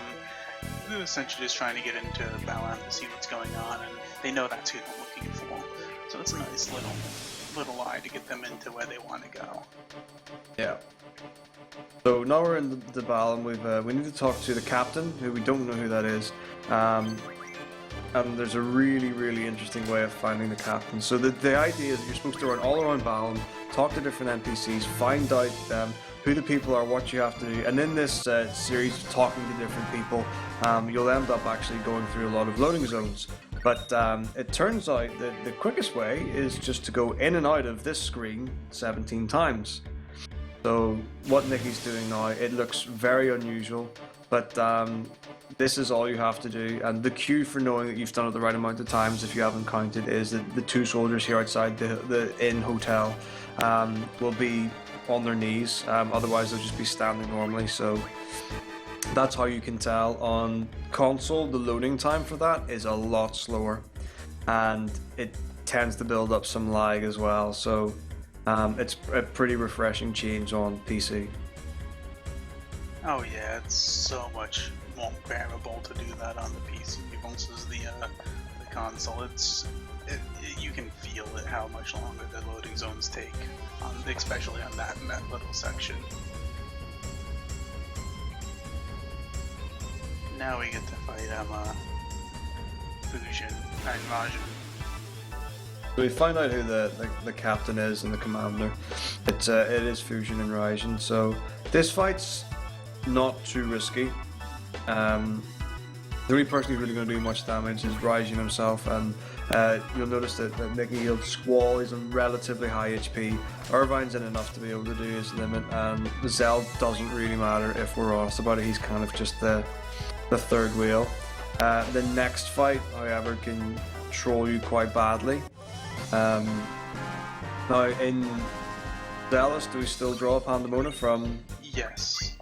So the idea behind this fight is Squall is going to draw the GF Pandemona from Fusion, and then Nikki wants to get Irvine's shot limit break off straight afterwards with shotgun ammo to take down Fusion and Rajan. Fusion is an AoE attack that can do a lot of damage to your entire party, and if one attack from Rajan and one AoE from Fusion can wipe out Irvine, then you have to bring him back to life at the same time as trying to maintain high HP with your other characters. Ooh, and there it is. Yep, so far things are going potentially okay. Yep, so Nikki's fine. One of the worst things that can happen, apart from really not being able to get through the RNG, is limit breaks, as in many games, take precedence. Like it's same in 7, they take precedence over normal actions. So if you queue up to draw Pandemona and accidentally trigger your limit break beforehand, you will do that. Now, the good thing about Final Fantasy VIII is with shot, you can cancel out of that by pressing triangle or the cancel and let it go through. But Irvine's ATB will be refreshed and back in 0. So it can be a tricky fight, and that's the Fusion and Rajan split for Nikki.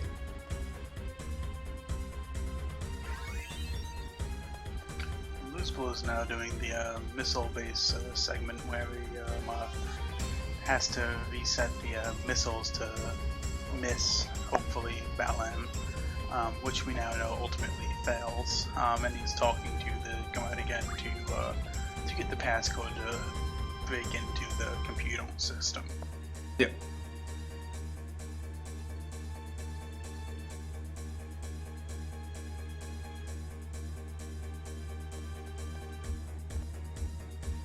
It's probably also worth noting that you might have noticed when Nikki was driving Balam Garden up towards Balam, there was a red spherical garden that maybe looked a little bit like Galbadia Garden just outside, and we did previously see Fusion and Rajan in Galbadia Garden, so it's pretty unclear what's going on at the minute.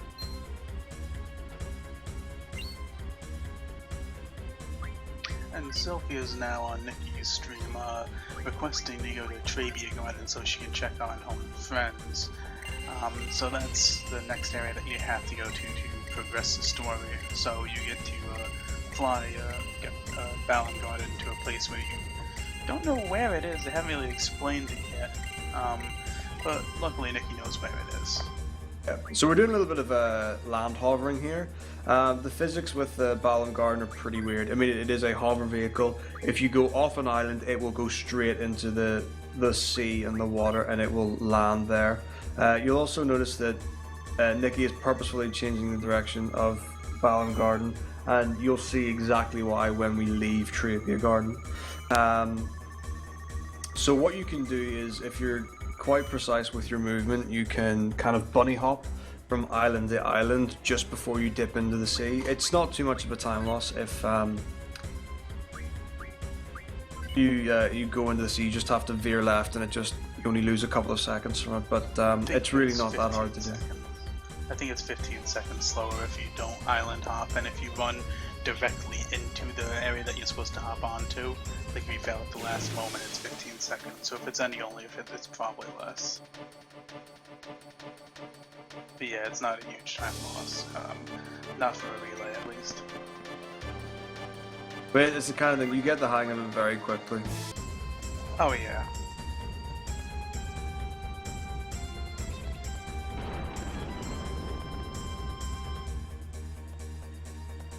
So now Nikki's going into one of the most exciting parts of the run. I can't put enough sarcasm on that statement. She is going to go talk and have a huge flashback about when they were kids. So we'll enjoy that as it comes along. Absolutely. Luzbel on the right is coming up to the BGH fight, and this is the newish strat. So we've said before that he brought Quizdas along. So that means the BGH fight. You remember that Nikki used Duel with Zal, followed by Combine with Renoa. So that was the original idea. Another strat that you can do is to have Renoa use Combine on BGH to knock all the parts out if she's got a Frit and the strength pluses, and then use Selfie, and you would just kind of like cycle through her slots limit break to get 3 Thundagas, but you just have to get a really good roll of that. But this is a much more consistent way of doing it, so we're going to use Combine with Renoa off the bat.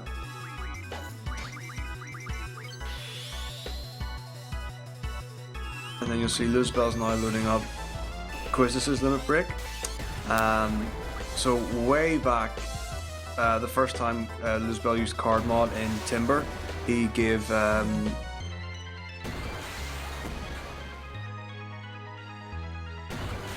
I can't even remember what the item name is. Spiderweb. He knew I was going to forget and just typed it in. He's wonderful. He gives a Spiderweb to Quizdas, which gives her the Ultra Waves limit, and it's got a pretty variable damage range on it. But this should be a pretty safe one. So you know that Nikki used Combine to defeat the 3 soldiers here. Luzbel is going to use Ultra Waves. All in all, this strat saves 6 seconds.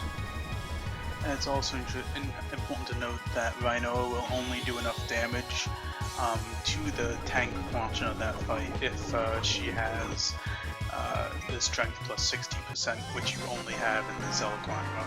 Yeah, she needs a Frit with plus 60 and 20.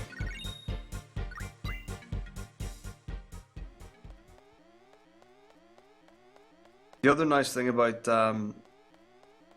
having 3 characters with strength plus 60 is that later on in the run we need to do a certain amount of damage with successive attacks to a boss fight, and if your characters don't do enough damage, the attack won't be registered.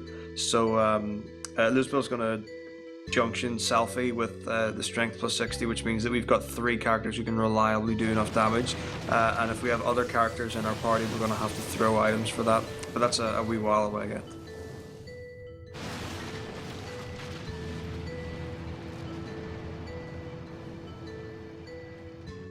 So that's BGH split for Luzbel.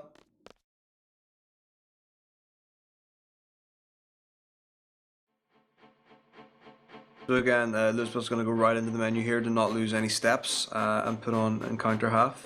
So this is the flashback with Nikki. So Irvine's kind of the catalyst for this flashback scene. So he's going to take you through. Basically, you just have to follow him down this island, and then you have to go past your child self, because this is all about the history of the characters. Then run down the beach, and then we get lots of exposition. The short of it is, Irvine says that he remembers being in an orphanage. There are a couple of young kids. And then Quistis starts to remember things, and then they figure out that, well, hang on a minute, this is an orphanage, and we all knew each other as children, but we don't remember knowing each other as children. We know that Cypher used to bully Squall, and maybe because he's grown up, that's a subconscious thing. He bullied Zal as well. The weird thing is that Selphie and Irvine are also there. And there's a woman who's in charge of this place who they call the matron. And then this scene kind of develops as it goes on, and then you realize that equipping GFs has memory deteriorating properties, so it's kind of like an artificial form of Alzheimer's. So they reckon that because of using GFs, they've actually lost their memories of each other as children. So this whole thing, they've all come together as kind of a destiny, fate type deal. And that's really it. Unfortunately, the scene itself takes a lot longer than an explanation.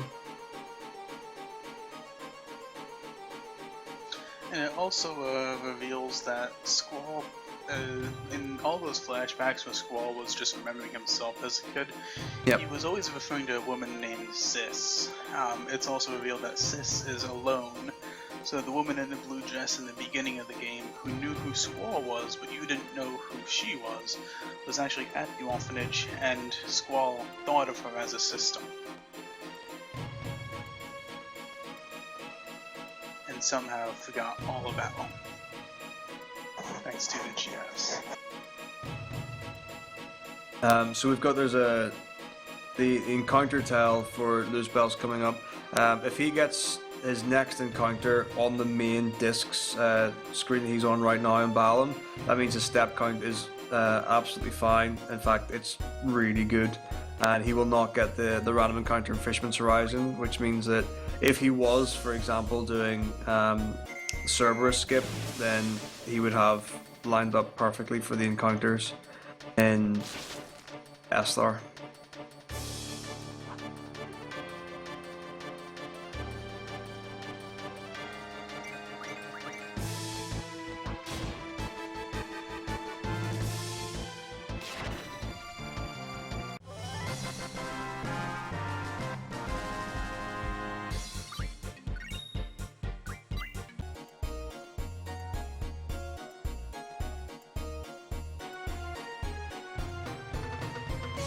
So again, Luzbel has to speak to these seeds, that's mandatory, and then he's going to run to the right, and this time it's going to be Zal who's going to talk to the girl, and she's going to give him Mega Phoenixes, whereas before with Quizzes we got remedies.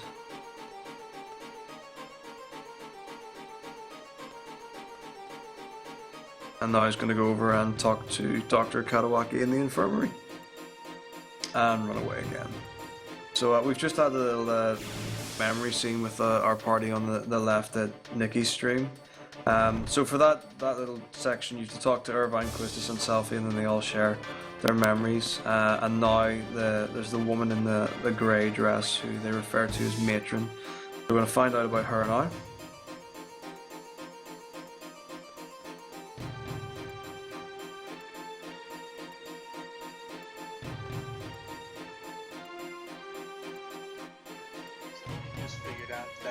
On Nikki's stream that the matron who was taking care of them as kids is actually Sorceress Adia. So that adds a whole nother layer onto this conundrum of why the sorceress is trying to take over, and why they are, if she has seeds, why are the seeds wanting from her? And it makes a giant cluster.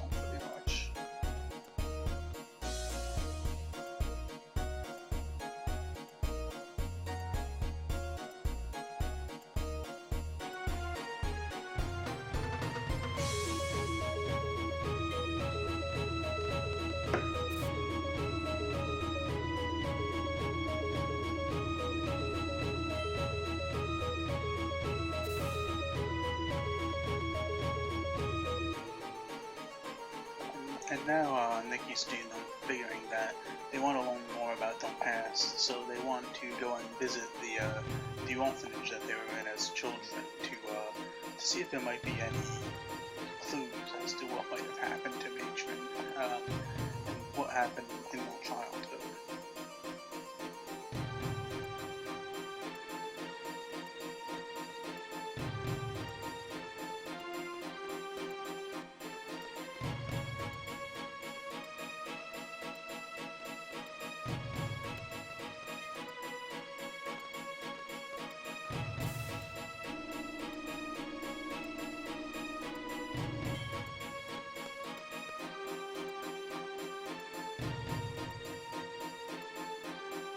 So that's the bulk of the scenes done with Trivia Garden. We've just got one small section where we're going to talk to Renoa here. Then we can move on our way. So just left Trivia, and now Nikki's going to do some fairly precise movement with Garden to get to the next area. So again, we've no idea where any of these people are, where they're hiding, what island they might be on, what it all looks like.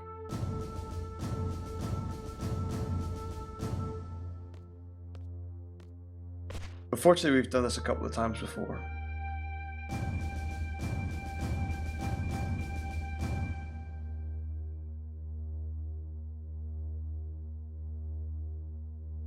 So Nikki's just using the default position for the map in the spherical shape. If you hit select again, it'll go to a flat map rectangle where you can see exactly where you are. So she's going currently to around the bottom left of the map, and that's some really nice Balam Garden navigation. Yeah, home movement was flawless, really. That was really good. So on the left we saw a small house which might have looked similar to the one in the dream. It's hard to tell, but we actually veered slightly right, and it looks like we're going head first into Galbadia Garden, Which for some reason is also flying. Yeah, that's unusual.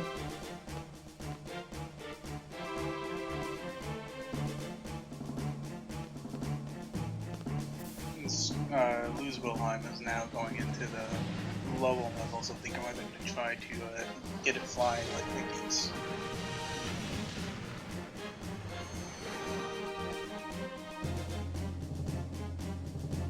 Now, I for one am kind of upset that Mickey didn't save the hot dogs. And it is fastest to prepare for the attack, do the defense, and take care of the junior classmen, and then end. But I personally think that the hot dogs is saving.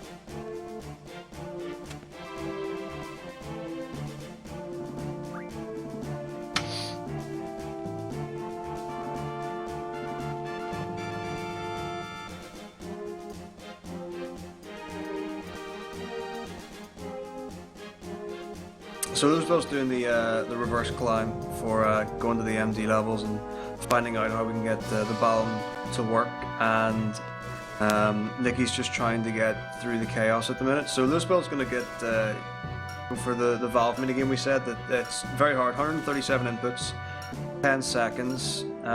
There is actually a small song that Mr. Deathtome composed around this very idea. So easy every time. As Roosevelt would said, so easy. He got it. And that's pretty exceptional.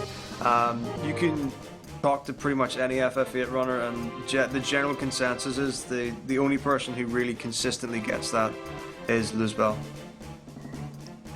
There was a game in Final Fantasy VII that was thought of by Escape for a living, where you try to use 100 items and you time it. And Yep. Luzbelheim was found with when you're mashing with two fingers, square and X, to mash faster than Escape from a Living's turbo control. That's how fast that man can mash. Yeah, and Luzbel actually has a tutorial for mashing faster on his Twitch page at the bottom, and it's funny. I mean, it reads quite comically, but at the bottom it says maybe you think it's a joke, maybe you don't, but maybe you'll just mash faster if you do it. And honestly, the way to do it is to train that. I spent a week, and I would spend probably about 30 minutes a day on, well, maybe around then, training Valve minigame. And it might seem really silly and convoluted, but it has a massive payoff for general mashing. And like that's the big secret is you can go into places where you might do a section of your run and your movement might be just as good as Luzbel's, and you might think that you're mashing as fast as you can or pretty competently fast, but you pretty much know for sure that Luzbel is mashing faster than you, and that's where a lot of the time is made up. Very small increments across the run, but by the time you get to the end of the game, that's a big time difference that you can gain. Yeah, in short segments it's 5 fragments of a second, but on the long, like 20-25 minutes segments, it's probably closer to like 5 seconds that you would save just to mashing alone. Yeah, like, and it happens in all the PS Final Fantasies. Like, there was one time I was doing a run of Final Fantasy VII, and Card 7 came into my chat and said, "You do know in that 5-minute section you lost 7 seconds." And I said, "How did I lose 7 seconds? You just mash." And she said, "You're mashing slow." And even I spoke to, for Final Fantasy IX, the first time you're in Lindblom, there are a lot of dialogue options going on there, and it's a lot of mashing. And as I said before, the text boxes fill much faster and they're instant filling, so you have to mash quicker than the other games to be as consistent. And Chuck, who's got the second place in the world for this time to Luzbel, said that he would do that section, and again, it would be just as good as Luzbel's, but because Luzbel mashes so fast in comparison, he would lose seconds every single time and was never sure.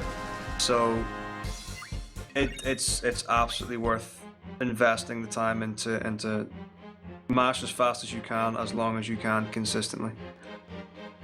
And Luzbel just had a pretty much flawless oil balls. It was beautiful. Normally well as- our HP are quite good for the Zell card route here. You can pretty much always tank one hit from each oil boil for Squall and Irvan. Here on Nikki's stream, I know I just managed to be in one area of the garden that collapsed and is hanging from halfway down the cliff, hanging over the moving parts of the garden that's keeping it floating. So she's not in a very good position, and they don't have any rope or anything to go down to line her up. So Yeah. we're gonna have to see how she gets out of this predicament. I mean, as far as the last time I was hanging off a death-defying cliff face, I'm pretty sure I was able to last for about maybe 45 seconds to a minute before I fell. So Yeah. I mean, obviously, like, she's a priority. We need to get her saved as soon as possible. But I'm thinking her right arm is very strong for its size, considering it can support what looks like a 90-pound dog with an arm fully extended on it. So I think she has a pretty good chance. She has got the forearm strength of a pro bodybuilder.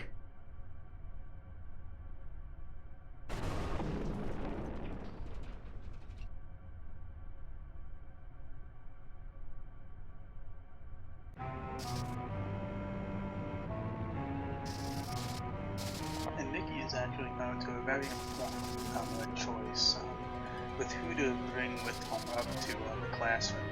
You want to choose one of the options with Omvine, otherwise you will lose a decent amount of time to a fight that's upstairs.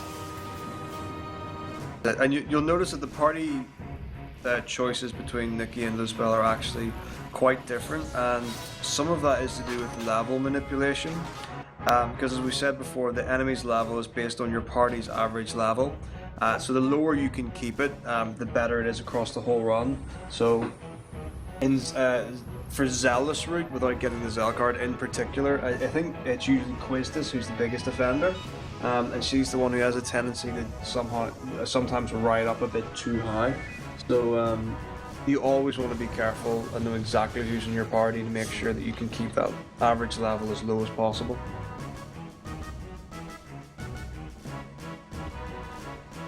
Yeah, there's some party the level manipulation.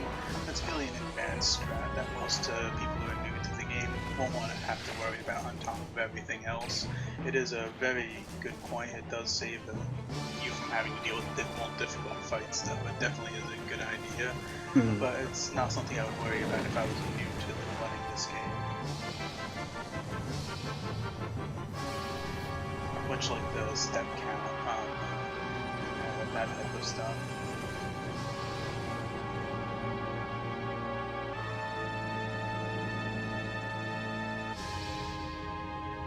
And now these Galbadius almost on Nikki's screen have just broken through this window and are attacking a classroom full of kids, so this is the reason why you want to bring Hornfine with you.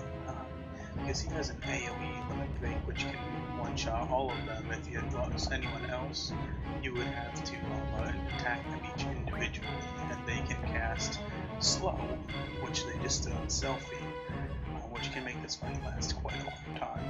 Yeah, it's if you get bad ATB luck, that you can get slow on all three of your characters, and it can be pretty nasty. But again, one shotgun. Oh, I wasn't convinced that last soldier died there. One shotgun ammo, easy.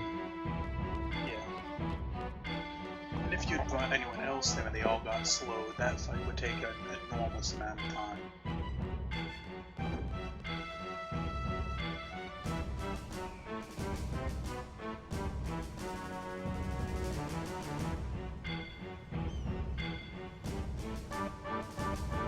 So if you look on the right screen, Luzbel is actually going to line Squall up with the door of Garden here. You can't see it currently, but when it comes back to coming around again at the other camera angle, as soon as screen stops, you can go right into the door. So if you're messing around a bit too much in that outside area and you haven't lined up properly, you can lose a couple of seconds having to set that up again. So he's getting called up to the garden now that we know that we can float, and Nikki's been summoned back because the troops need rallied, and it seems like we're actually going to hit a pretty big cutscene bit for both runs at about the same time.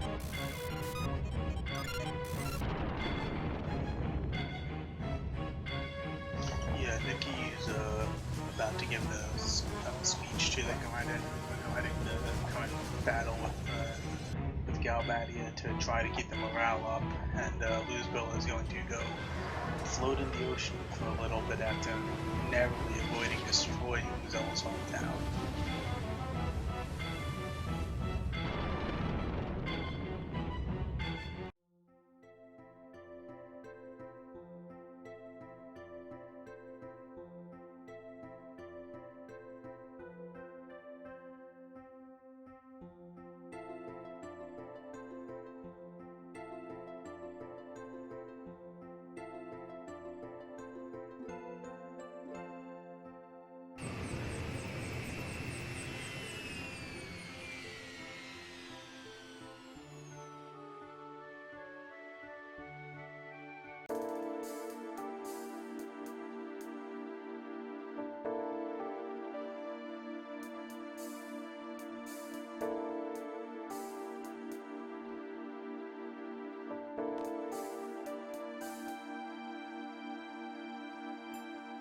So at this point, Squall's going to give a rousing speech. Stream on the left, and on the right, Luzbel's going to get called down to see Norg.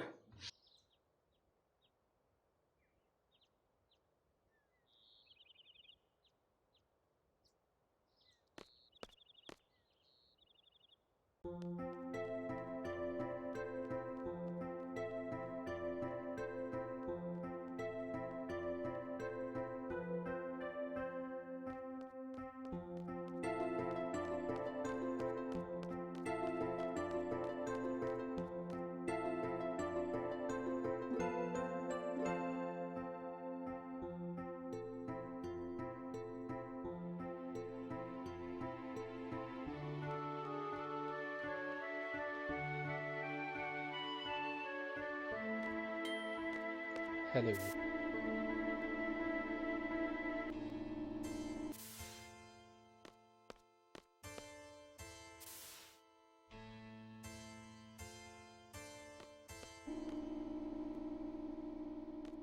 So in a minute on Lewis Bell's stream, you're going to see him do a junction exchange, and what he's going to do is exchange Zell's junctions to Squall, which will change his HP, and then he's going to change Squall's right back to Zell's again. And what this does is it resets Squall's maximum HP for Zell's max HP, which is about 530 or so. And then when he switches it back, Squall's max HP goes back up to over 2000 because he's got Cure a good junction to his hit points. But he's still got his current HP at what he got from Zell, and then he's going to do the same thing with Irvine. And it's a really easy way to get your characters set into critical HP. Go. It's quite common that at some points in the run, if you've got characters who their HP is too high, you can just do a junction exchange to force them into critical HP. On another note, on Nikki's side, we're soon going to see the Flying Soldier fight, which can also be dealt in several ways. Most people do the punch-only strategy, where you just hit circle over and over again and defend. Defending is not very easy in the flying game, but so this minigame can actually be quite a killer in runs. Yes, every time you fail this minigame that Nikki's about to do, it's about depending on at what point you fail it. If you fail it when the enemy soldier's at low health, it's a lot more time loss than if you fail it at high health, but each time it's over a minute, sometimes over 2 minutes if you lose the fight. Yeah. There's also another way to do this. If you are coming to this place for the very first time, holding all 3 buttons is also a way to handle this battle. That way, Squall defends right as the soldiers gonna attack and stuff. It's basically a scripted battle all of a sudden. So Nikki's going with a strat, which is every time a punch connects with the soldier, she's defending.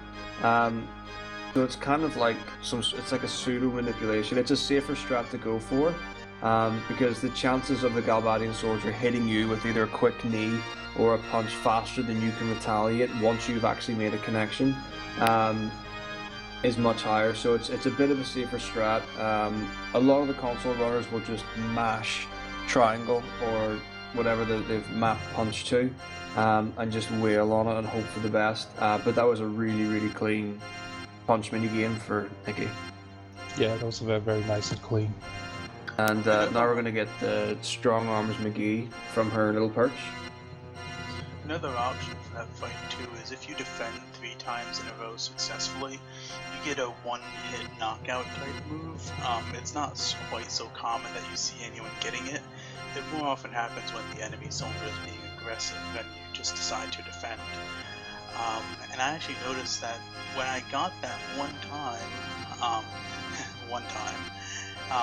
the cutscene actually went on for longer than I thought it would, so I think there's a minimum time that this cutscene needs to play even after you finish the fight.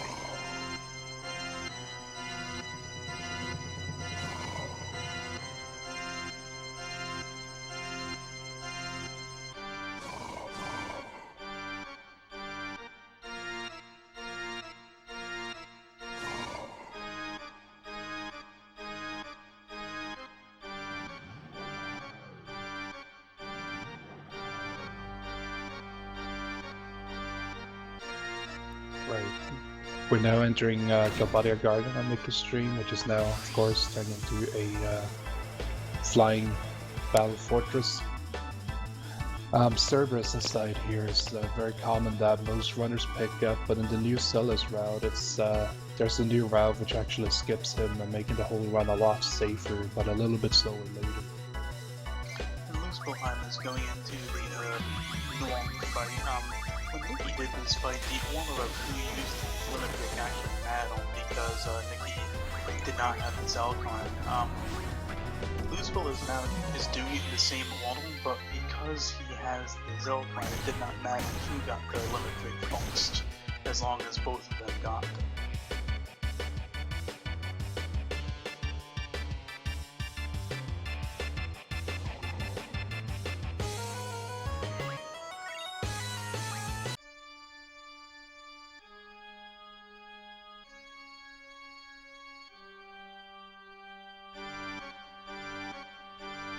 Side question in the chat. In every boss battle in Final Fantasy VIII, you try to run away from the boss battle because since every character you attack with is in critical HP, they are kneeling down. But as soon as you jump, or well, as you are running, you cancel out the animation of having your characters having to stand up again. So instead of having to wait for them to stand up and then attack, by running they will just turn around and attack right away. It saves a few frames every battle. Yeah, I thought it was something like a little bit less than half a second each attack, which Yeah. is significant when it adds up. Yeah, exactly. It becomes a lot of time over the run since we do attack and fight a lot of stuff. So now Nikki is navigating her way through Galbadia Garden, trying to get these key cards from the students, so that way she can make it to where Seifer is hiding in the garden. This is another Each one of of those them. ones where you just need to learn the route, and it's a bit finicky as well. So this is another one of these instances where so you'll go directly left out of one room, and then the next one you'll have to go up or down, or you'll go into a room with the stairs. You'll go up the stairs, and then the next one you have to like loop down and round. But then the next time you have to hold one direction. So this is a really finicky area for movement. Fortunately, we do have encounter none, so at this point it's not a problem. But it's just optimizing time and movement more than anything else.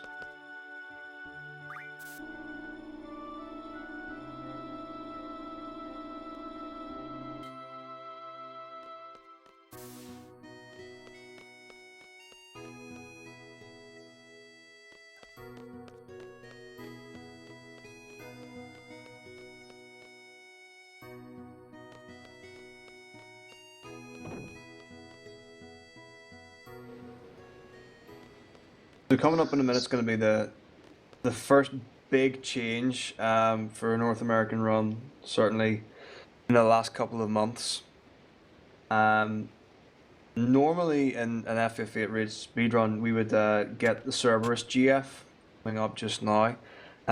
In Zealous route, it's quite a risky fight, and it's a lot of runners will often save beforehand because it's quite easy to wipe. It has Quake, which it can open with opening turn before you get a turn in, and can just do a lot of damage very quickly. In Zell card route, it's a lot more consistent because we heal Squall before the fight well in advance, so that even if two of your party members get wiped with an opening turn Quake, or a whirlwind attack, Squall will then get put from his roughly about 12 to 1300 hit points down to critical HP, where you'll then be able to use Renzo Cooking, and you'll either one shot him with shot, or you'll one shot him with Renzo Cooking.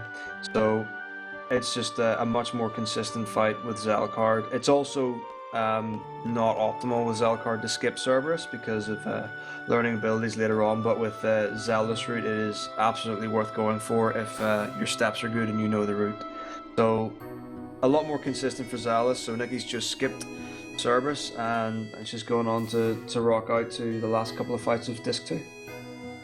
The main reason why you get the Sombrus in the Zelcard route is because Sombrus and Pandemonium have Speed Junction. In the Zelcard route, you have two characters that can do that can be your main damage deal. So having two characters with Speed Junction makes the fights faster. In the Zelcard route, you only have one that's really doing a lot of damage. So you only need one of those characters with Speed Junction to get their attacks off faster. It also gives you haste, which you can replace with other magics.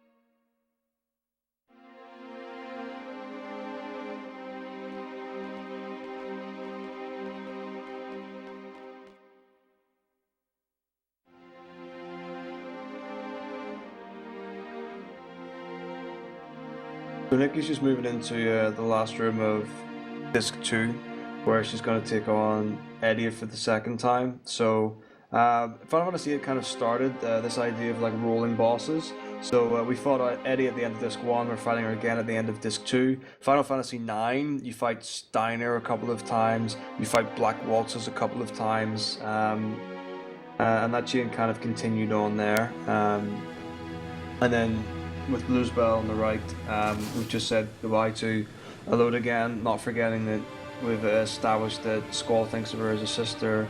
We've got the whole story with Adia. She's the sorceress. She's trying to destroy the world, but she's also the matron, and all these interweaving stories.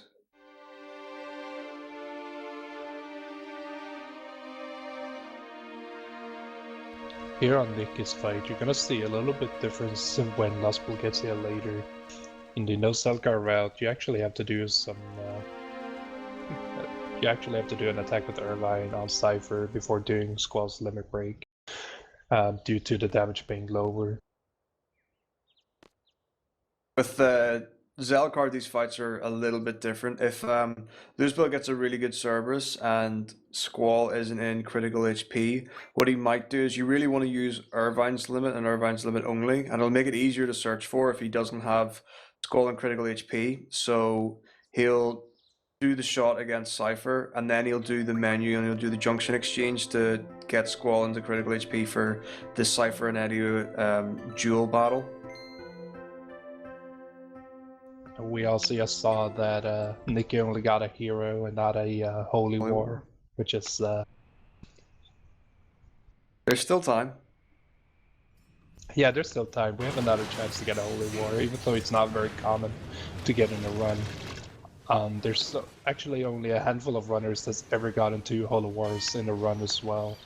I have gotten 2. Wow. I got one in my PB. Run in my PB. That I will never get 1 cards and 2 Holy Ones ever again. So that's why you've resigned from console. Pretty much.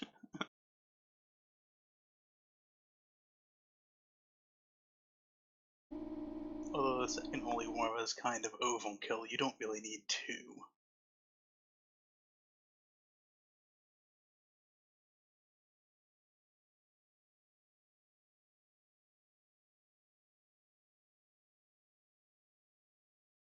So at this point, some shenanigans is going on in Nikki's stream on the left, and you'll see that Eddie is being a bit funny and not quite the way she was, and Renault is now unconscious.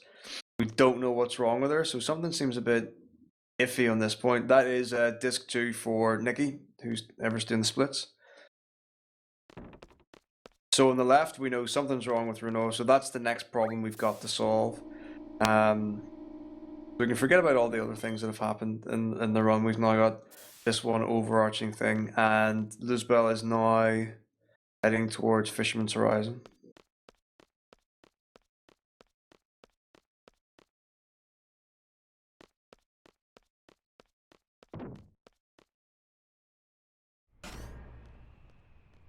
There's a fun thing that can happen right here for Nikki. She's just going to walk right out the front of Garden and choose her party members. This is pretty standard. If you get bad luck, sometimes the positioning of Garden, whenever it parks itself, will actually be close enough to the water that the guard at the front of the garden will say, this is not the time to go out, and you have to go all the way up to Sid's office and talk to him, choose your party, then land the garden. And Nikki actually just got a Sid skip, which is incredibly difficult on the PC version. I was going to ask if it was I'm really easy, amazed. because she just ran right through that. No, that is very difficult on the PC version. It's easy on the console version, but on PC with the 8-way movement, it is incredibly difficult to get. I've never gotten it in a PC run myself. Yeah, that was really, really good. On the console setup, there are a couple of ways of doing it. The easy way is to use the D-pad, do 2 steps up, 3 steps up and right, and then just continue walking up and right, and that gets you into the scene, but it's slower than running. Another way is to walk 2 steps and then run the rest of it, which is a bit harder, and then, but I don't see anyone run the whole thing. And for those of you who are wondering what exactly the Sid skip is and why you won't fawning over it, when you run into that room, usually Sid will come out and talk to you for a few seconds, explain why he gave you controller garden, why his wife was acting the way she was. And when you do that very specific movement that Nikki did, you skip Sid actually coming out and talking to you, which is about 20-25 seconds of dialogue.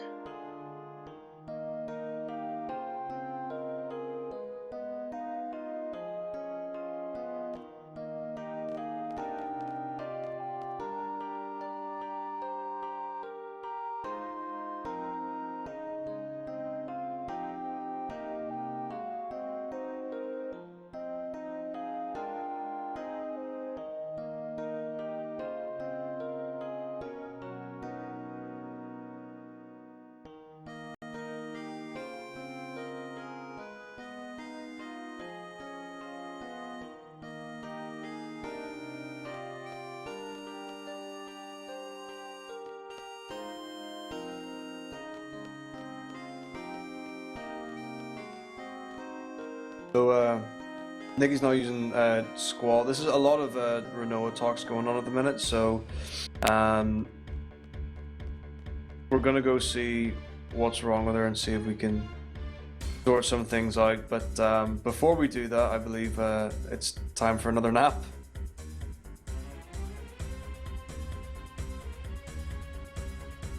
So this is gonna be Laguna Dream 5. No, 4? 4. This is Laguna Dream 4 happening right now. And again, this is just a bit of light comic relief more than anything else. There's some vaudeville piano playing, a rogue tango.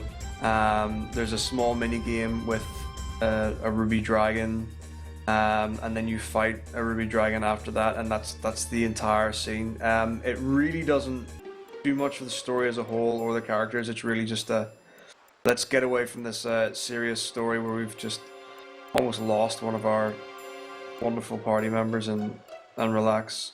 It's also worth noting that Luzbel did not get the encounter in Fisherman's Horizon. His step count is really on form, the single segment route, so that's him now. He's got encounter on, so that'll be the last encounter for Luzbel.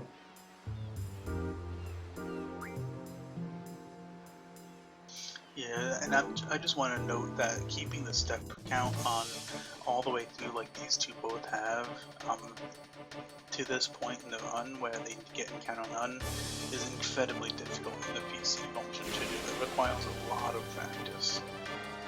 Yeah, and the other thing to note is that Luzbel is now safe when it comes to encounters. He will keep encounter on and none on for the rest of the run, whereas Nikki is actually going to do a very tricky thing in one of the cities coming up Eslar, and she's going to have to force random encounters, and depending on how ahead or behind the first step count she is will depend on what encounters she gets, what AP she gets, and how her abilities are going to play out. So it's going to be pretty exciting. It's very new, particularly for a North American run. So we'll see how that goes. It'll be coming up not too far from now. And Nikki now gets to fight a ruby dragon with Laguna wielding a gunblade for some reason and a mini game. So let's watch this. This is pretty interesting how this can play out.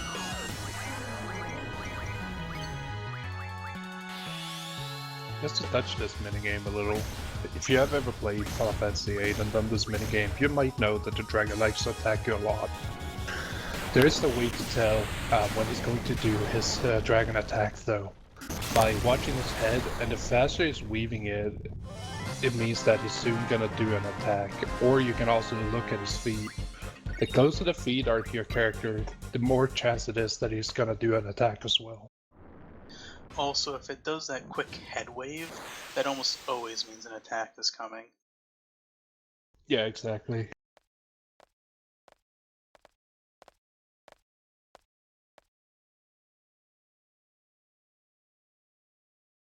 That was a really good read from Nikki. She's very adept at the mini games.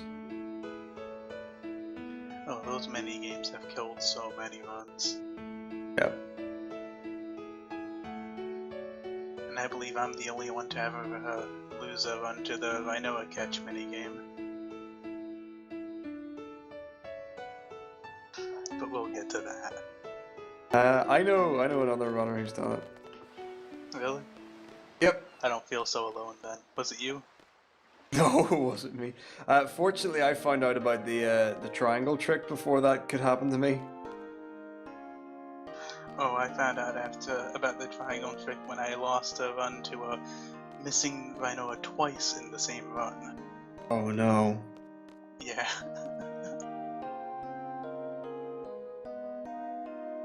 And now Nikki is going to fight the actual second Ruby Dragon with Laguna actually having his gun back. This one's a little bit easier. We get to see one of the best limit breaks in the game, in my opinion, but you only get to see it once. Blood Pain from Quality. Kyrus. This is like Omni/Slash Deluxe.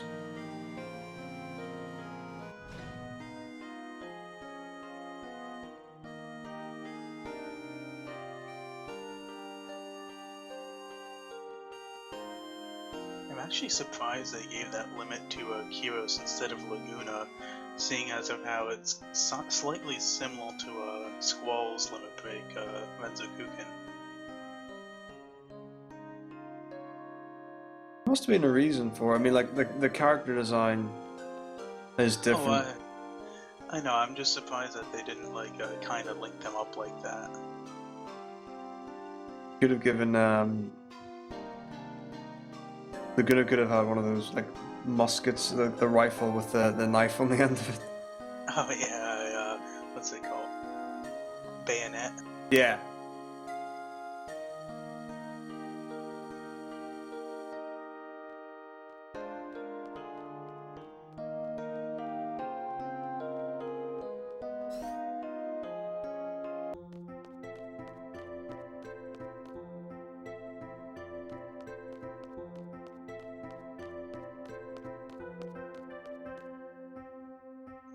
So now Squall on Nikki's stream is yelling at Alone that he wants to be sent back to when Rhinoa fell into the coma to try to figure out why she's in a coma, because they still don't know why she's sleeping and why she won't wake up.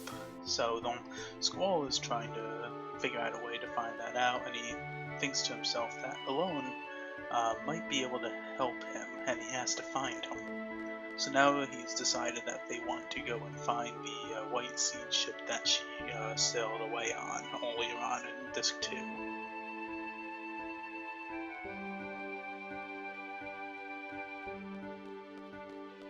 If you were like me 12 years ago when I first played this game, I never found that ship. I had Don't to feel look too it bad. up.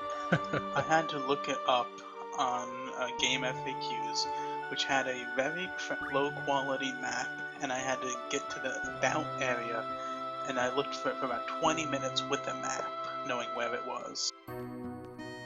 That thing is very hidden. I think I might have actually had an ASCII map to tell me how to find it the first time.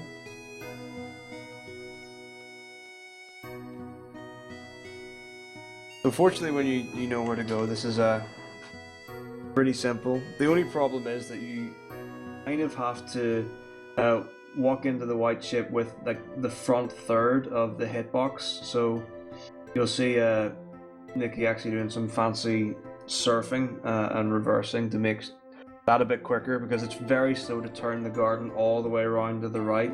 But that was a really clean hit on the side or the front. And now Nikki's Squall is learning that Alone isn't, that they don't want to talk to him, and they tell him to leave. And they just kind of let him walk right up to whoever they want to.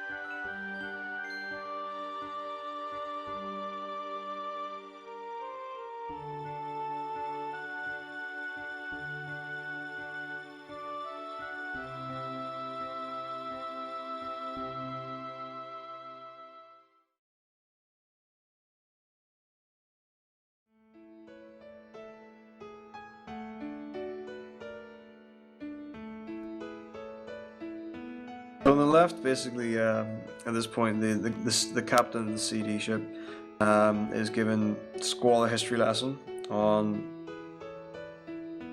Princess Edia and the story of how Alone came onto the ship, why, and what's happened. And Luzbel is doing the music minigame at Fisherman's Horizon, so there's no doubt he'll be choosing the same score, which is the instrumental version of Eyes on Me for Renault and Squall.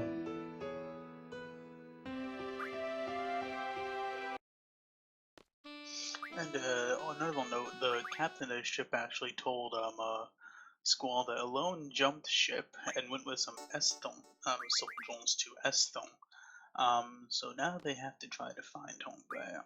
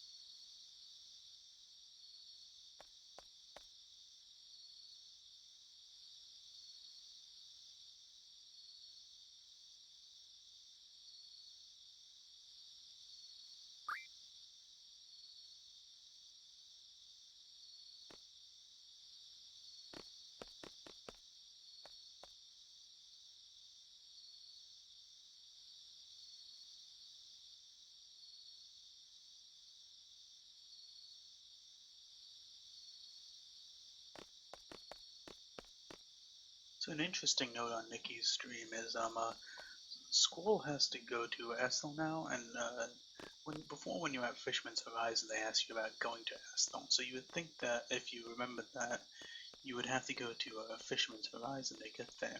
A little break that you can do is instead of going there, you can go to the hospital unit and pick up Rhinoa there, and you'll automatically go right to the road that leads to Estel from Fisherman's Horizon.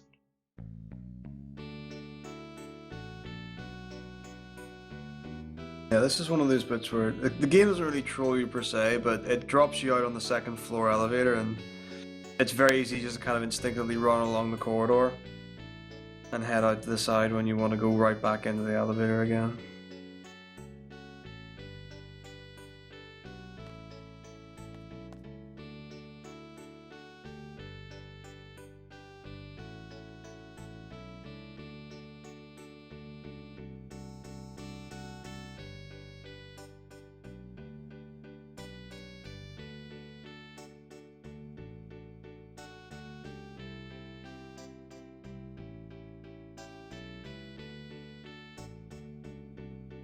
But Squall's going through the internal struggle now. The journey to get Renoa to Asthar to try and get her fixed. So he takes a small break here, kind of like look at the sea and contemplate his thoughts for some time. And then your entire party kind of congregate on the bridge on the line to the Asthar. And Edia shows up as well, because he's an integral part of the whole sorceress idea, because we know that something's wrong with Renoa, and Eddie has now returned to her normal self. And she was sat at her shell of a house with her husband Sid. So then the entire party's going to get together, and then they're going to head towards the futuristic city that is Astar to see if we can heal Renoa's illness.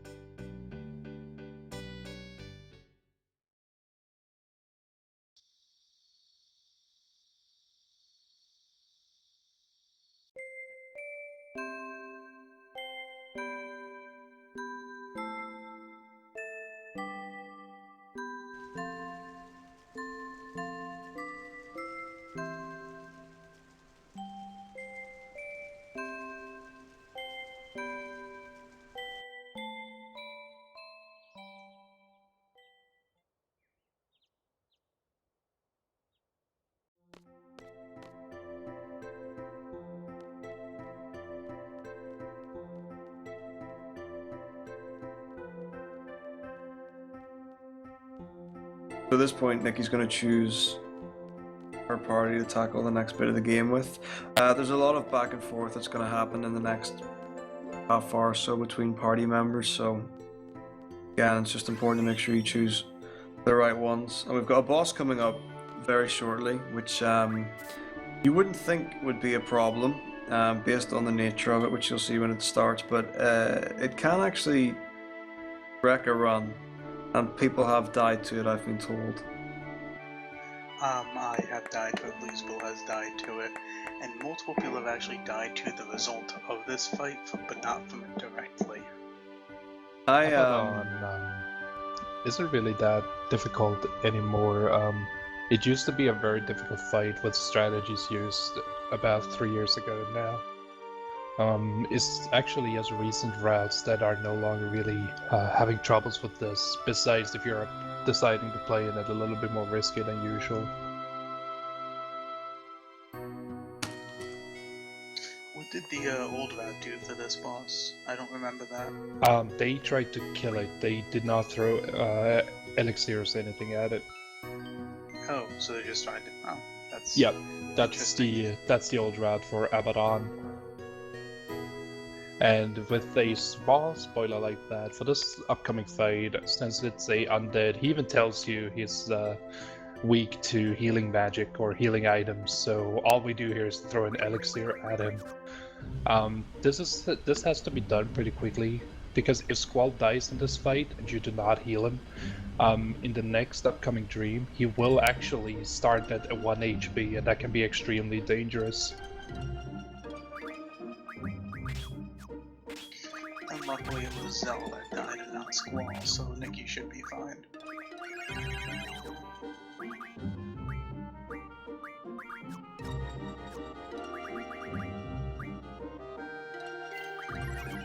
So you'll see on Luzbel's screen that he just healed Squall to full. He's doing the Return to Balam now, where he's going to fight Fusion and Raijin. And healing the full is really the safety strat to kind of ensure that you don't die to the Fusion and Raijin fight. But if you can keep your HP high enough between there, you will not have to save or heal Squall again before Cerberus, which means that you won't have wasted any time by doing that safety heal on Squall. So for the Zell card read, it's a pretty great trade-off for when it goes right.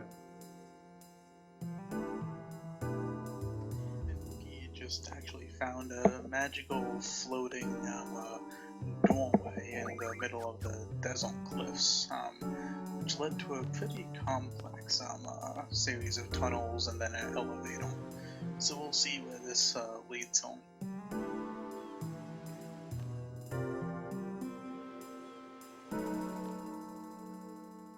I'm suspicious of this technology altogether.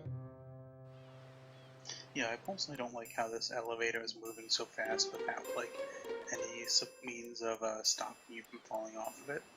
Like, I've been on a bus going about 20 miles an hour with less stability than this Wonder elevator seems to have.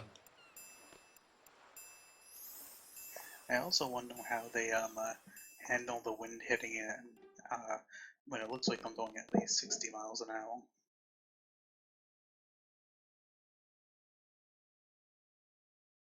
When it shoots downwards at a mega diagonal, and they're just sat there just turning around going, this is fine. Do this all the time. Never seen technology like this.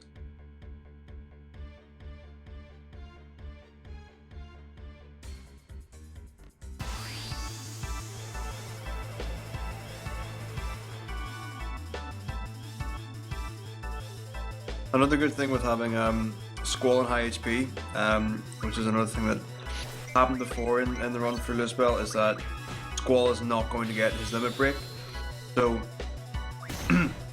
we can attack with either Zell or Squall and search the limit break with Irvine, and it makes no difference because we're not searching for Squall's limit at all.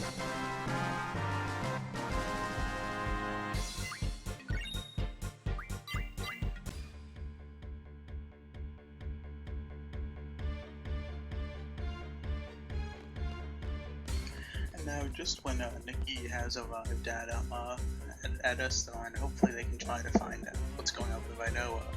All of a sudden they all start getting sleepy again. Which you should know what that means by now. We get to go see Laguna again.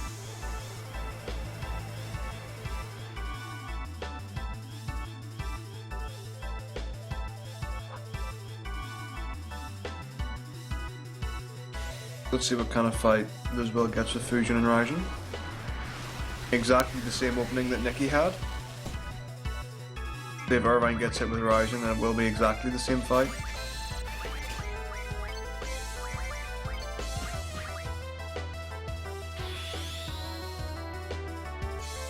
Very good.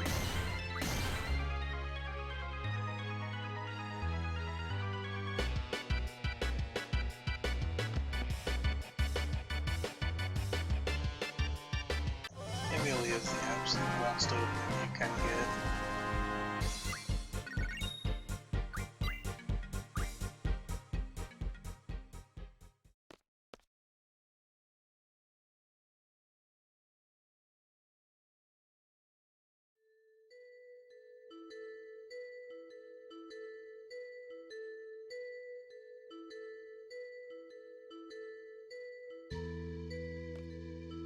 And that's Fusion and Raijin for Luzbel.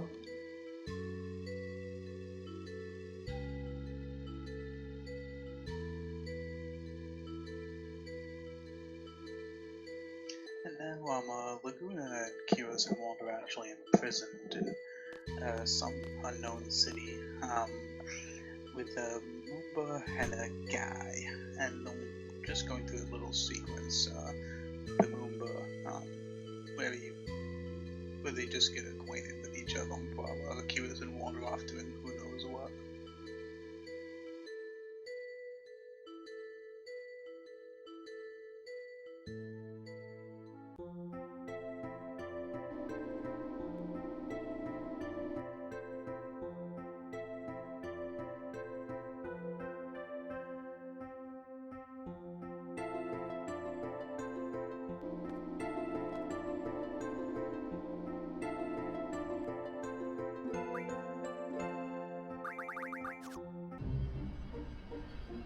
Now, because Nikki actually skipped Songless, he does not have initiative on Pandemonium at this point, which, if he hadn't skipped Songless, he would have it. So she has to do this entire Laguna Dream with no initiative, meaning that she has to rely on good ATB to complete these fights quickly. They don't really pose too much of a threat to him, since Laguna should get a decent health as well as Kiros.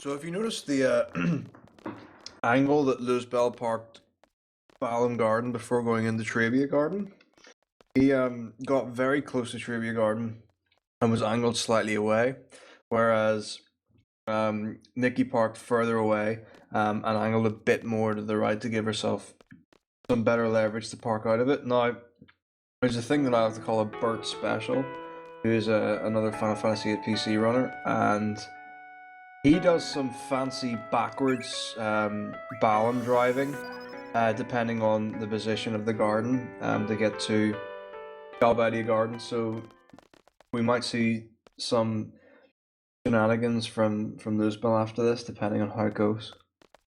And Luzbel just drawed from a hidden draw point, which you haven't seen either one of them really use the draw points on the map up till this point. and it gave him auras, which are very important for later on in the run. I did not see how many Nikki got when she was at that point, but Roosevelt got 6, which is more than enough.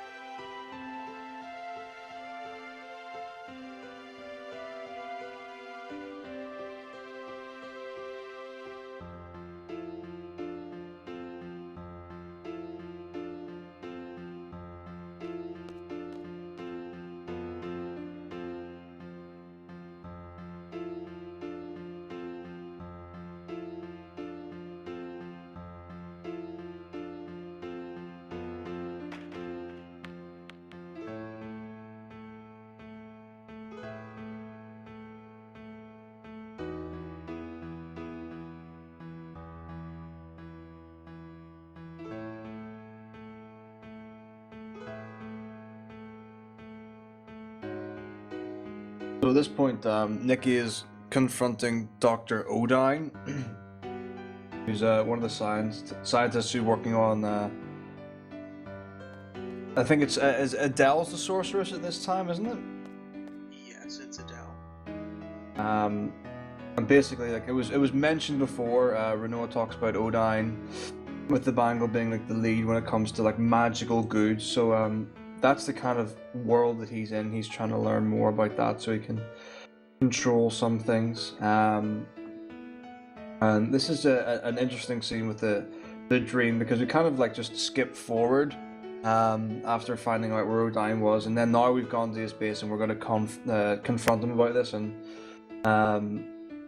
try and mess up his operations a little bit. So when we were in the missile base with Selfie, we self-destructed the missile base and we tried to redirect the rockets and we messed with a lot of the electronics. We're going to do a pretty similar thing with Laguna coming up, which to be honest, Laguna has a lot more traits in common with Selfie than Squall at this point.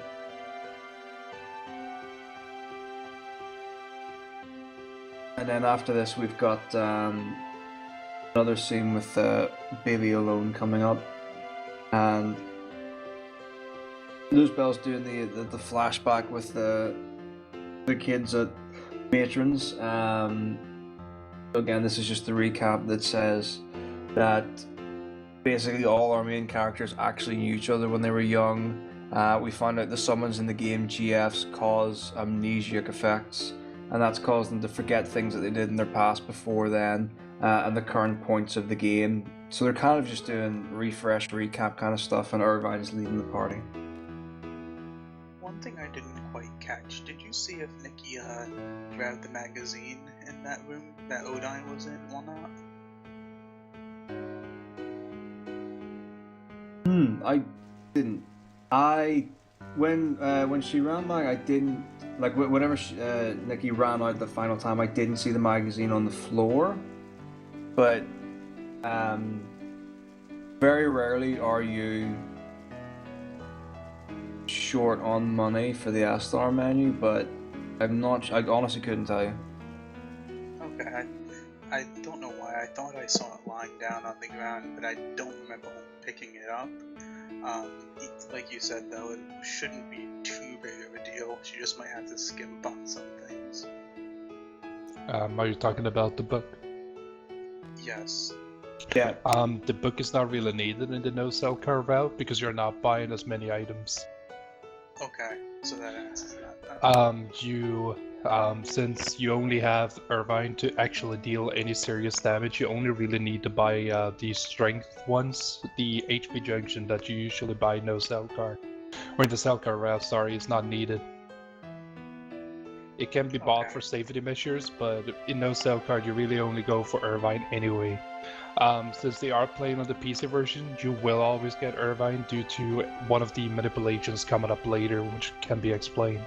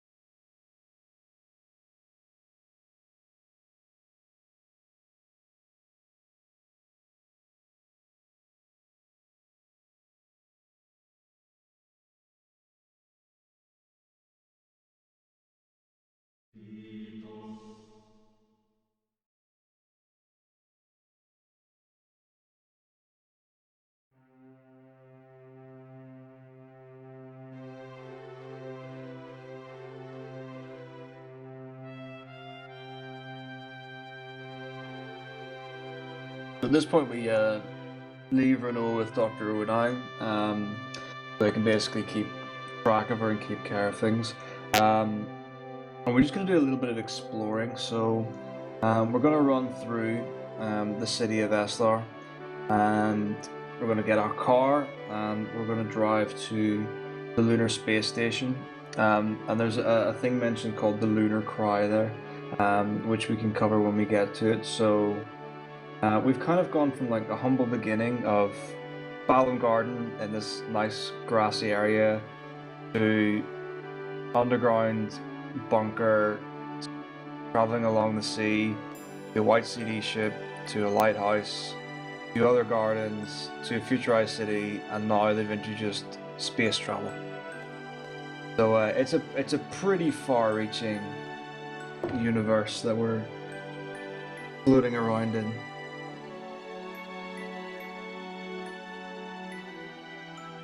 Just seems like it's not a modern day Final Fantasy without some type of space travel. Well, that's I mean, like, it's. So you could say it's a callback to even Final Fantasy V or something like that? Yeah, I know they do it in 7, I know they do it in 8. I think, didn't Kuja come from space in 9? I think they started in 5 though, yeah. Yeah, because there's the different planets in 5. Yeah, in 9 you could argue that going from Gaia to Terra would be the equivalent of going to space. Final Fantasy X, you start off in space.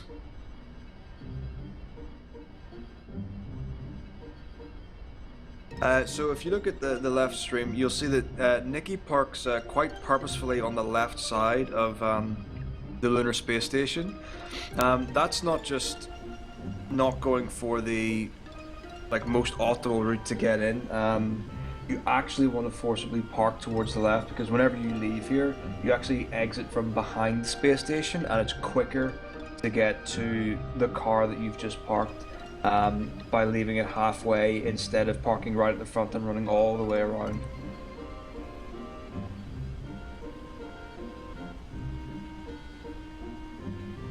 Actually, I'm in coming on a very important dialogue, a box choice for Nikki.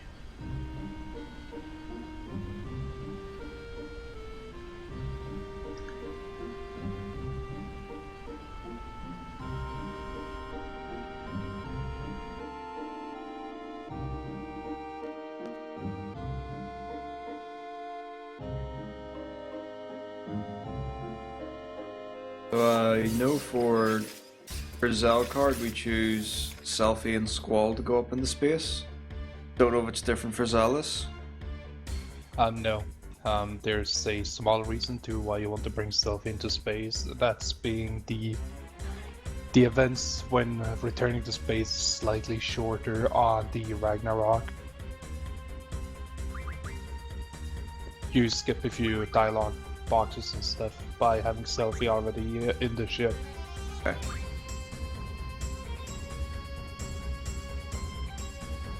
And Nikki, by selecting to trust Zell, has just skipped a long outburst from Zell about how he can be trusted with the mission. If you end up with the same result as if you had chosen not to trust him. So it's much faster to select to trust Zell there, and it's the second option. So it's pretty easy if you're just mashing to accidentally choose option 1 and lose about a minute.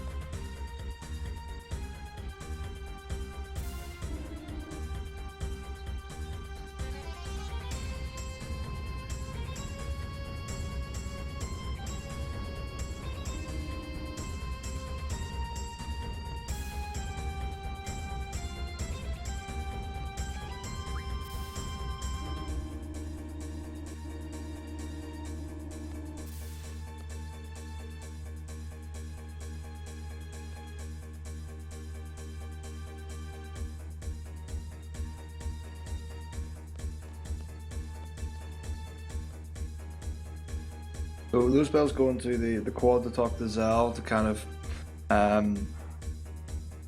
kick off the next section of the Galbadi invasion. So he's really just hitting triggers along the way. And there's actually a mention of Squall's ring at this point. So Zell says to Squall he wants to borrow his ring for reasons, and we find out it's something to do with Renoa. And then later on, just before the end of the disc, Renoa mentions it, and you actually give a name to the ring, and it's the default name is Griever. So just a little bit of like story development in the rush of this impending doom. So Nikki actually did girl I haven't seen, where she bonked purposefully against the space station to rewrite the direction of her car. So this is kind of a how much swag do you want to put into your race, basically. So you can do that and get a pretty nice straight run across, or you can take the set position of the car and you can reverse all the way to that section in SLR. So yeah, basically nothing Final Fantasy VIII. The car's reverse driving is actually not any slower than going forward. So it's really as whatever is your preferable way of driving. You do lose a second or two actually having to turn around the car even if you bonk into something, since you could just drive backwards. There's a way to change your camera stuff to make backwards driving a lot easier.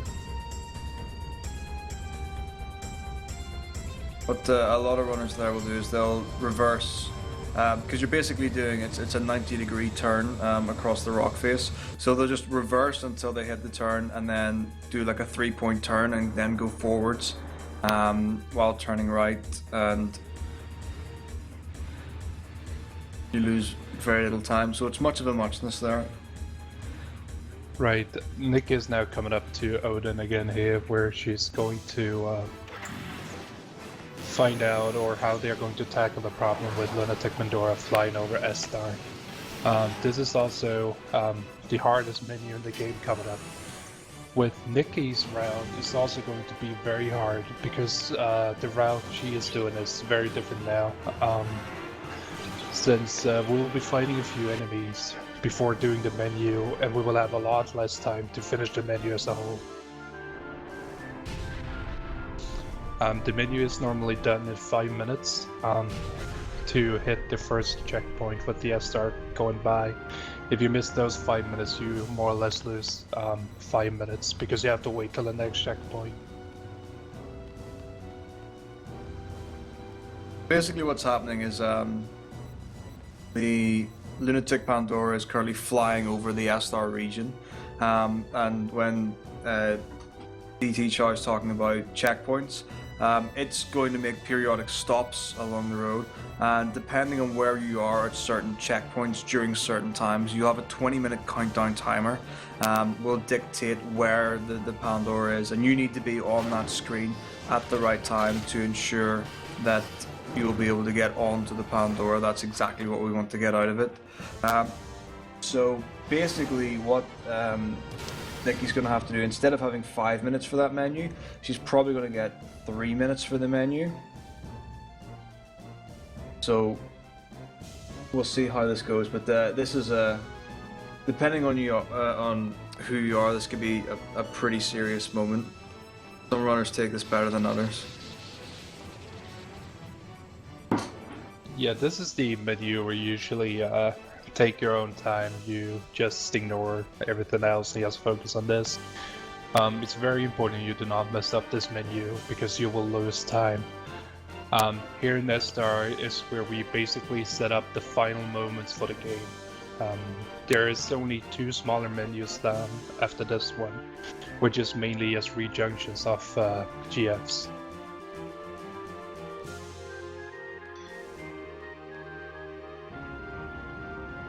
Let's just say Nikki has card modded all her cards, which is a reason coming up. So we now need a lot of magic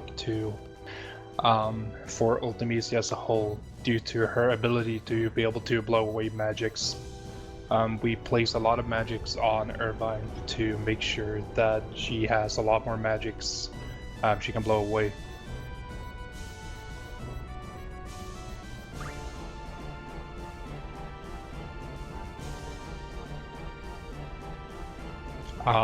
Here's also another thing you might never know, but if you go to the bottom right choice of the shop, you get a Rosetta Stone. This, if you put it on a GF, allows you to get a 4th ability slot to a GF.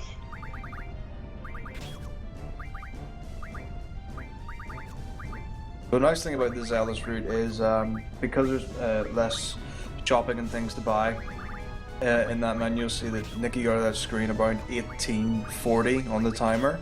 For the Zell route, typically because of the amount of things you need to buy, it's usually less than 1820 when you get off that screen, so she really gets kind of like a free 20 seconds, if that's going to help at all.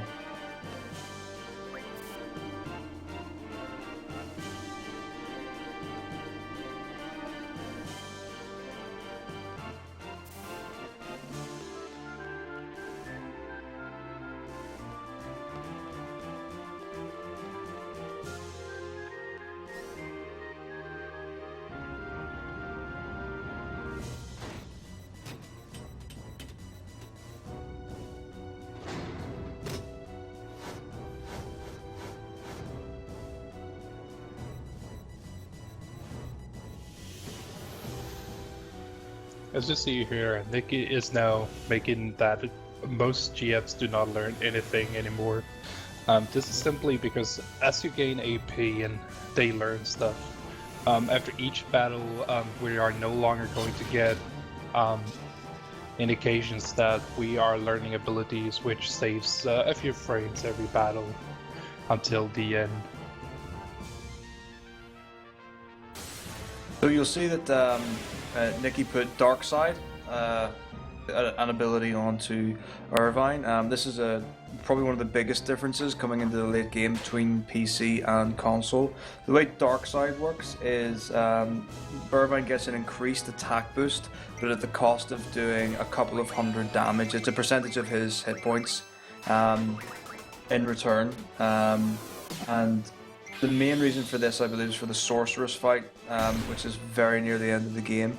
And it allows Irvine to do enough damage to one-shot the early sorceress forms, but you also use it to manipulate his HP into critical just for the last one where you want to use his limit break, so it actually works out really nicely. And Nikki had 1 minute and 25 seconds coming out of that menu to farm for the battles. She escaped from the first battle, I believe, because it was only one soldier. I'm not positive on that though.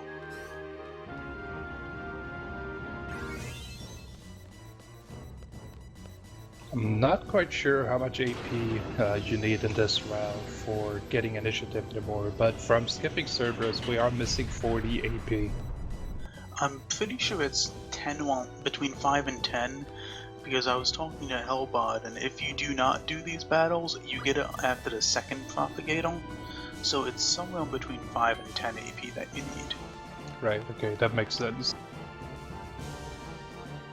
So I've just been told Nikki needs to get 10 AP. And the first fight was an unexpected one. She shouldn't have got that based on the step route. So we'll just have to wait and see what happens between now and... Okay, so she has gotten 3 then from that second battle.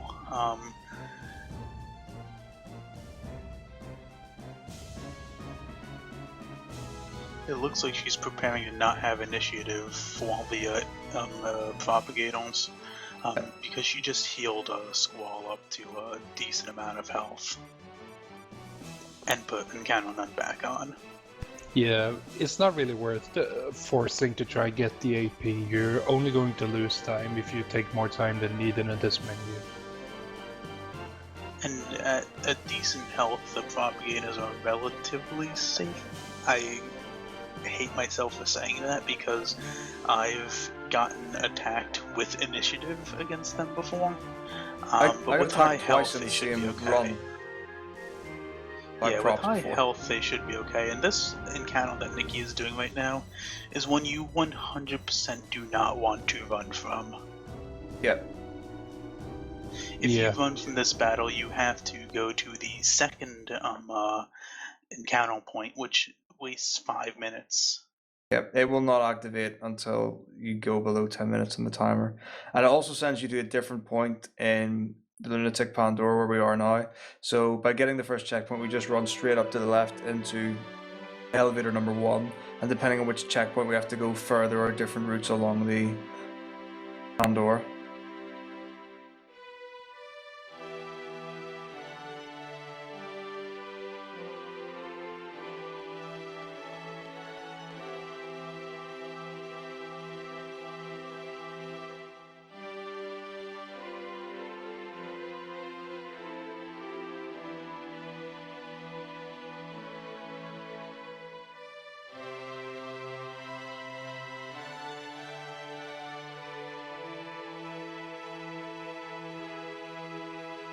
So Luzbel's now inspiring the confidence of the entirety of Garden. His wonderful words as we get casually expelled from the Lunatic Pandora as the other party.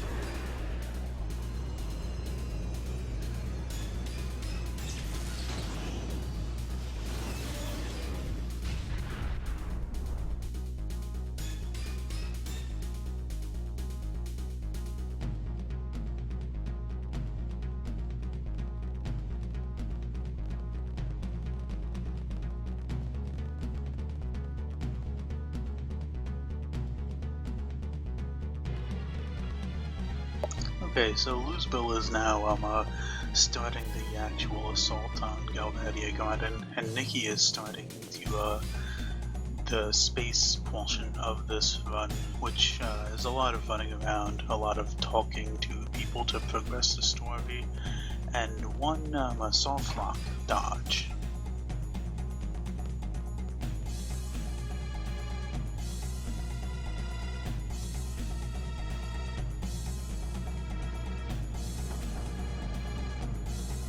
And Luzbel is about to start the mini game where he fights the Galbadia guidance someone that has a miraculous flying contraption. Yeah. Let's see how he does. We're also gonna see what sort of strategy he decides to use for this flying soldier. That's right. And actually this comes at the same time that Nikki is going to be attempting the most difficult skip in this game. That's not true, it's not difficult at all. I have no doubt in my mind that she will get it, but there's always a small chance that you'll get trolled by an NPC. It seems to be that Luzbel going the same route as Nikki did for this battle. Yep. Doesn't seem to be going as well for him though.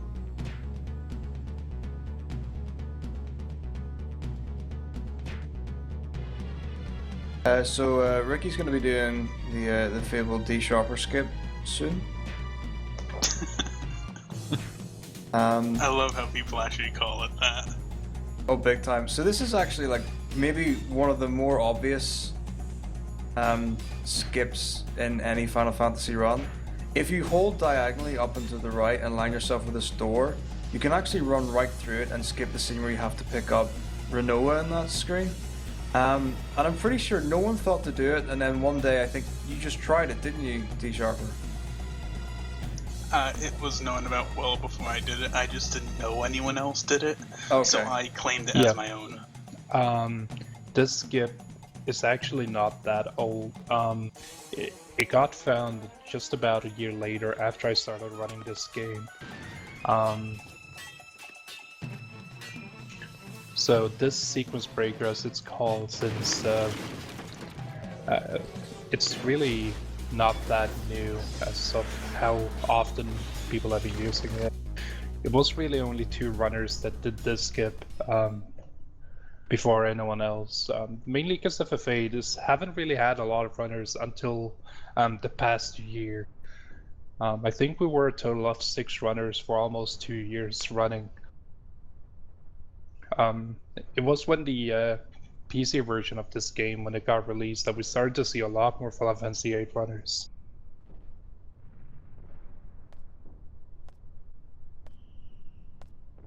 I feel like the same thing happened with Final Fantasy VII too, where it blew up once the Steam version was released. Yeah, absolutely. And it's all about making it easily accessible to people, and Steam is a great way for that to happen. And Luzbel is renaming Grievon to something.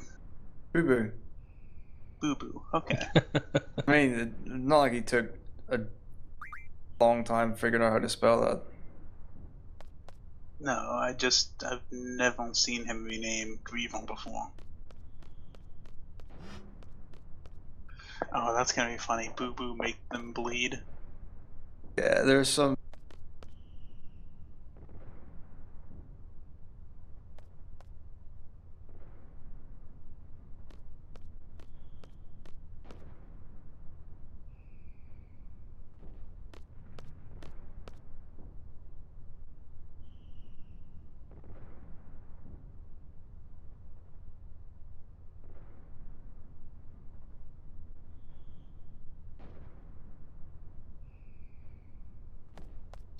And now Nikki is doing an interesting thing. To progress this part, you have to have Rinoa go on to the next screen.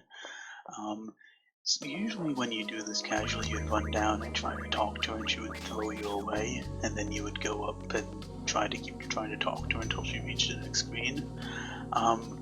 When you do this in a speedrun, if you wait for her to take a single step and then go to the next screen then come back, she actually teleports a decent amount down the screen. I think you have to do it 3 times before she shows up on that next screen and you can just keep going.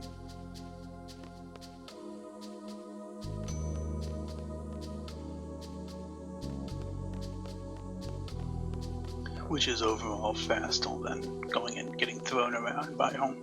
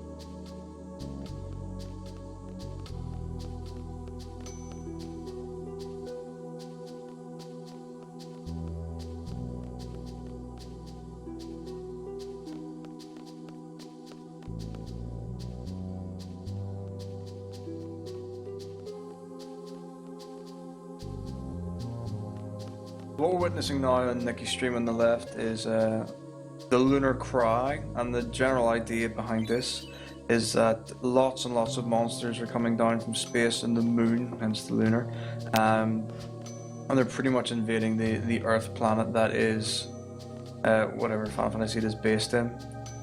So for this scene, we need to like initiate with Renoa, pick up the spacesuit, and go out after. Now there's a fairly easy soft lock that can be done here.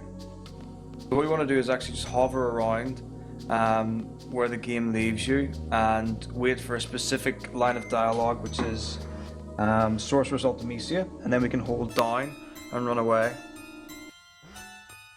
So those of you who are paying attention to the Lizbel screen might notice that he just did not get Cerberus. I think probably in the last 5 minutes, Lizbel's decided that he is also going to do Cerberus skip and a new Esther menu. So Lizbel's run is going to get pretty crazy very soon. That's interesting. I've never seen anyone consider the Cerberus skip without and while running with Cell command. So this is going to be really interesting. It's basically going to be the same menu, but you leave out a few magics, and more or less everything is still put onto Irvine, but Squall just having his regular things, but with no speed junction. Oh, dude! This Lustball's choice of skipping Cerberus also makes it that his SR menu gotta be a lot faster than the regular menu. Making it a lot harder. Yeah. The good thing for Lizbel is that his normal SR menu is at the speed that is about twice as fast as most people's. Yeah, it's when I was actively running this game, it was me and Lustball who finished with about a minute to a minute 30 to spare, depending on how much you decided to do. There are a few things you can leave out in the Stelkar route and play it slightly more risky than normal. For instance, I no longer put magics on Squall to make sure he doesn't get his triples blown away. I only make sure Irvine is safe. Mm-hmm.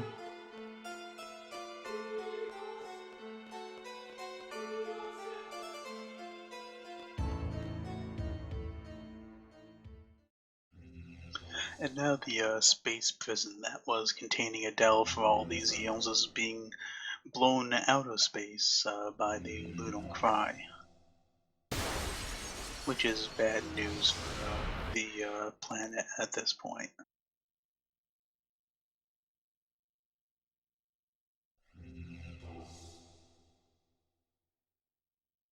That's the hardest room to And, navigate in the game. Here comes Nikki. She's now gonna come into the pod that's gonna shoot out of the station. This is something that happened to me. It was the first case I think people actually noticed that this could happen. It's apparently happened before, but if you hold your D-pad here coming up just slightly wrong, you can run past Elena and stand in her spot where she's supposed to be when you shoot off, resulting in a soft lock. And this is the easiest soft lock in the game to prevent because before the screen loads there really isn't any reason to run because you can't speak to Alone who is the trigger until she stops moving. So just stand still is the way to avoid this soft lock. And as you see, Nikki did that.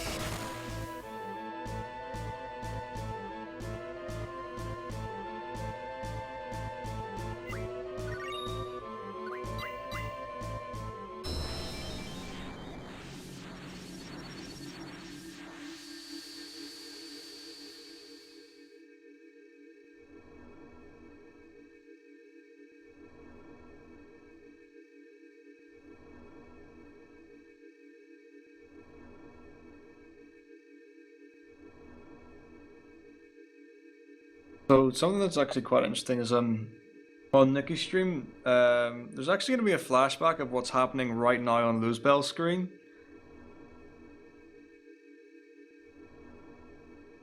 In a little bit, and basically what's happening now is that there's a lot of like dream sequence kind of memory sequences. We're going through a lot of the past events and different things. Squall's really trying to find his purpose, and he's now got Alone, and they're like very open with the mind control and being able to go into the past and see things and change events and try and tie things together. So we're seeing a lot of things that happened in the run that we didn't actually see, which again just adds a lot of story. So on Nikki's screen it's going to be a lot of the things that kind of really build and join the party together that we haven't seen before, while Luzbel's bringing Disc 2 to a close very soon.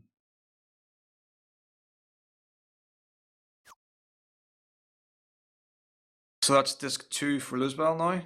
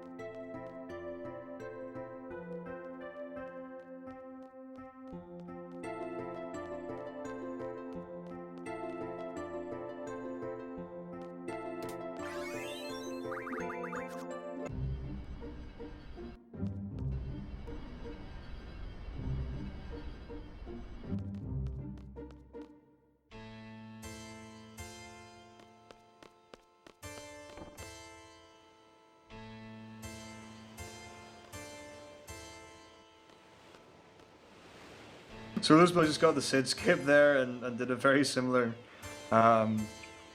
thing to what Nikki did, so that's very impressive by both runners.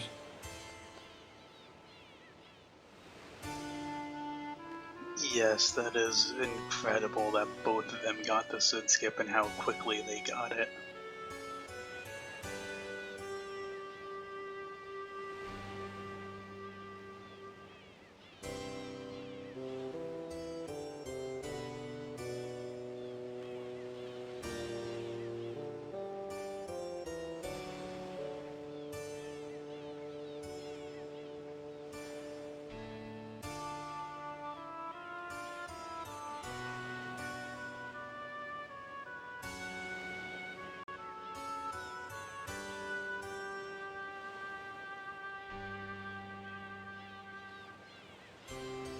So now here on Nikki's screen, you see a flashback to when Rhino went into the coma, and it actually shows that Ultimecia, the sorceress from the future, is possessing Rhinoa. It's revealed that she actually jumped from Sorceress Idia to Rinoa in that moment that Adia came to her senses. Which is why Rinoa was acting so odd up in the space station and tried to free Adele.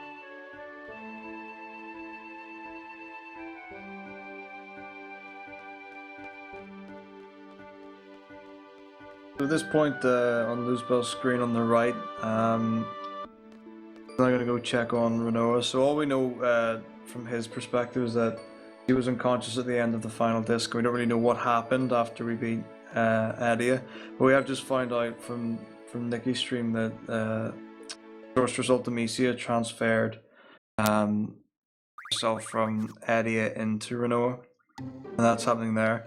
Unfortunately, on Nikki's screen, for the next 3 minutes, I would guesstimate, all we're going to see is Renoa's body flying through space and some pretty cutscenes. There's very little you can do to dress that up.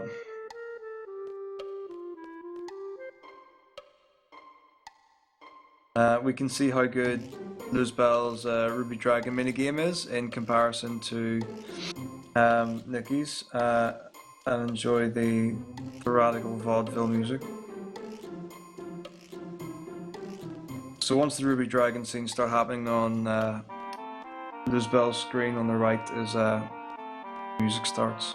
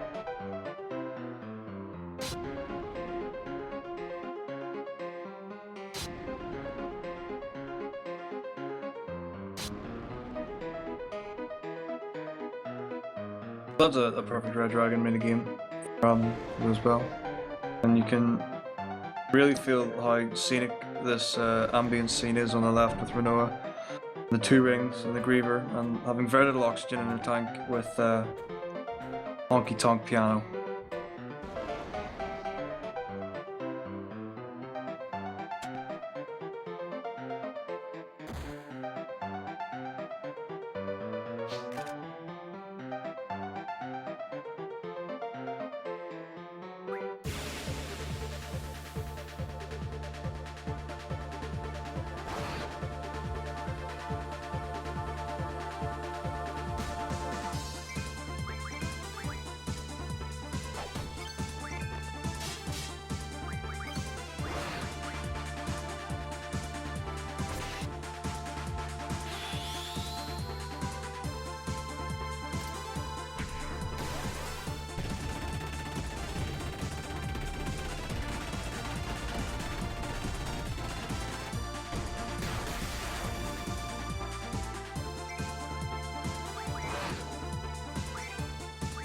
Oh, and Luzbel is doing the famous Desperado strat. I love it.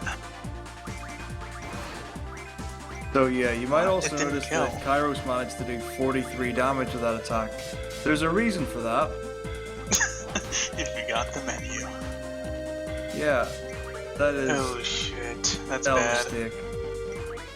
We're just gonna have to run with this. He should be okay, but it's probably gonna take another 8 to 10 attacks, I would guess. Yeah, he did a lot of damage with that Desperado, so he should be almost dead. Yeah, you can actually one-shot the Ruby Dragon with Desperado. I've had to do it once before when I forgot to put Ifrit back on the Kairos. Oh, and he got it, good. That would have been very bad if it had killed him before Desperado. I didn't realize that he missed the menu. I can't remember the last time those bells saved, so I'm glad that went well. Yes, me too. So if anyone's worried now about Ifrit's level, because he wasn't equipped there, because Luzbel's doing Zelcard, it's a lot harder for Ifrit not to reach level 10.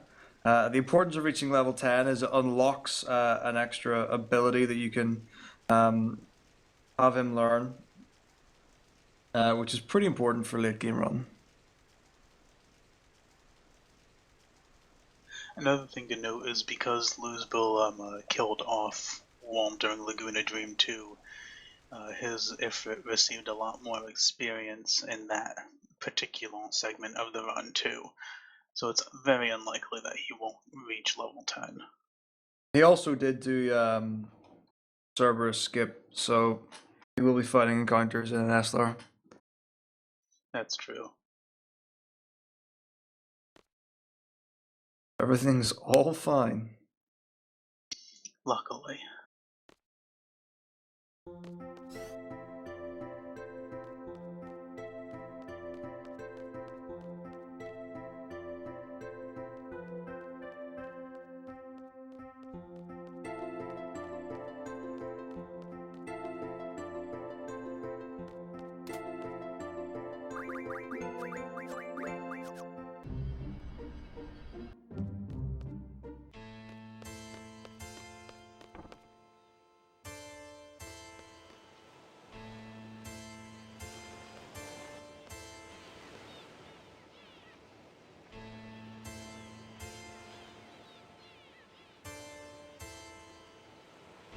So on Now Nicky's I've- screen now is we're introduced to the first Deus Ex Machina. In terms of convenient plot devices, I can't really think of anything much better than being floating in space with zero oxygen and having a massive spaceship arrive.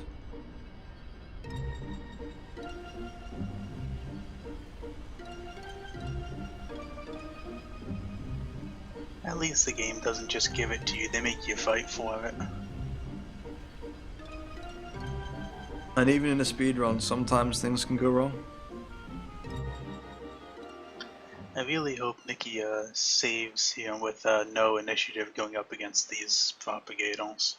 Yeah, it should be okay. I've had to do the propagators without initiative before, and it was fine. The biggest problem you're going to get is not the propagators giving you a total party wipeout. It's more the status effects that they can inflict upon you. So, like one of the propagators can give you blind status, which will make your characters do less damage. Because we've got like a hit junction, it's pretty impossible to miss any attacks, even with blind status. But the damage will be lowered, and that's going to stay as an element right through for the rest of the run. One character can be silenced, things like that.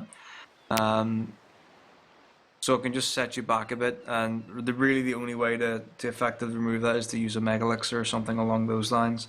But then that fully restores your party's HP, which you may or may not want depending on where you are on the run and what's happening. Typically you would use a Mega Elixir before the Sorceress's fight, so it would eventually happen. Yeah. But the rest of this disc and part of disc 4 would be impeded by that reduced damage. So it's always good to avoid.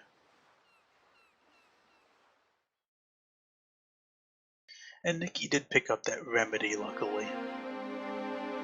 Absolutely, yeah, that may yet come in handy.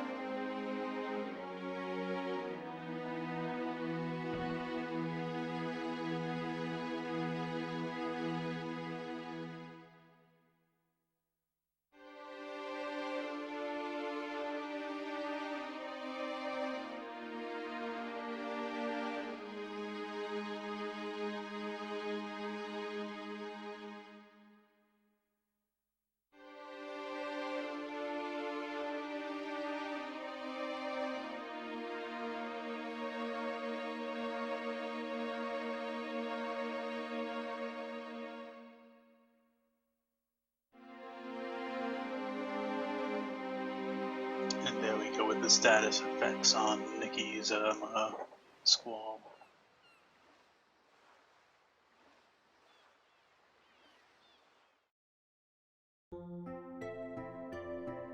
So, like for example's sake, if Nikki wanted to use Aura, which she'll have drawn earlier in the run, to give to Irvine at any point, she wouldn't be able to do that with Wall anymore because got the silence status now. So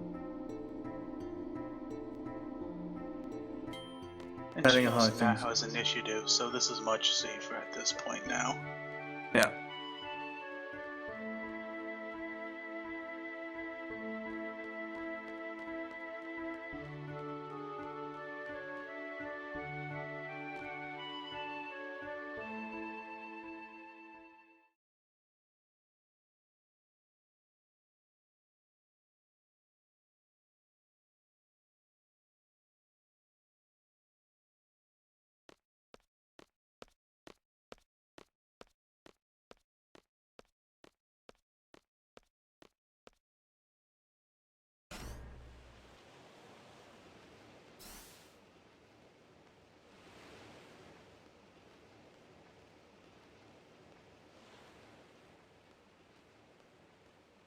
I do not believe Nikki has set speed junction. I don't know if she plans on doing it in a separate menu, but I don't remember her setting speed junction on Pandemonium.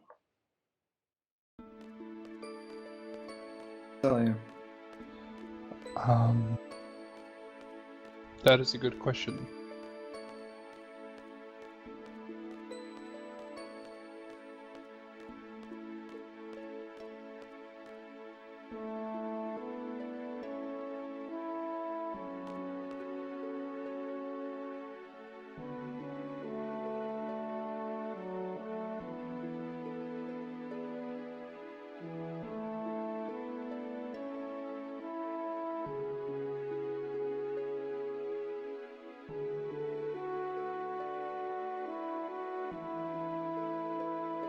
Arch just said that Nikki didn't go for the junction on Pandemonium.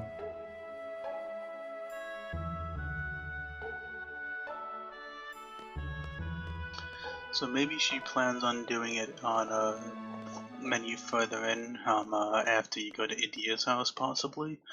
I don't know. Right, so it will appear that she is going to not have it for Sorceress, but no, but that's true. I don't think you can get it for Sorceress. I think it's a later thing. Yeah, I think you get it after on Sorceresses with this route. Yeah, exactly. So I think it's just a matter of she will probably do it in the Idea House menu later, where you do your final menu more or less. And it is good to note that I saw at least one Aura Stone drop, which is necessary for the final fight, so that's very good. That's on Nikki's stream on the left, by the way. So what the aura status does is it increases your threat level for limit breaks, which will, for example, Squall will do more attacks for his limit break. The gauge for how many different shots Irvine will do will be considerably increased, and that's the biggest impact that it's going to have for us. And we're going to use that to be able to use a lot more of Irvine's shot limit than we normally would. And the reason that it's important that we get aura stones and not just the spell aura, even though we've already drawn the spell aura, is there will be a fight later on where we are not allowed to use magic, and items are pretty much our only way. So to inflict that status, we really need to have aura stone drops. But with worst case scenario, no initiative and bad ATB, sometimes you won't actually be able to get off the aura stone. That's pretty disastrous, but we can get to that when it comes up. Another thing about the Aura Stone, as Matako said here, it also increases your critical chance.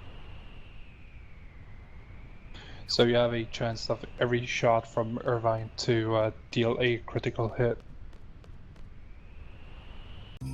This is especially useful for the no self-guard route, since you need to deal a lot more damage with Irvine on the last few fights.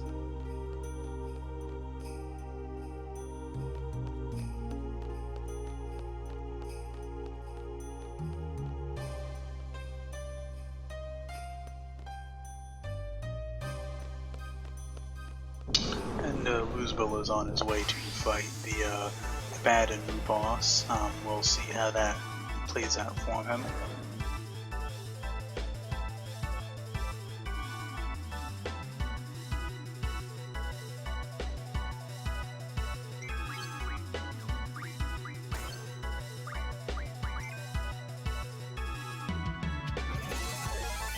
And Squall died in that fight, so he'll have to use a Phoenix down on him. Otherwise, he'd be in a little bit of a tight spot doing the next Laguna Dream that he's going to.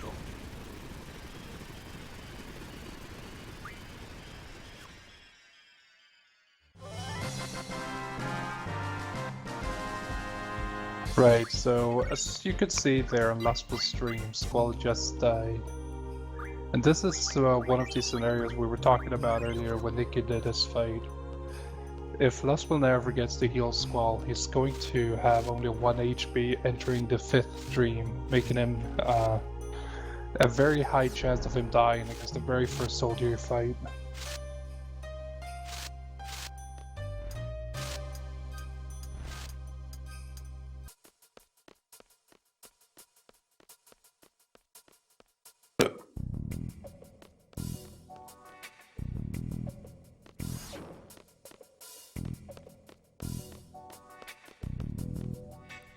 Now I was watching Nikki, but did Lustful heal after the fight? Yep. Yes, he Phoenix downed and he gave him 1 potion. Squall's at about 550 health. He's fine. Yeah, that's fine.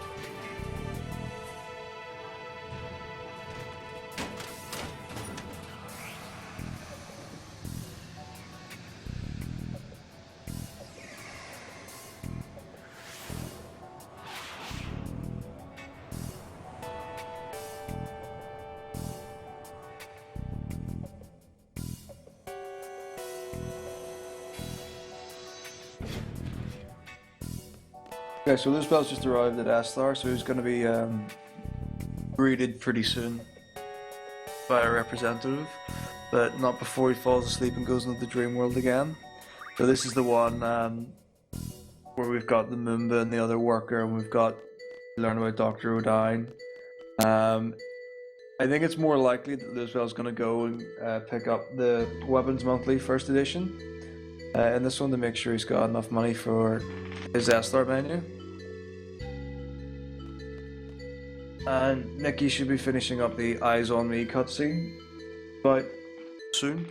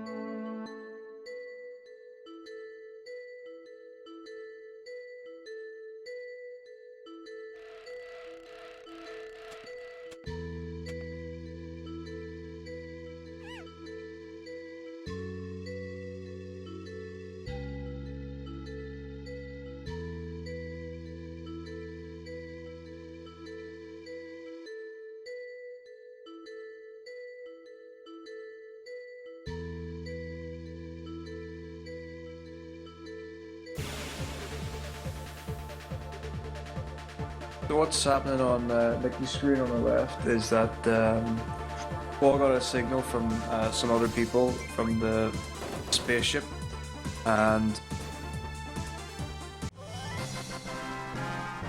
they've come down to the ground, and as soon as they got back they were greeted by a party who said that they're instantly taking Renoa away because she's not safe, because she's a sorceress. Bad things will happen, so he's just rescued the love of his life and she's not going to be stolen away from him. It's a terribly, terribly sad third act. And the fight that Lizbel just had, if he hadn't revived Luguna after the dream with the ruby dragon, he would have only had one hit point and would have been in for a really bad time.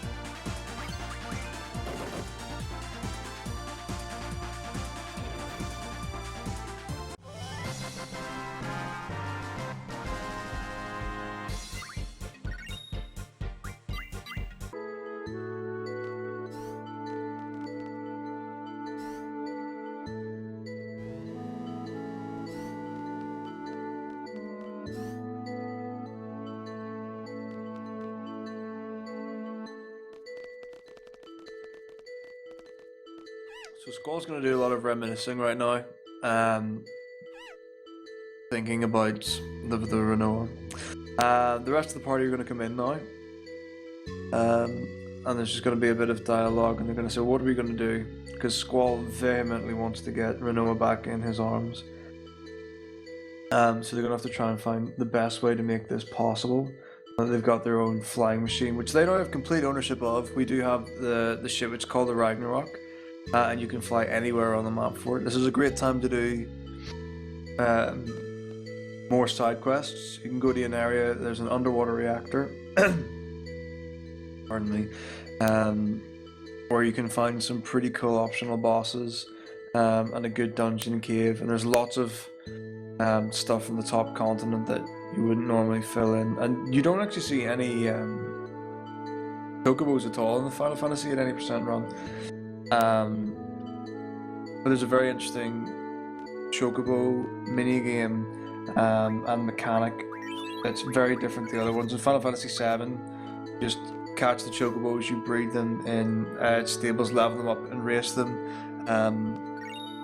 In the Gold Saucer in Final Fantasy IX, you actually use chocobos quite a lot to travel on the world map because you cannot get random encounters when you're on a chocobo in the world map.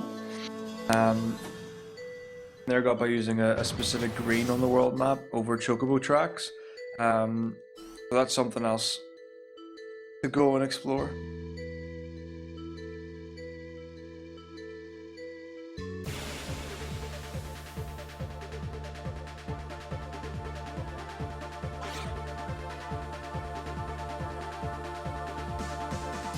So now Selfie on Nikki's stream has decided to take over flying the Ragnarok on her own volition, and they kind of just go with it considering she's hasn't crashed yet.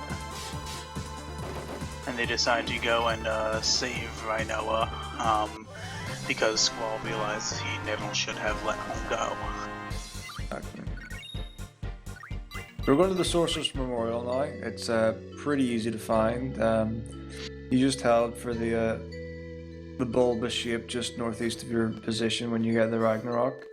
A good time not to accidentally do an early menu here and get rid of Encounter None on your party, because you can get encounters in this area.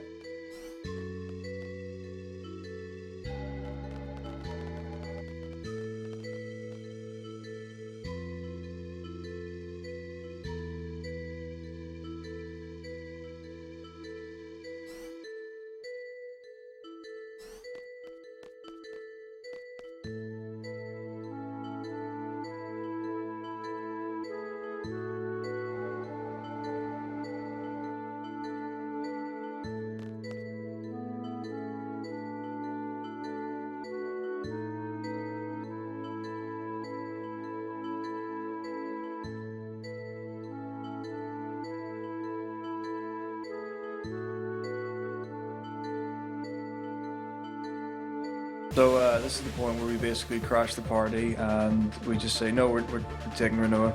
And there's a really nice callback right to the beginning of the game, so I often say roll credits at this point.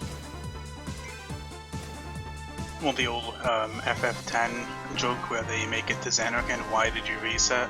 Absolutely.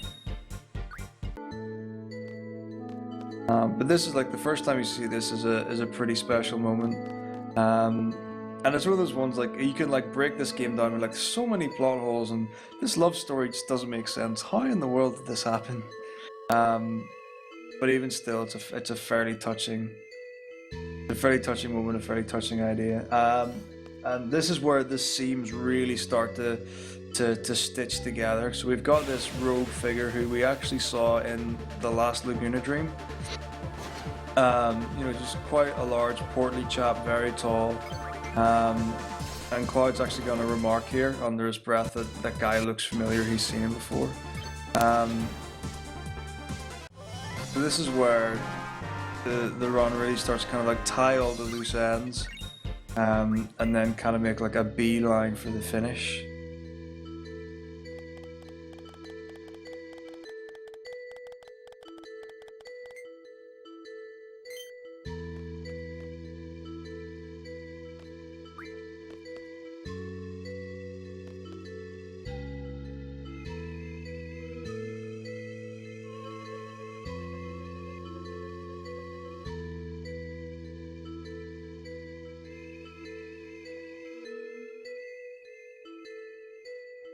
Bluesbell's just finishing up his Laguna Dream, just has to talk to you alone here. And the party on left on Nikki's stream are just choosing where they're going to go next. And Rhinoa is kind of feeling like being alone at this point because she realizes how dangerous she actually is. So she wants to go to the to Idia's house, so that way, which is kind of secluded away from most people. So that way she feels like she's not being a danger to people, as well as so they can kind of decide what the next move is going to be. And the next soft lock in the game that's possible is actually coming up for Nikki. Actually, not with this party, I don't think it is. It's with any party not containing Rhinoa, or that is containing her. Oh, okay. Basically, if Rhinoa isn't here, you have to talk to the dog to trigger her coming in. But now, when Cell leaves, you can buy.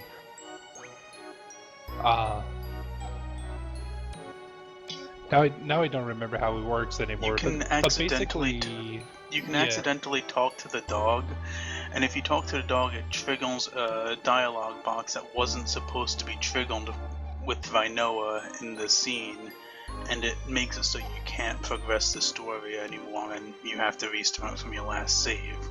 So the way to avoid soft locking the game there is simply to not talk to the dog. Yeah, exactly.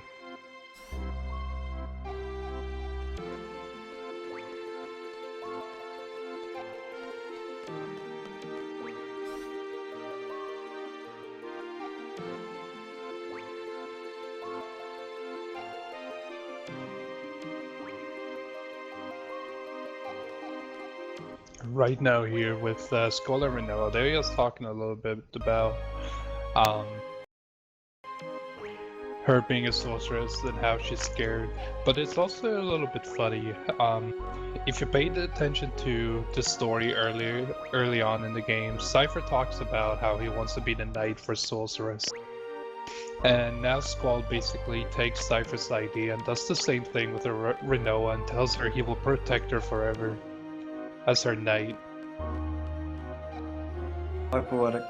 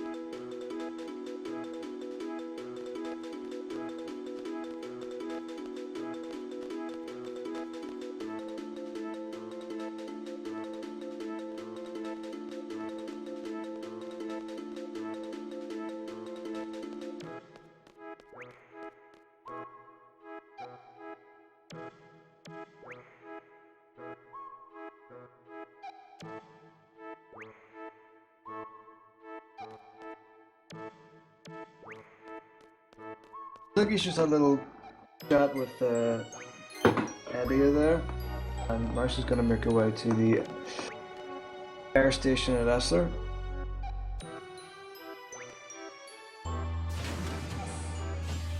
Did Nikki change her party after leaving Idia's house? That can be a big problem if she didn't.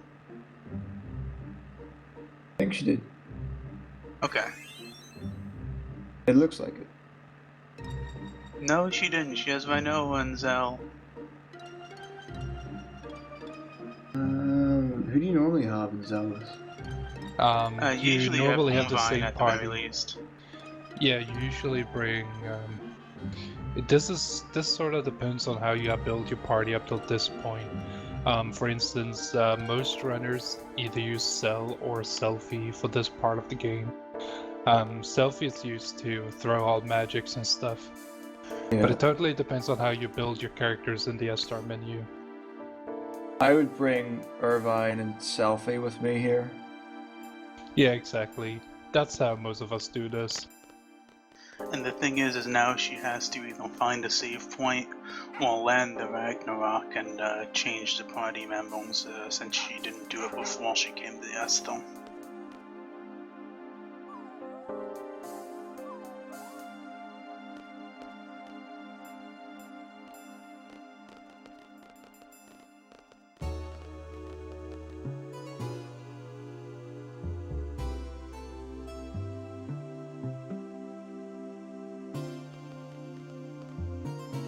So here's where the story comes full circle. So on Nikki's screen you've got Wall in the present. Finally, we're now meeting Laguna in the present as the president of Esther. And we've got his Royal Sirs, Kairos and Ward. And we get into some really serious wibbly wobbly timey wimey stuff.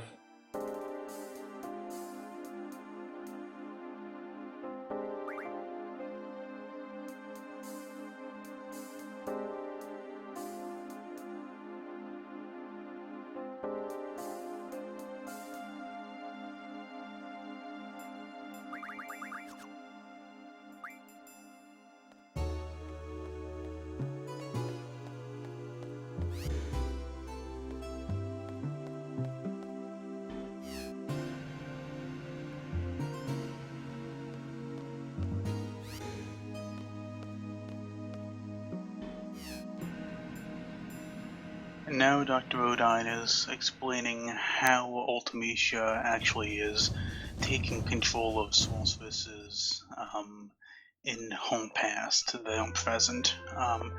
Essentially, she has a machine which mimics Alone's ability to send people back in time, and she uses this machine to control sorceresses from home past, namely Rhinoa, and now she has access to Adele now that Adele has been woken up.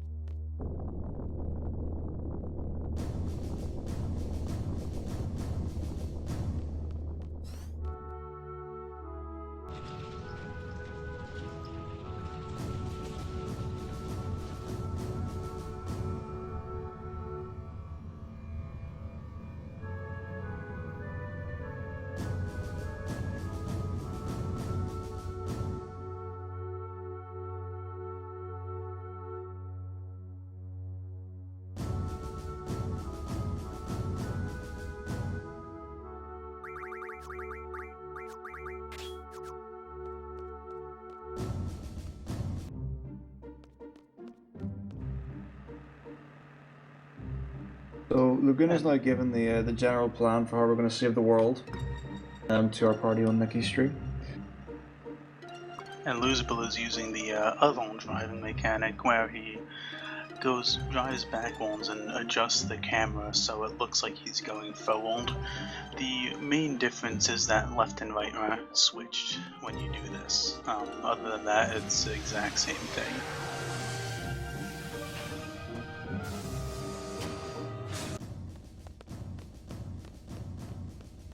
So Luzbel is particularly proficient at the reverse driving with the car the entire way.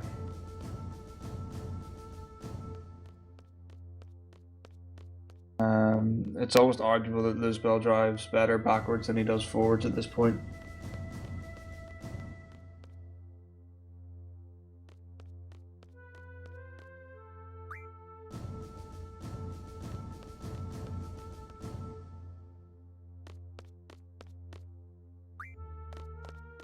And Nikki is playing one of the most amazing cutscenes in this game. I keep saying that about the cutscenes, they're all amazing, but the Ragnarok blowing into the lunatic Pandora is absolutely phenomenal.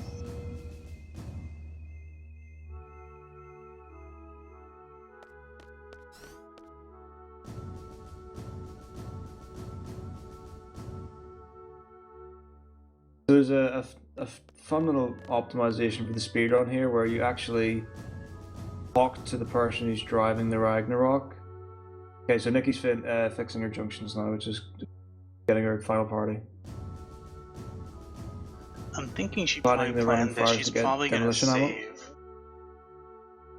Yeah, that's true. Remedy Yeah, on so she Squall to get planned- rid of silence. Yeah, so she planned on switching the party down so that way she could save at a later point and not have to redo any of the Esthon stuff if she did die in this point. Which is very intelligent move. Yeah, that was Swish. So with the Ragnarok, what you can do is you can like go into the cockpit and get out and go into the lunatic Pandora, and it's quite slow. But if you just talk to the driver, you can just drive straight into it. So this is the one time in the run where we use fire ammo.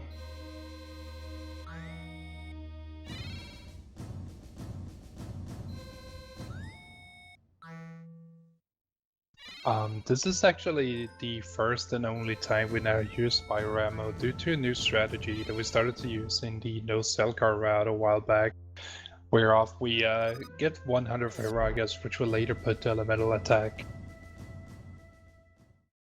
to prepare for Tri-Point on disc 4.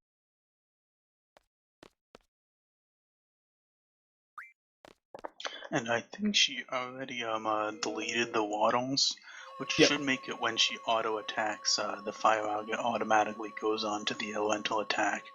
With if you noticed when the Esthel menu, she was using amnesia greens to forget something moves, which actually sets it up so that that happens, so that all the junctions go on to the correct place where you want them on Vine. Exactly. Okay, so it's now Luzbel's turn for the Esther menu. Coming up next for Nikki is a fight against Mobile Type 8. Basically, the strategy for that is to give aura to Irvine so that his limit break will last longer, and bombard Mobile Type 8 with... A funny side difference here from Nikki, on the Japanese version of Final Fantasy VIII, when they do runs on the PS2, they actually use the fast stab area due to the allowance of turbo controllers. Yeah. So this should be an interesting menu for Luzbel.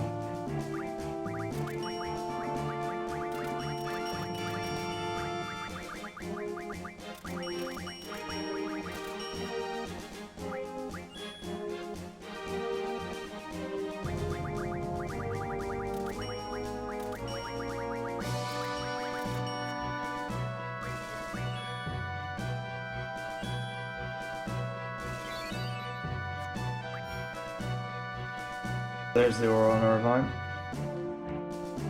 Demolition level. Yeah, Nikki actually only has 20 AP ammo to work with, so she's going to try to conserve them as much as she can.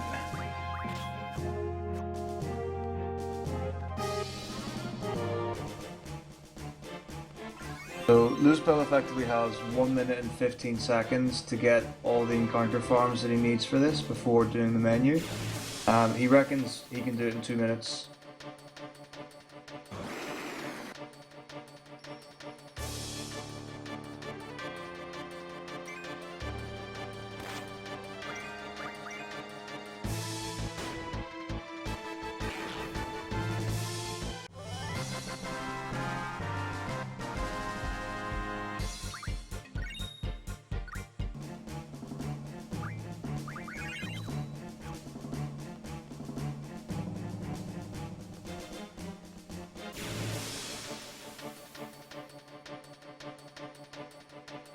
And now Nikki is approaching the final Seafoam fight in the run, which is pretty safe. Calculator, I last cannot confirm the usage of fast ammo for Luzbel's turbo hands, but it could be interesting.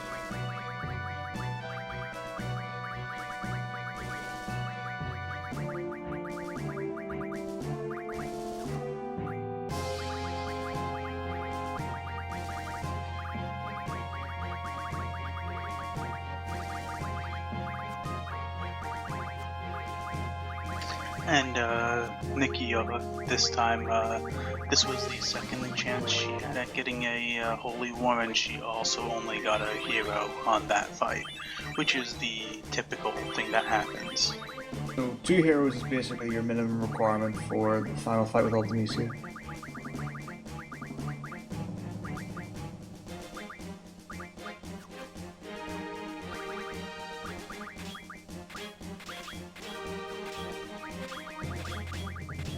And I just noticed when I was watching Losable's stream that when he went in to start doing the GF junctions, he had 20 seconds left before he was losing time on this menu part before you can actually confront the soldiers off the Lunatic Pandora.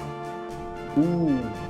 That was not a bad And menu. he didn't only lose too finished much 10 time. seconds. He only lost about 8 to 10 seconds. Yeah, it was at 14:54 when he came out of the menu. That was Yes. pretty slick. With 2 battles in between that and all that menuing, that is very good.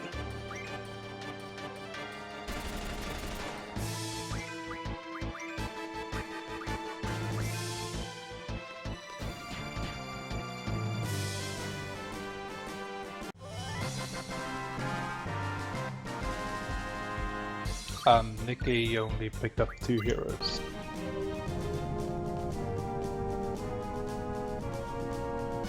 So Luzbel's now got initiative, which he can use for the propagators.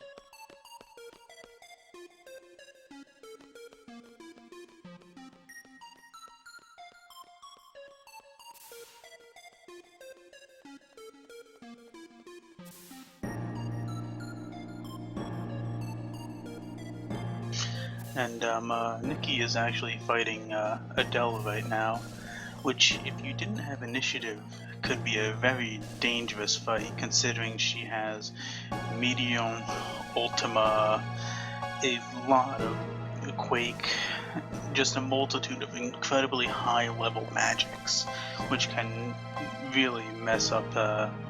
It can kill your team quite quickly if you don't have initiative.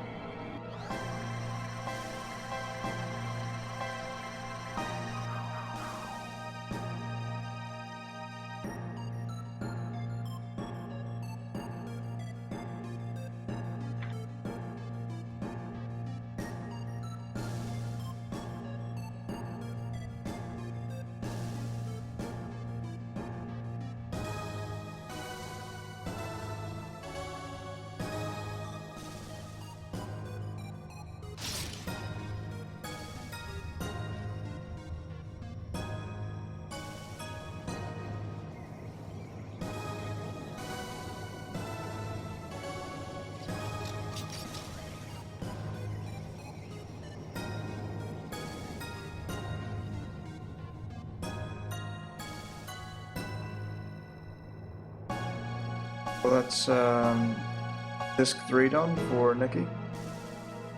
Oh, that's gonna be a late split. Late disc Gotta 2 be is a actually very late at split now. Seafoam, yeah. It's because there's no disc changes in PC. It's hard to track sometimes. Yeah. It flashes across the screen for like half a second at the most. But for Nikki, we are now coming into about the last 35 minutes of the game. Yep. So the next split for Nikki will be the end of the game, and then we'll be moving on to Final Fantasy IX with Neph representing Team Mog. And Webster141 will be joining us shortly to represent Team Choco. And this fight, incoming for Nikki, the Sorceress's battle as it's called, actually the Sorceresses that you fight during the fight, all the levels are predetermined. It does not matter what level your party is. It's actually the one of the fights that's more difficult on the PC version compared to the console version. Which is also the reason why Nikki picked up the Dark Side ability, to be able to compensate and do a bit more damage during this fight to actually kill them in one hit. So the big difference between PC and console in particular really comes to the fore against the Sorceress fight because they have considerably more hit points in the PC version. They have double the HP, essentially. The yellow sorceress or the red ones, whatever people wants to call them, they require 5,400 damage to kill on the PC version, compared to the 2,200 on the PS2 version.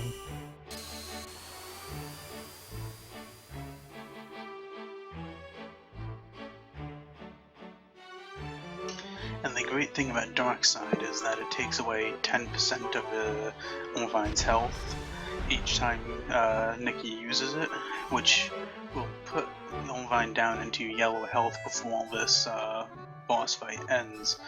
So she will not have to do a switch, and also she should get a decent limit break on the final boss.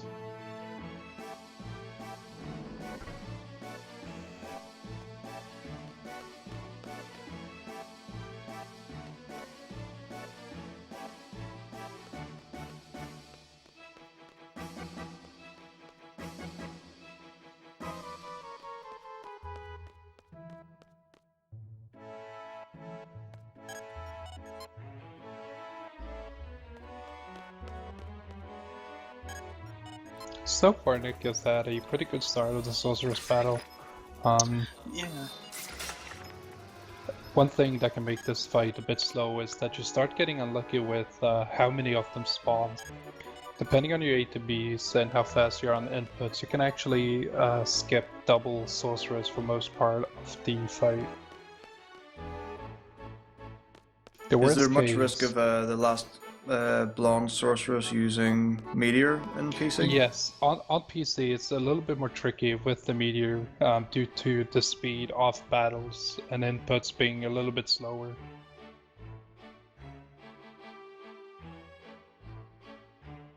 And Nikki got 2, but luckily she has Aura on Olvine, so she can actually use a fire ammo, which I think she's going to do to kill both of them. No, she's decided not to.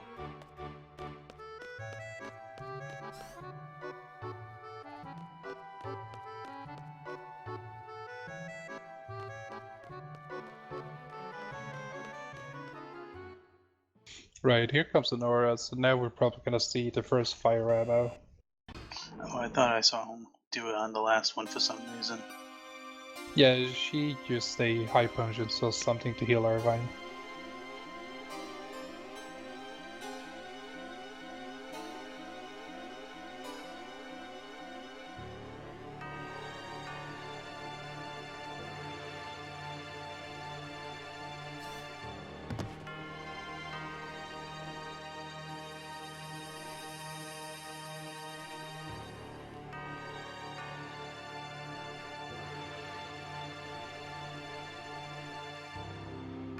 And this is actually one of the strats I legitimately did come up with using the Death Stone.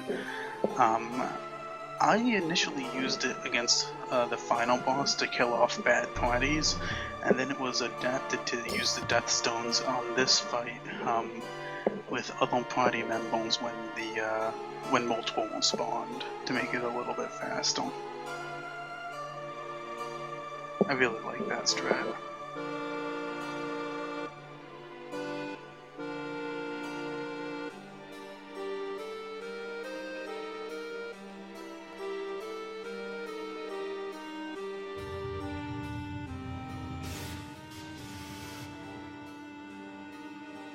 And here comes the final phase of the Souls vs. fight.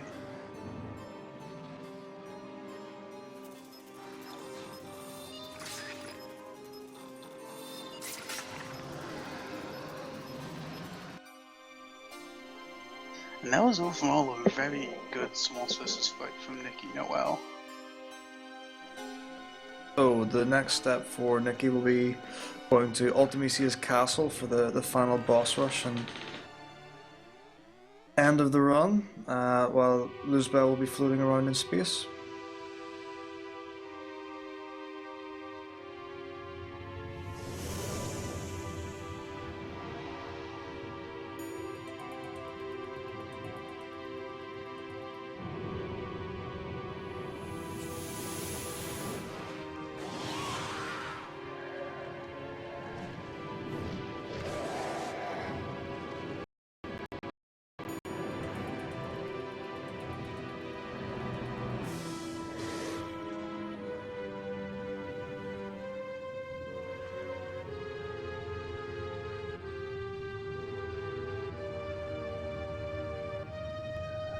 Right, and here we are with Nikki entering now the last dungeon of the game.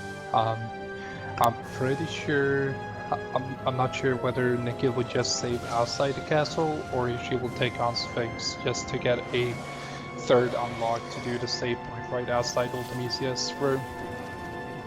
I think she'll do the save outside just to do the party manipulation with the reset. Yeah, But probably. we'll see in a second. I mean, I personally do not see it. Yep, she's doing the save outside. Yeah. Right, so to explain this a little bit, by resetting here, you reset the RNG in this seed of the game. This makes it when we enter the last stretch up to Ultimisia's room, by standing still for about 2 in-game seconds, you can also use the timer from, say, your life split or the like. You are going to be able to get Irvine 100% guaranteed if you do it correctly. Since we need Irvine in those cell cards specifically due to he is the only one that can deal maximum damage, it's very important to get him first in the group. With this due party manipulation that's only really useful on the PC version, we are able to always get Irvine in the first party, removing the whole endgame RNG that used to be a very big run killer for a lot of runs. Yes, getting a bad party on Ultimisia, besides just killing your run, and besides just possible death due to Ultimisia killing the people, if you get beat people in the final party, if it didn't kill you that way, it would make you lose upwards of 4 minutes sometimes, depending on how long it took for the new party members to join.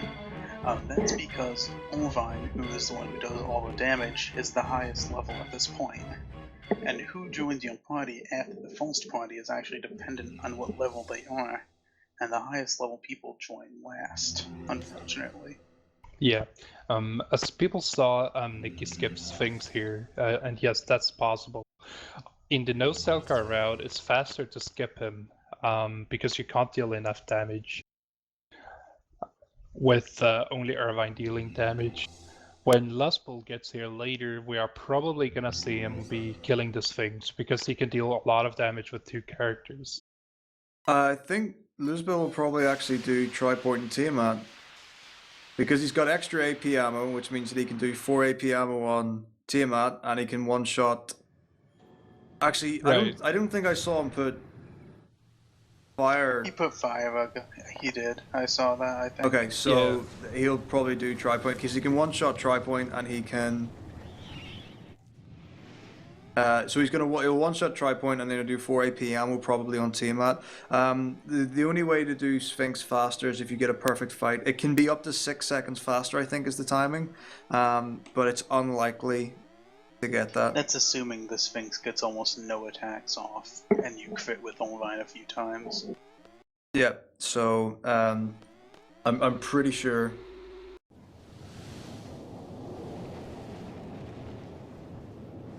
That's what's gonna happen.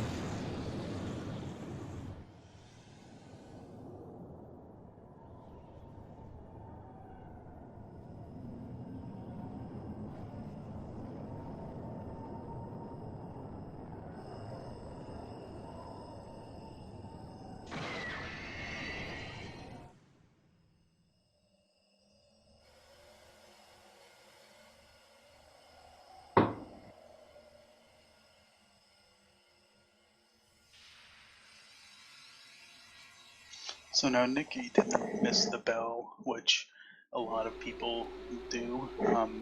If you're not moving correctly on that screen, you will miss that bell and have to wait for it to come back to carry you over to Tiamat. Yeah, the general rule is climb as quickly as you can and mash for your life when you get to the bell. So I think Nikki's probably going to finish off the job that she started on Quizdas and have Squall Killer, and that's going to help a little bit with, or not, and that's going to help with final fight. I'm surprised she's using Canister Shot here to try to kill Tiamat. Actually, that was probably to make so she could kill off Quistis eventually, and consume a small amount of AP ammo.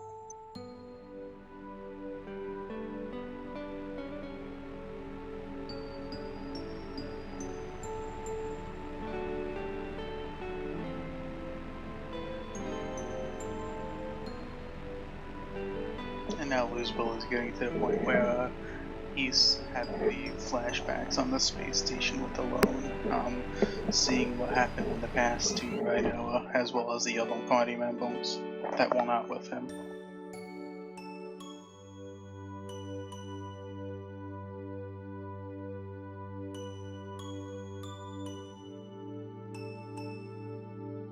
Did we explain the effects of Ultimisia's castle on our battle options?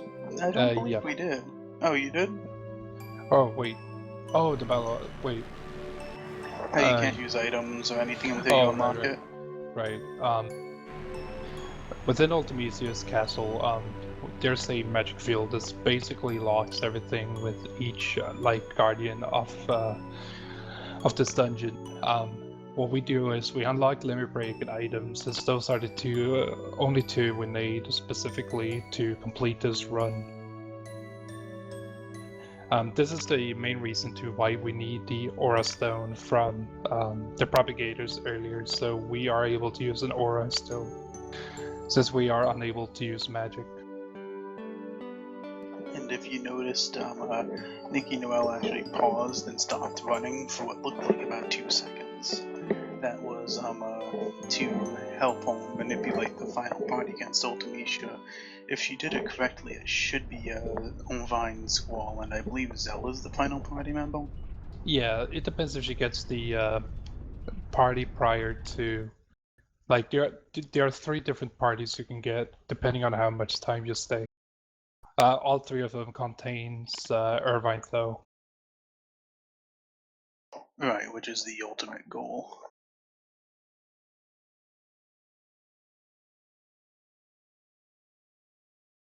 Hello, hello. Hello, Louisville.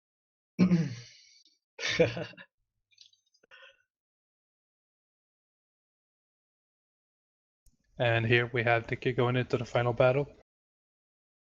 And she got And she think got I said. the perfect party, which is not really that useful for the no style card route, since we only have 1 speed junction.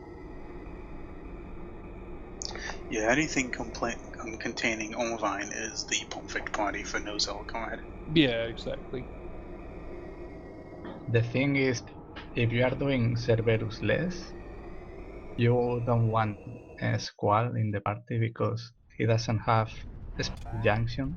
So if you wait 3 seconds, you get Serphi and Del, which they have level 10 and 11, I think.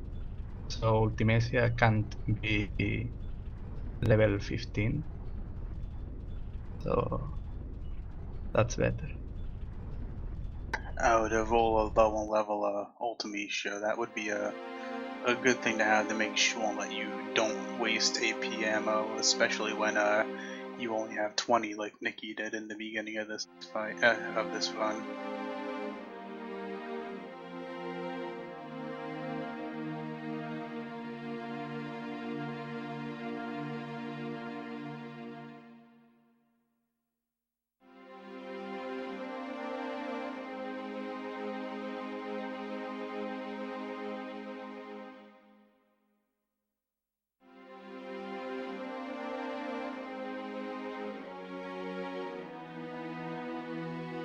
It looks like Nikki is worried about her AP ammo because she's using canister shot, which is the demolition ammo, against this phase of Ultimecia, which is not usual if I remember correctly. Sometimes it depends on the drops you get. Like if you get a lot of pulse ammo, you would use pulse ammo on Tiamat instead of AP ammo and save the AP ammo for this fight. She only got 5. Yeah, so it can really depend on the situation. And there goes Squall. Squall is officially now dead for everyone that wanted it to happen in the chat. Now canon. So Griever's final attack is just an insta-kill, which is why we hero 2 characters. It's actually very important to hero both of your, or 2 of your party members at least, before you defeat the Griever phase, because otherwise there's a relative chance that hero will run out and you won't be able to defeat Ultimacy in time, and both of your characters will die. If she doesn't get 2 crits, she will need to limit breaks, because she will use demo ammo against the third form, and you need at least 1 crit to kill it.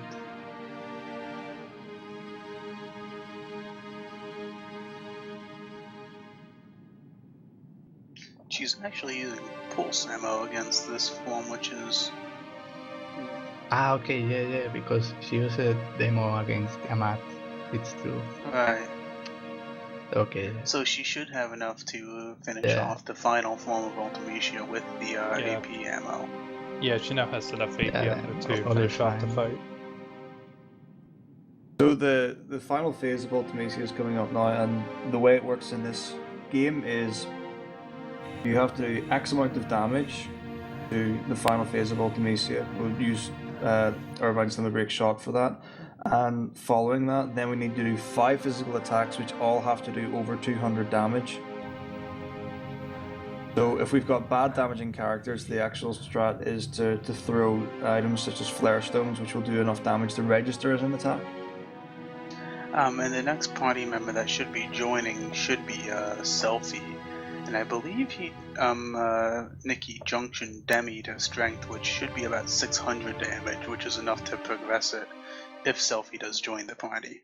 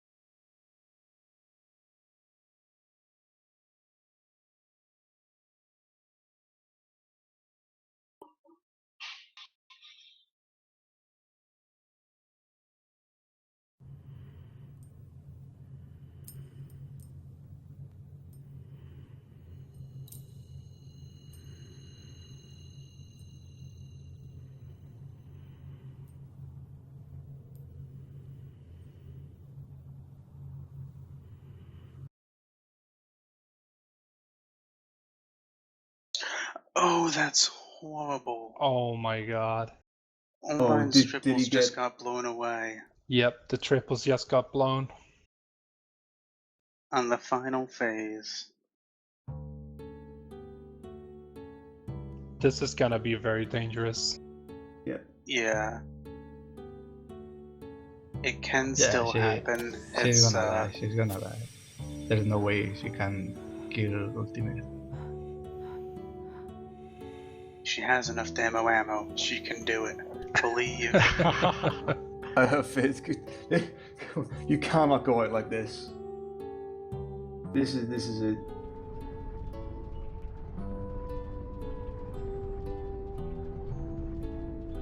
Right, so to explain what just happened here, Irvine's triples, which is the main source of his strength, just got blown away, and this is one of the most RNG factors to this fight, besides getting Irvine in the first 3 party. When this happens, it's basically a run over, but Nikki seems to try to do it anyway, in hopes of not having to reset. At the very least, it's a huge time loss. At the worst, it's a death when this happens. Essentially, the reason why Homevine has been doing so much damage is because he has had triples junctioned, and triples are very strong strength junction, but now he has nothing junction to strength. I don't which is bad. So you'll see that all the characters have now removed their ability status from hero. So there's very little that Nikki can do at this point.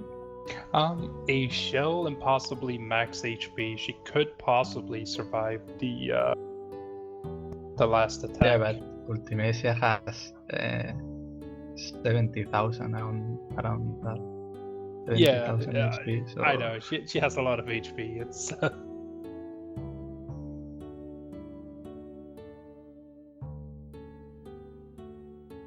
Selphie could search for the end.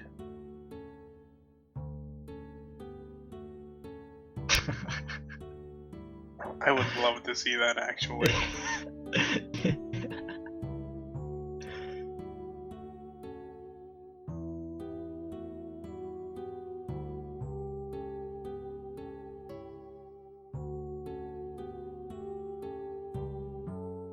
This will be a pretty glorious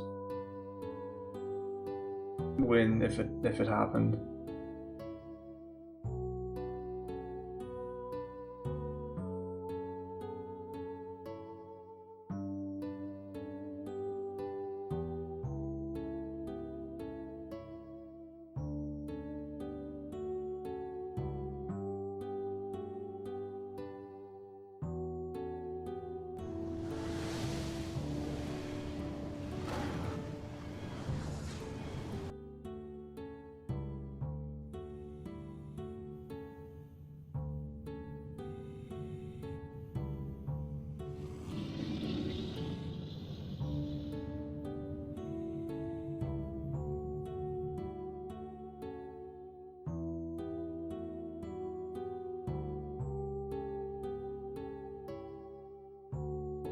Yes, this battle is possible for those asking in chat. It is still possible, however it's highly improbable. There is a difference.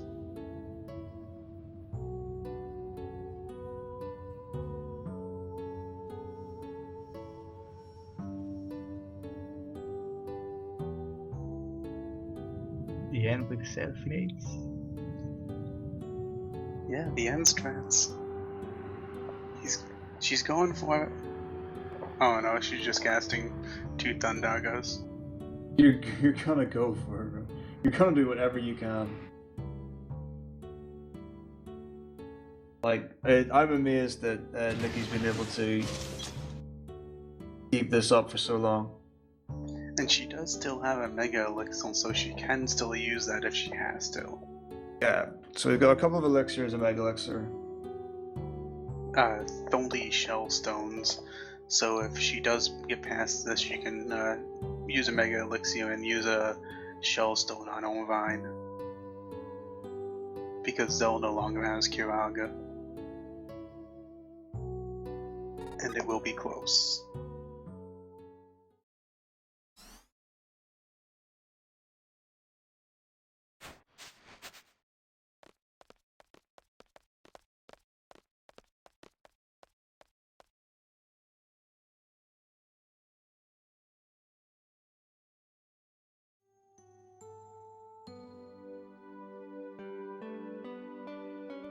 Ammo's running very low though.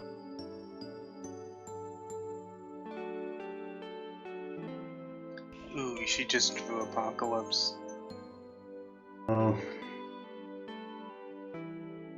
The end. She got the end! Oh my I god. called it! I called it! Oh boy. Oh my god. You are welcome, Nikki. I believed in you. I believed in you when no one else did. This is it. Holy crap. I mean, say what you This want is so about lucky Team On, because but now we the did end it is in gonna style. now the end is gonna get rid of the apocalypse since it hits both her parts. No one believes me when I say stuff. No one believes me. Do all the safety you can do. Shellstone and full health. Oh, he's a hoodie. He's still got shell.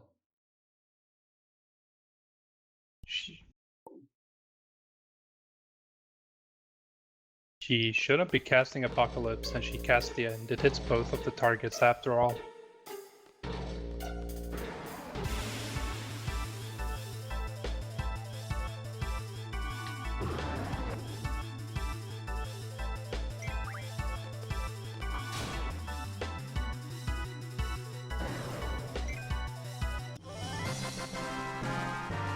And this is close to being a split for Nikki, by the way. Yeah. Is it 3 more hits left? When it's finished, so I can start.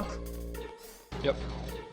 So, do one of you want to say time on the last hit, and then Nap can start? Yep. I can Yeah. let you know. Yeah, I don't have video. Is Irvine doing enough damage with his normal attack? Yes, he Yep. is. Okay. Zell is not, though, so I don't know why she's attacking No. Zell. Yes, need to start throwing flare stones here. Ooh, that's... Will ultimate kill Olmvine? I don't think so. Oh, it was on Selfie anyway. Yep. It's the next It's hit one more for hit. whoever's splitting.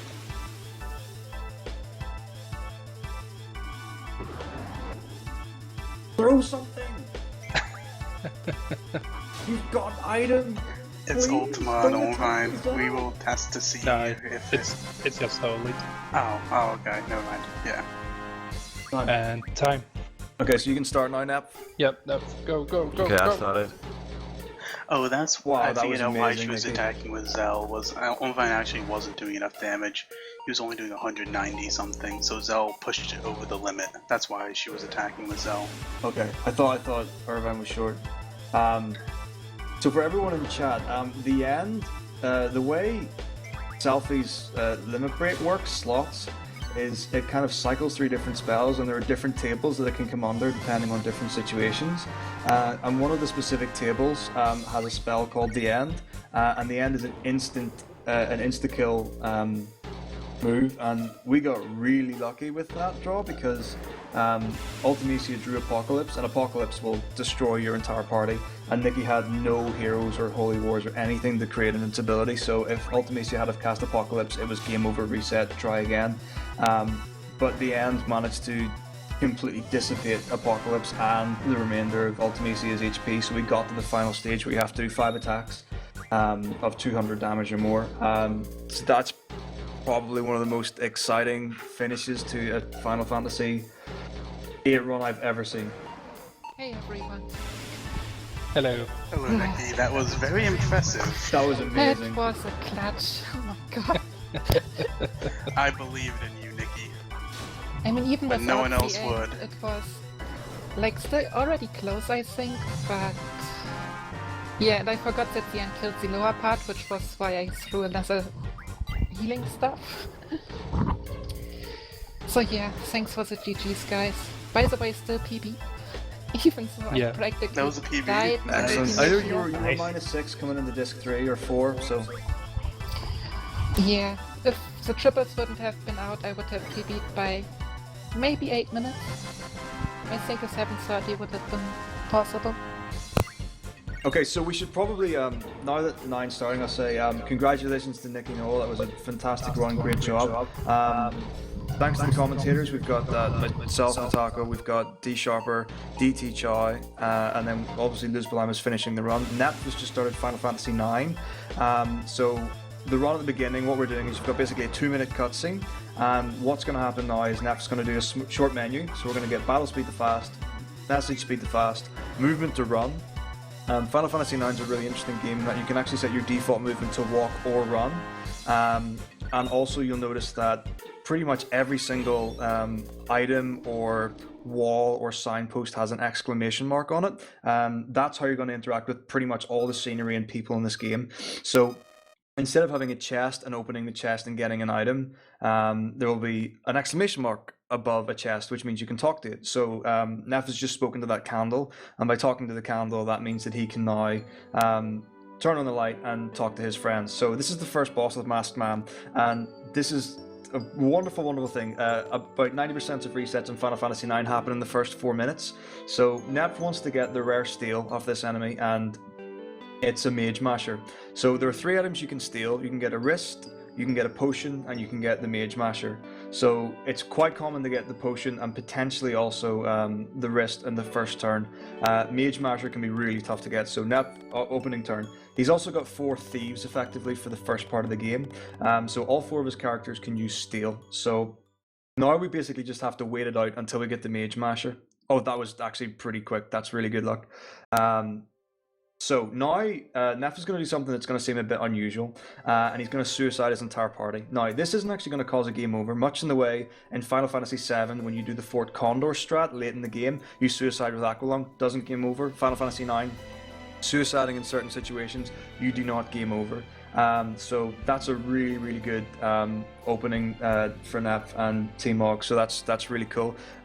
Also worth mentioning, I've also got Tiger94 with me, who's going to be doing early commentary on Final Fantasy IX until our scheduled commentators, Mr.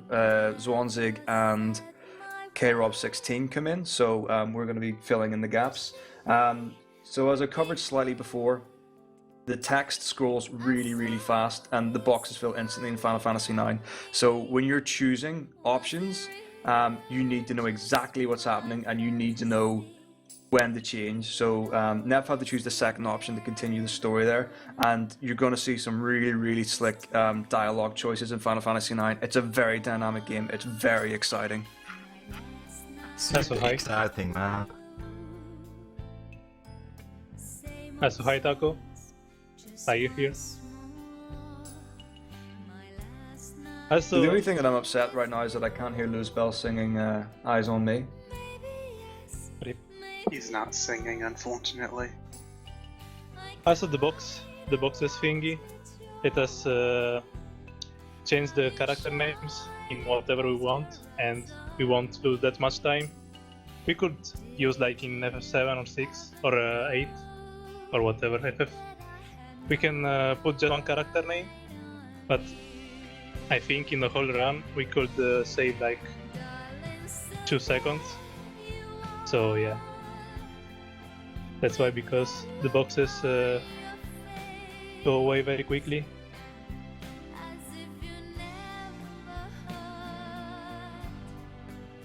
Just before the 9 run starts really kicking off, so thanks again to Nicky Noel. Luzbelheim's still doing his FF8 run at a really, really good pace as well, and for commentary from DT Chow and D Sharper. So throw everyone some time and a follow. Some really, really, really good folks in the community. So again, we've got different teams, different stories. Final Fantasy IX, we started off with the thieves in the Tantala ship, and now we're a small, what looks like a black mage from early Final Fantasies, and we're going to do a little fetch quest here. So we desperately want to see this theater show called I Want to Be Your Canary. The really cool thing about 9, it's kind of like a love letter to all the previous Final Fantasies. So there are lots of little references and things scattered throughout the run.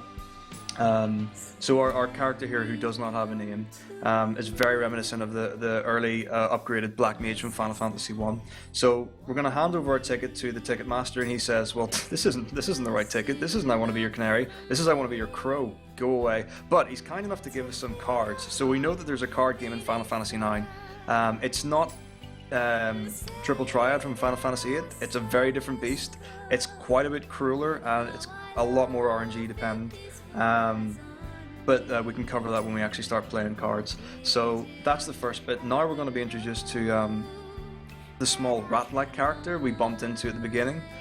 There's a really precise trick you can do to actually skip the first dialogue box with this rat character. Earlier on, I believe he gets introduced to us as Puck. But I've never seen a runner go for it, and I think it's just silly hard to go for, really, isn't it? I think I've got it on his PB. Okay, but cool. Yeah, you can save like, I don't remember, like 3 seconds probably. Yeah, you but can if basically you don't get it, queue up a text box with one of the NPCs and it avoids getting hit there. So Neff's now picking up a tent there, and again you can just see the pace of picking up items. In Final Fantasy 7 and 8, you can see an item that you pick up, you can see a magic spell that you draw. In Final Fantasy 9, you can mash so quickly with X and square that you don't see anything coming up on the screen. So you really just have to know exactly what you're getting and how you're getting it.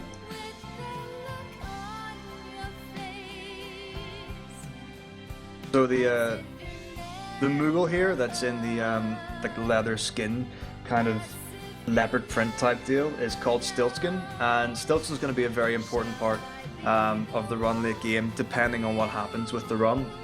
But in casual play, you'll often buy packages of Stiltskin, and you'll get different items like potions and ethers and things like that, which will really, really help you along the run with casual play. So keep an eye out for them if you're going to play the game along.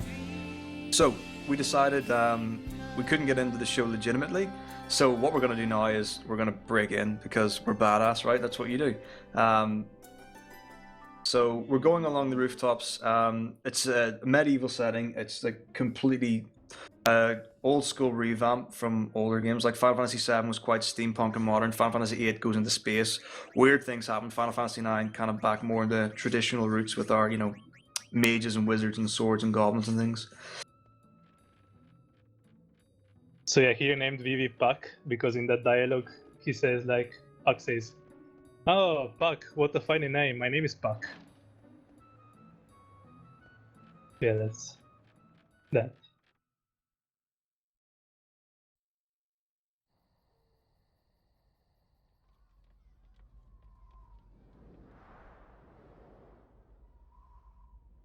So here's the intro of the theater.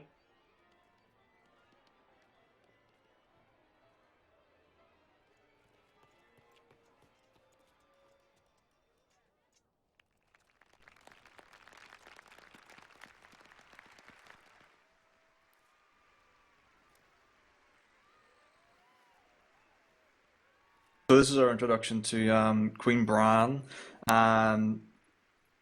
who's kind of the big boss of this town, Alexandria.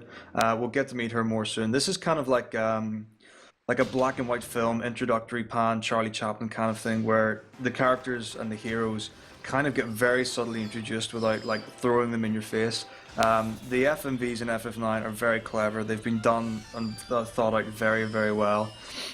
So keep an eye out on all the people that are kind of on screen and focused, and the chances are you'll probably meet them a little more in depth later on. So we've got Puck and Puck. They managed to get to the show. They're behind the nobles, the Hightown fancy fluting to do people. So they're happy they get to see their show. And who looks to be the princess to the queen's side is slightly less than happy. So we'll have to just wait and see what happens there. After this dialogue of Baku, there will be a dialogue that you can skip with all the characters like Blank, Sina, Marcus, and Zidane, or the end. And after that, we'll have to do the King Leo's fight. That's pretty RNG. If you get the police or stuff like that, you can lose some time. And also Sina can deal so low damage that you can lose a lot of time. Yeah, so it's unfortunately there's a lot of give and take in the early fights, particularly with Final Fantasy IX, and you're going to get a real feel for how encounters in Final Fantasy IX work very, very soon into the run. So this is kind of like our second tutorial battle. The first battle is kind of like how to attack, how to steal and things like that, and then this is kind of like we're putting on the show for the entire audience. So it's kind of like a game within a game. Again, it's very well thought out, very clever stuff. So here's the battle with King Leo. As Tiger said, he's got different moves. So King Leo himself can actually attack, and then he's got two stooges, if you will, Benero and Zenero. You do not want to attack Benero and Zenero with Cinna, who's the character with the hammer, because he will not be able to one-shot them. So even if his ATB comes up quickest, he's not the person you want to attack with. So the first thing you do is get rid of them, and you hope that you don't miss. Usually you don't, and then you just go to town on King Leo. So as Tiger said, if he uses the poly move, it's quite slow. It's a long animation. You're not going to die to this fight. That's never going to happen, but you always want to just keep attacking and attacking, and whenever you get the hit points down, that's how you win this fight. So this is the favorite part of the run. Yep. The Nap's favorite part of the run. It's the nobles part. So the he'll idea probably behind get 100. Yeah. we're going for 100. So this is called the Nobles minigame, and in Final Fantasy VII there's a drill, the Junin drill, where you have to do inputs very, not very precisely, but quite precisely, and to build up a meter, and over 100 is what we're looking for in that. In Final Fantasy IX, we get a much worse minigame coming up here. So we're going to get asked to do inputs. You have to input them accurately and very quickly, and you can get anywhere from 100 down. Plus, if you get to 100, you can get 10,000 gil. Yep. And if you get that, you can skip some chests later, and it can save some time. So you're going to see that the money management is extremely precise in Final Fantasy VII. It's very lenient in Final Fantasy VIII. In Final Fantasy IX, your gil can fluctuate a lot. So you always want to be on top of the amount of money you have so that you can afford to buy and exchange and synthesize goods. You're going to see a lot more improvisation, a lot more ad-lib, and a lot more dynamic shops and menus and things like that in Final Fantasy IX and the previous games we've seen. And this is really a true testament to the Nine Runners. So this is going to be maybe a 96. 66? 66, nice. Yeah, I failed another input at the end. You whiffed, what was it, 2 from the end? No, the one was pretty near the beginning. So I kind of screwed it up already, yeah. So Queen Brahm was not impressed. Hopefully Chuck was not looking. So yeah, this minigame is like combo based. So if you fail like in the middle, like if you fail in the middle once, you can get 70 instead of 90 if you get an error at the end. So that's why he got that terrible. But it's okay. You can make up the money later. Yeah, so it's not a big point at all. If you're a real stickler in an actual attempt, you could reset for 100 nobles. The main difference is it gives you a lot more gil more than anything else. So at this point we've gone back to your original hero, Zidane, or as we've what have we named them in this version? The End. Oh, top lad, that's excellent. What a reference. So we've got the End, the Run Killer, and that's going to be quite fitting, I should think. And we just met the princess. So the woman who was very unhappy with the queen is just shown up in a white mage hoodie, not dissimilar to one I've seen K-Rob 16 wear before. And she's trying to do a runner, and we're trying to steal her. So things are kind of already in motion. So here's our comic relief for Final Fantasy IX. There are two jesters called Zorn and Thorn. And they kind of do like a silly one act. So one will speak forwards, the other will speak backwards. So we've kind of got our Obi-Wan and Yoda type characters here. And they're going to provide the light relief as the run goes on, basically. So right now they're basically trying to find out what's going on. They're going to report back to Queen Brahm that something has gone wrong. So here's our stickler. On the left we've got Sir Rustalot, Sir Rustbucket. And on the right we've got the fine, shining, dazzling heroine. The most people's waifu in the FF community.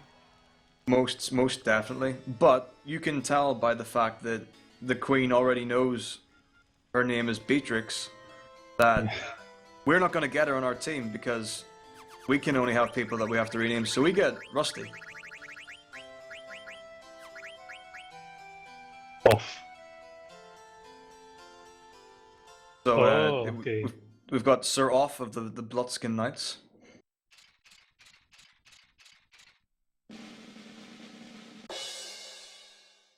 So he owns the Knights of Pluto. That's kind of like his troop.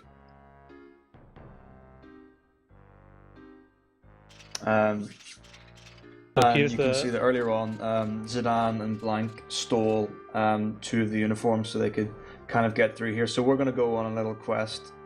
And playing casually, what you can do is you can actually go around and find all the Knights of Pluto. And you also you can find information about them, which you really want to keep an eye on everything you find out in the game. It's probably worth writing down or noting down, because at some point later in the run, it might just come back up again when you have to use some information that you get. Fortunately, the runners are going to know everything that's going to come up, but just a small tidbit for you. So we're going to the castle, basically trying to find Princess Garnet, who's our escapee princess.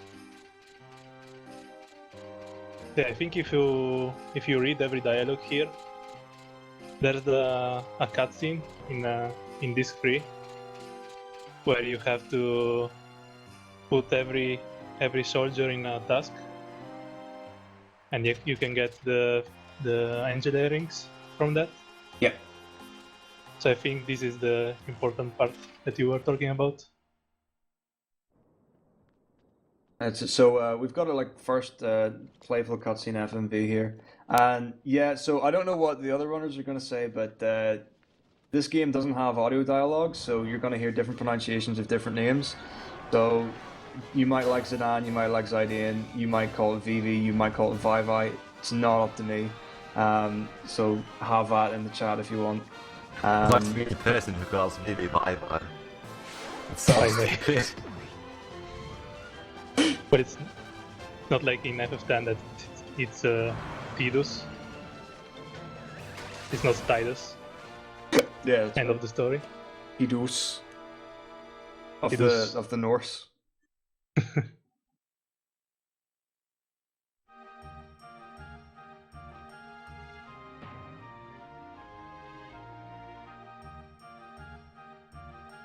Yeah, right here is just some story-related things. Yeah, so we've got hijinks with our brass band, and you're going to hear some familiar music from that band later on that you might have heard in different runs, if we get 9 audio at some point.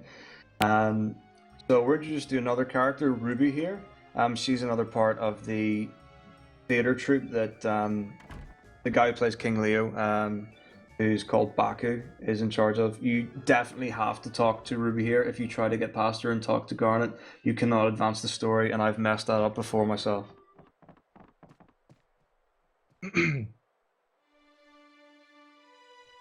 This is where we actually finally get some downtime, and we find out, oh, okay, so the White Mage is actually Princess Garnet, and she says to us openly, dude, kidnap me, I need to get out of this place, I'm super unhappy. And he's like, right on, I can do that.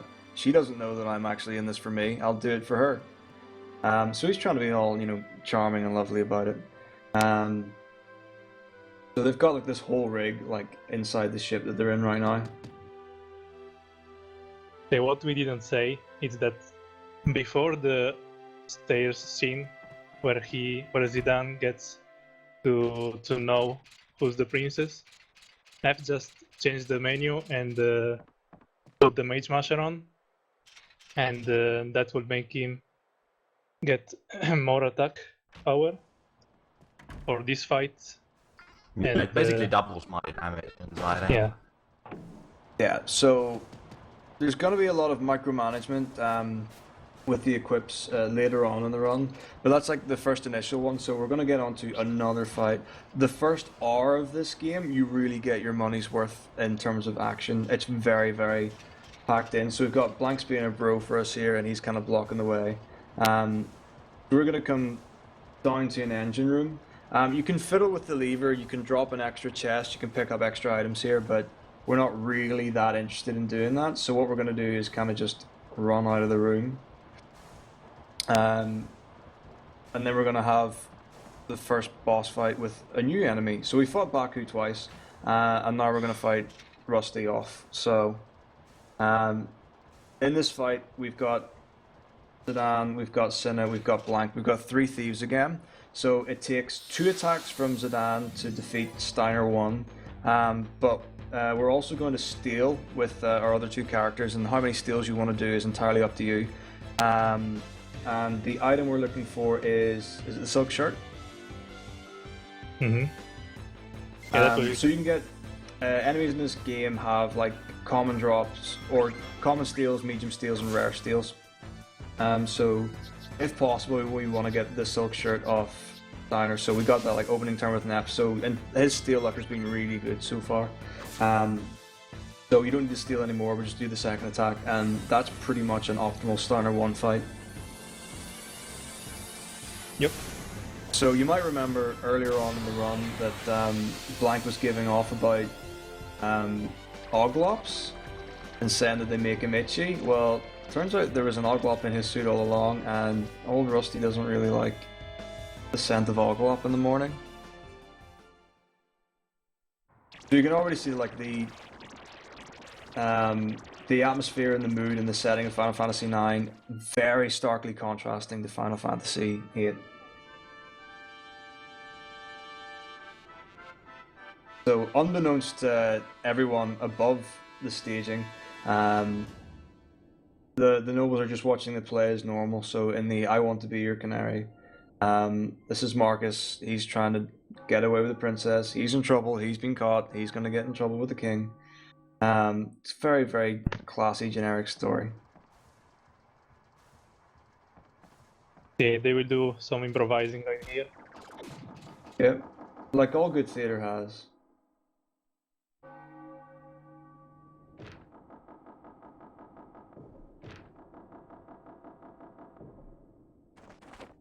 Yeah, there's not much to say now. After this scene, there will be another fight with Steiner and his soldiers. But that will happen in like 2 minutes or something. So enjoy the play. We actually have 2 choices in the next fight. We can either kill Steiner with Vivi as his arm, or we can suicide everyone except Dagger.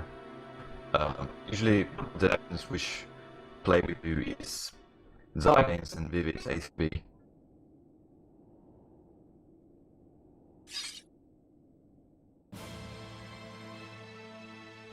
Yeah, so one of the things with whenever you're fighting Steiner, it's in Steiner's AI script that he is absolutely not to attack Garnet because she's the princess and he is absolutely loyal and faithful to his queen. So a really consistent way to do the fight is to just suicide your entire party except Garnet, and then the fight automatically ends. Another thing, there's some really interesting battle tech in Final Fantasy IX that you'll see. They use the ATB wait trick the same way that 7 and I did in Final Fantasy VII.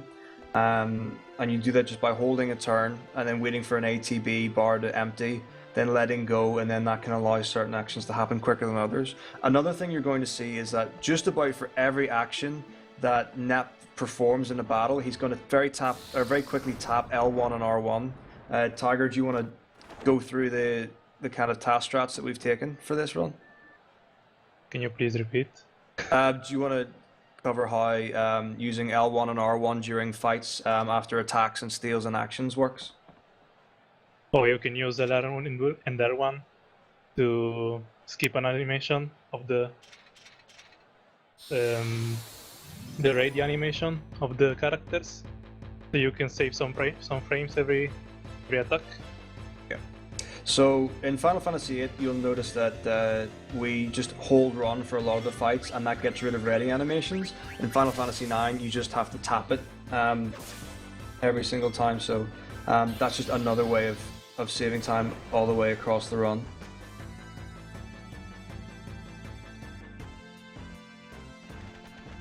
Oh, so right now Nep did a strat. If you get optimal ITB on Dan and in Vivi, you can just do fire and attack on Steiner, and the fight will end super quickly. That was Also high cap. really good.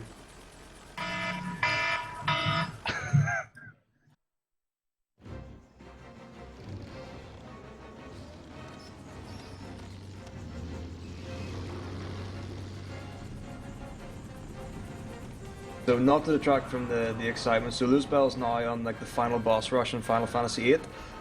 So he's gotten the Ragnarok, he's beaten the Propagators, he's now in the Lunatic Pandora, and he's just beaten Fusion and Rising for the second time. And then he's going to go on to fight Mobile Type 8, then he's going to fight Cypher, and we're going to get on the disc 4 and the really exciting stuff in the final fight for him. So we can see if he gets a Holy War off the Cypher fight, which would make his Ultimecia pretty cushy, and that would be a pretty nice situation. This is also a really nasty screen to run into, because you run out of the previous one holding left, and you run into this one holding down.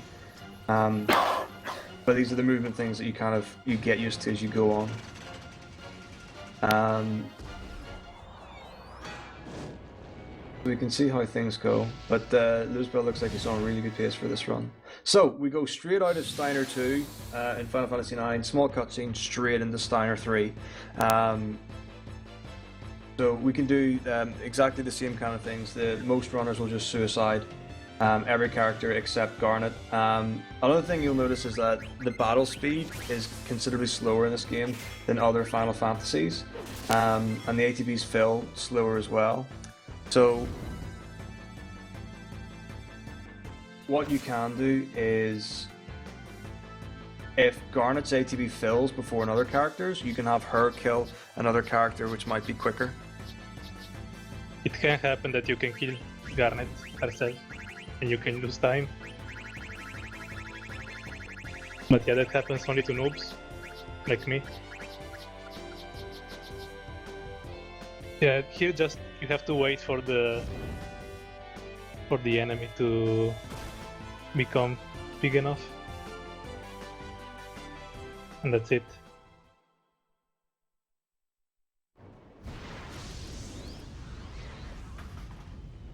So now Nap has another short cutscene. Final Fantasy IX probably has it's probably one of the more dense Final Fantasies for FMVs. So you get quite a few of them. A lot of them are roughly about a minute long, some of them are longer. And they kind of, as Final Fantasies kind of go on, the longer the cutscenes get. Final Fantasy VIII actually has some of the fewest cutscenes, but they're a lot longer than other ones. So Luzbel's just taken down Mobile Type 8, and he is ready to move on to Cypher's lair, so it's all kicking off. Queen Bran is not pleased that the ship got away. The bomb didn't do the job, the cannon didn't do the job. Also, one thing about FMVs is that you can skip the FMVs by pressing the eject button on the PS2, but that's not allowed in speedruns because it's hardware manipulation. Yeah, we are approaching to Evil Forest right now.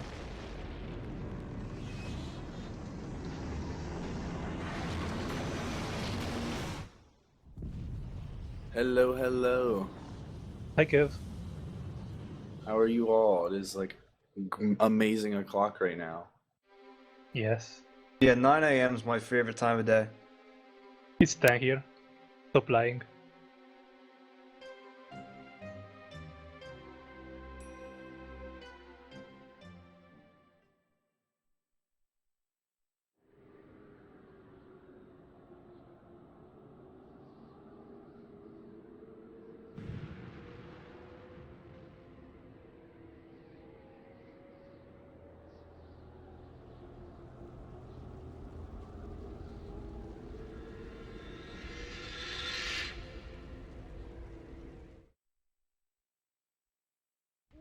Yeah, right now there will be some cutscenes about their crash in Evil Forest.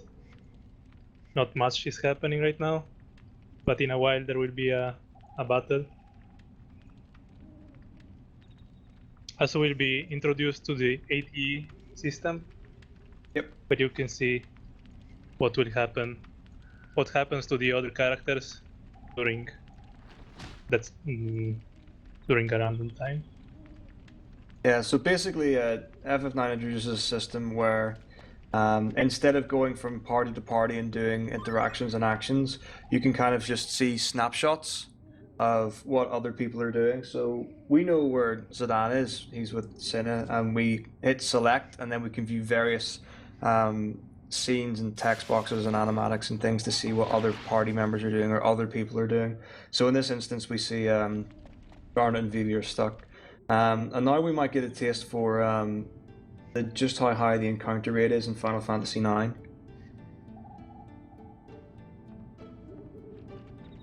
So yeah, right here, in this screen, we should need an encounter to get to level 2, because in the next fight, there will be a mandatory trance from the end, and if you hit level 2, you can skip the D-trance animation, so he will kill this encounter to get to level 2.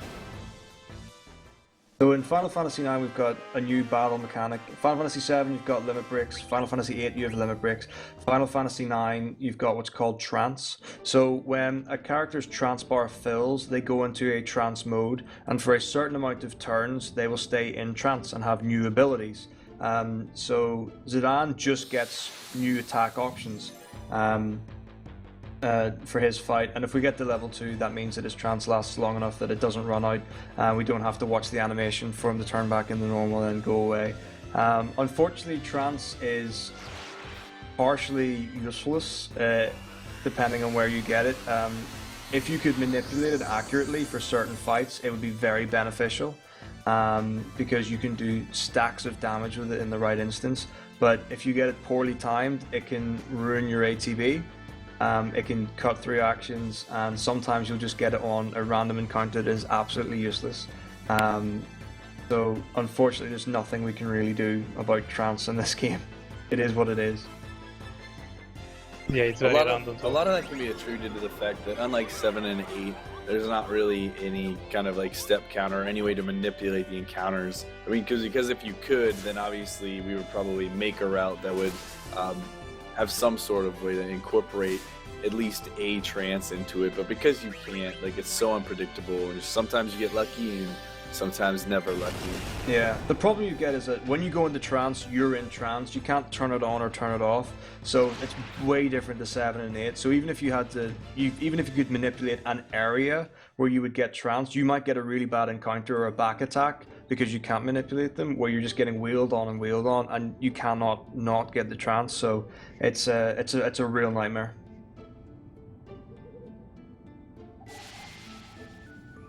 So the next fight coming up is Prison Cage 2, and we've got the chance to steal the broadsword. So we can do some wonderful menus later on if we get the broadsword here. If Nephat have got 100 nobles, he could actually skip stealing the broadsword and do a different menu later in the run, but we really want to go for it now.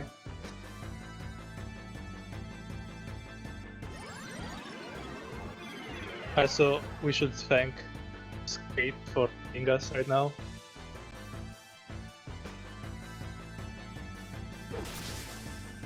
Yeah. So yeah, he got the broadsword first try. That's really good. Beautiful. So you might notice that this enemy is actually draining Vivi's HP periodically. In this particular fight, it's not usually a risk. If you don't get the broadsword after maybe 1 or 2 steals, you might have to heal if you're really adamant on getting the broadsword, but normally you can just continue the attack and you should be absolutely fine. Dude, this chat's gone insane with this raid. You can get the leather wrist too here, and that will... Yeah, so if you've got a leather wrist here, there's a point later in the run in a town called Dali where you can just avoid picking one up in a chest. You go right past it, so it's a very minimal time save.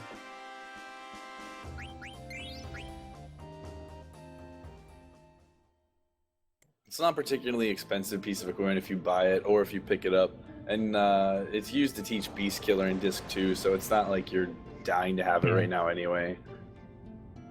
You just used in like 5 minutes.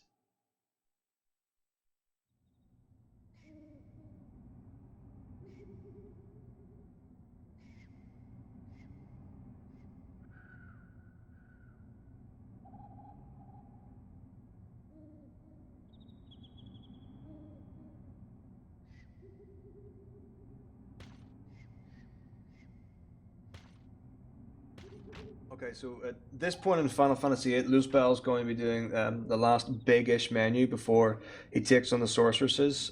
So just to say again, the sorceresses have a lot more HP and PC than they do in console. He's using the dark side ability to give Irvine even more damage. He's going to use strength ups to balance out the damage that Squall's going to do. And he should be able to manipulate Irvine's HP so that he gets a really nice limit break against the final form and shouldn't get meteored or have any trouble at all. Lose Bell's really good though, so you never have to worry. As for 9, then Nep's run on the left. So we pick up an item in the room with VIII, and we're kind of just covering some kind of basic ideas. We've got our party back. We're kind of reconnoitering, making sure everyone's okay. A little bit of flashback to like the first 30 minutes, which wouldn't have taken nearly this short amount of time if you were playing casually. So we're picking up the Yeah, you go ahead. I eaters. knew you were gonna say yeah. Okay, we're picking up the eaters, and that will make us have some money later for the shopping in Lindblom. The ethers Yeah, are that's like why. really valuable to the run, like pretty much in its entirety. For the first 2 discs, they're essentially just used for 1,000 gil that they're worth when you sell them, and then in the second latter part of the game in disc 4, you'll actually use them for what their purpose is, to restore MP. They are the one thing that you can skip if you get the 10,000 gil from the nobles. But even when I'm successful with it, I usually pick up the 2 that you've already seen him grab, because they're just relatively quick pickups anyway, so it's an extra 2,000 gil. The only one that I would normally skip, or that anyone would skip if they got the 10,000, is the 3rd ether that you'll see pick up in a little bit here, I guess. Yeah, here's the Baku fight. Yep. So This may be the easiest fight in the game. You could just put a heavy book on your controller and just let it do the rest. yeah, this is effectively hold X to win, but I know 2 runners who have died to this fight actually. Yeah. Because there's a wonderful mechanic in this game where if you're running while an enemy hits you, it'll do 50% more damage. So if you're doing your attack and you're tapping L1 and R1 and you mistime it where Baku actually hits you, and he hits you a lot, you can be in a little bit of trouble. It usually doesn't happen to good runners, but I have seen it happen once to a particularly good runner. So It can happen that you are level 1 here still, so you have little HP, and if you miss to Baku and he does all the attacks, you can just die, just because of bad luck. Literally FF9. So the final ether is in the chest that you see during the cutscene where he's speaking with Steiner, and the reason that it's a nice one to skip if you do impress all the 100 nobles is that you don't have to go back into the screen, and you're successfully skipping 2 loads as well as just more movement that you don't need to do.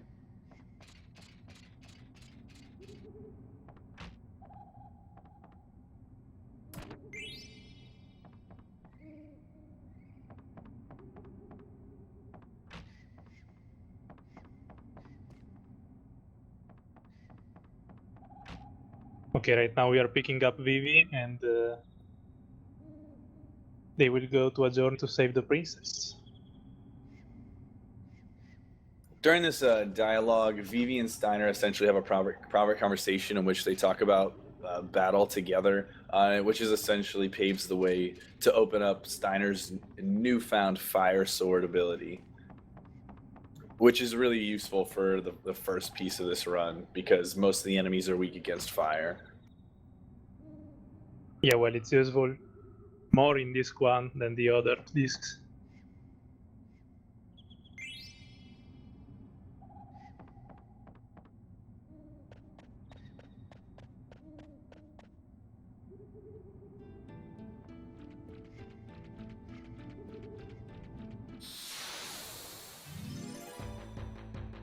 Okay, he got an encounter here, so right now the aim is to get to level 4 before Ice Cavern, so the Sea Lion fight will be easier. yeah, so the main goal in the Evil Forest is for Zidane to get to level 4. He's also the most powerful character you've got. Steiner looks pretty buff with the sword and the armor, but there are some enemies here that he cannot one-shot.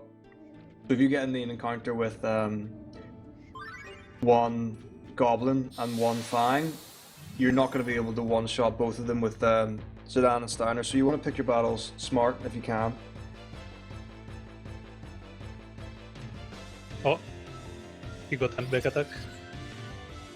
Yeah, and another thing in Final Fantasy IX, the run mechanic is bad, is the only way I can really say it.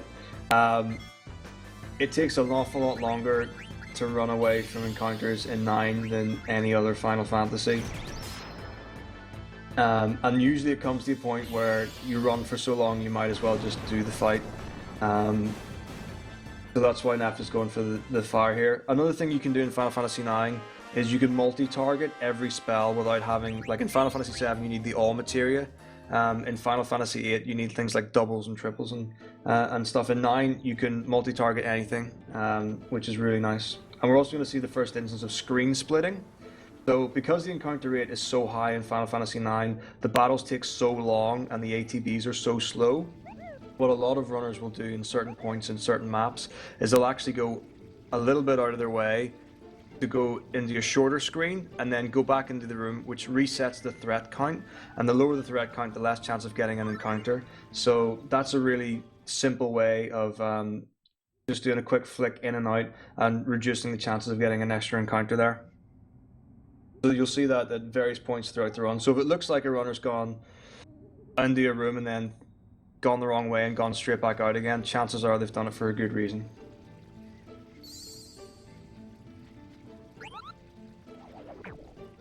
Here's the first safety save, because Plant Brain can be a troll.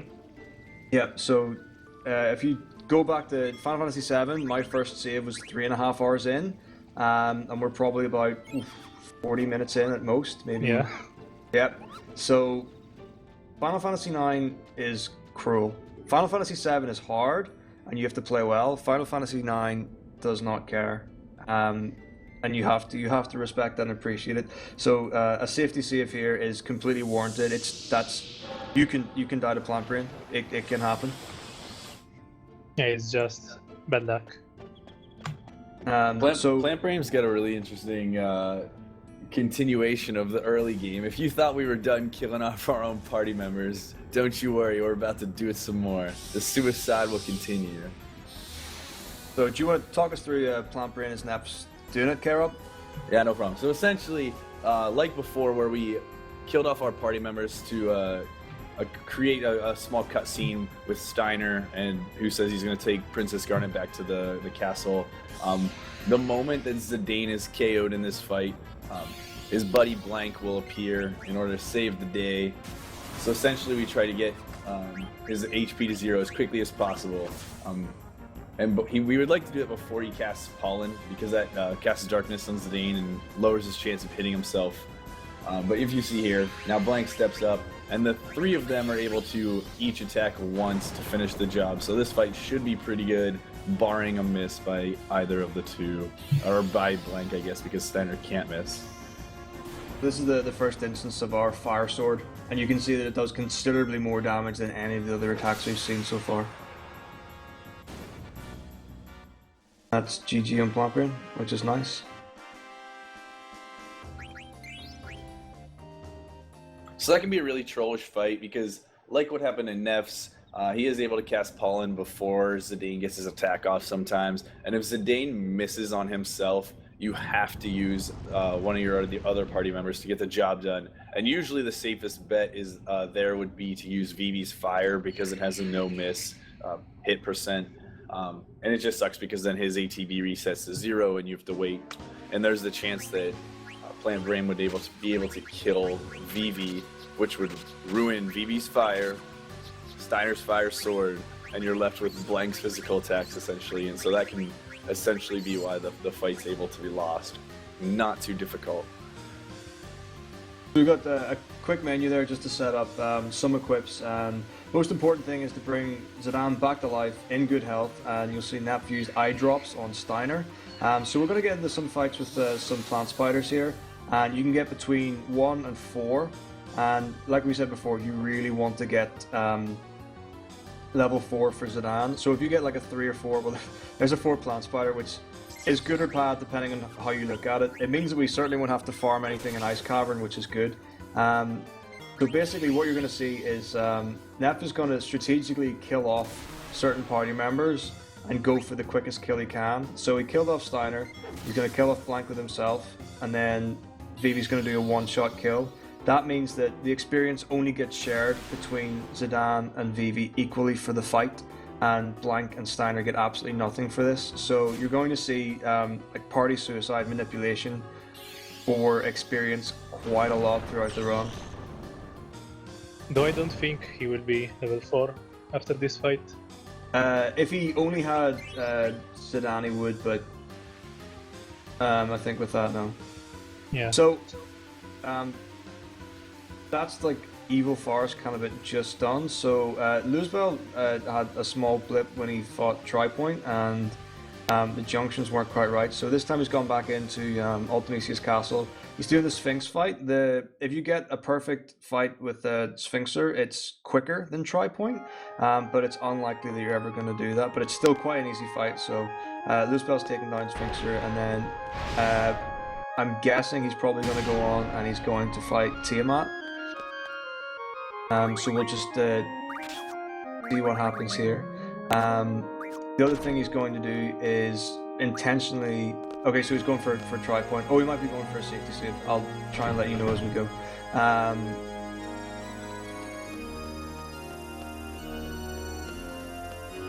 So one thing he will do eventually is Suicide Quistis, and that just makes the final party against Ultimisia easier, and it can also increase the threat level against Tiamat if you Suicide Quistis in that fight, so we'll just see what happens there.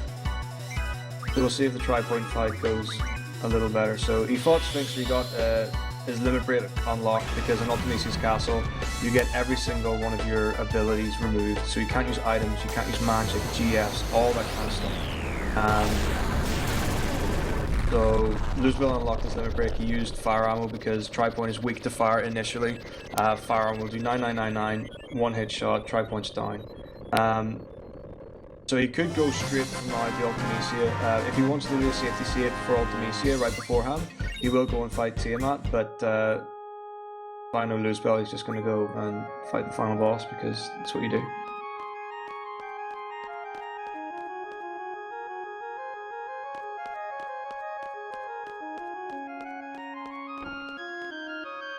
Coming up pretty soon for Final Fantasy IX on the left with Nep.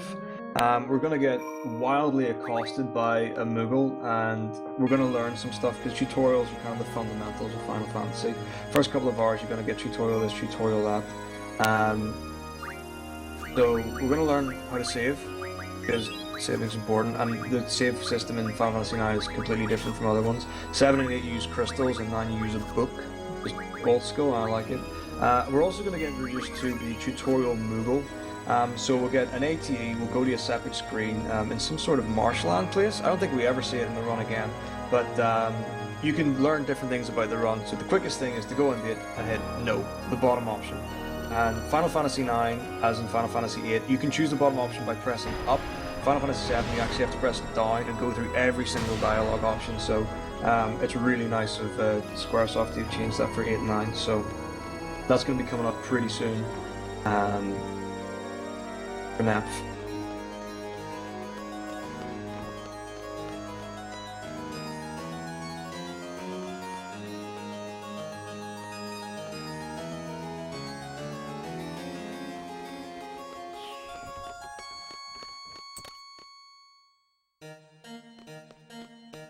Here we are. That's up. So I've got a really bad strat. If you press circle, it'll actually go to the bottom dialogue option for that as well. I usually just like triple mash between X, square, and circle and hope that circle hits at the right time, but you should probably do it the way Nep does it. I prefer the circle for cancel as well. On any menu in this game, really. It's just like comfortable just switching. Yeah. It works on really this well. next screen here, you won't see it, but there's actually a dialogue box there, but because he's mashing X, it's going to go right through it. he will just run normally on this map because as long as the overlay that says the area, you cannot get an encounter. So essentially the goal is to get as far as possible, in this case the entire way, before it fades away, and it's impossible to get an encounter. To this day, I've never seen anyone in a run get an encounter on that screen. Yeah, it's just impossible to get it if there's like missed continent on the overlay. Yeah, You'd have to like get lost and like not know where you're going. Yeah. Yeah, I've never done that before. I once didn't press because the way I hold down and then I tap L1 to line myself up at the door of Ice Cavern. I once didn't do it enough and I like bonked and I was like, maybe I'm too far to the right, and I kind of went left and was like, oh, and the marquee like disappeared and I was like, that's. So I had to like do a cheeky stutter step in the Ice Cavern. Pretty embarrassing, but that was early on. I'm not talking about that. So we're in our obligatory ice dungeon, like really early off the bat in Final Fantasy IX, and there's an interesting mechanic in this dungeon where if you look at the top of the screen, you can see wisps of smoke appearing and disappearing. If there's a wisp of smoke and you run through it, you'll get into battle. So you usually have to wait, sometimes a couple of seconds, to avoid those kind of things. So pick up a tent in this chest. You go up again. You can see exclamation marks for pretty much every time you can do an action. So even just to jump up onto these ledges, instead of just automatically doing it like you would in say Final Fantasy VII, you have to confirm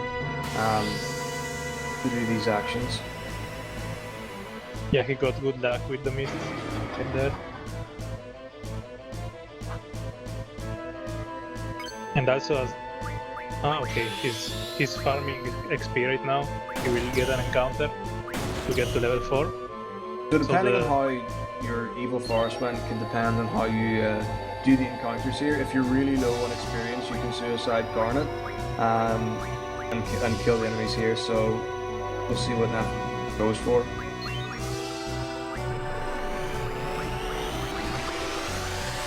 Oh, nice. Suicide Garnet and then Firewall. So this should comfortably put Sedan into level 4, which is what we're looking for in the level up screen.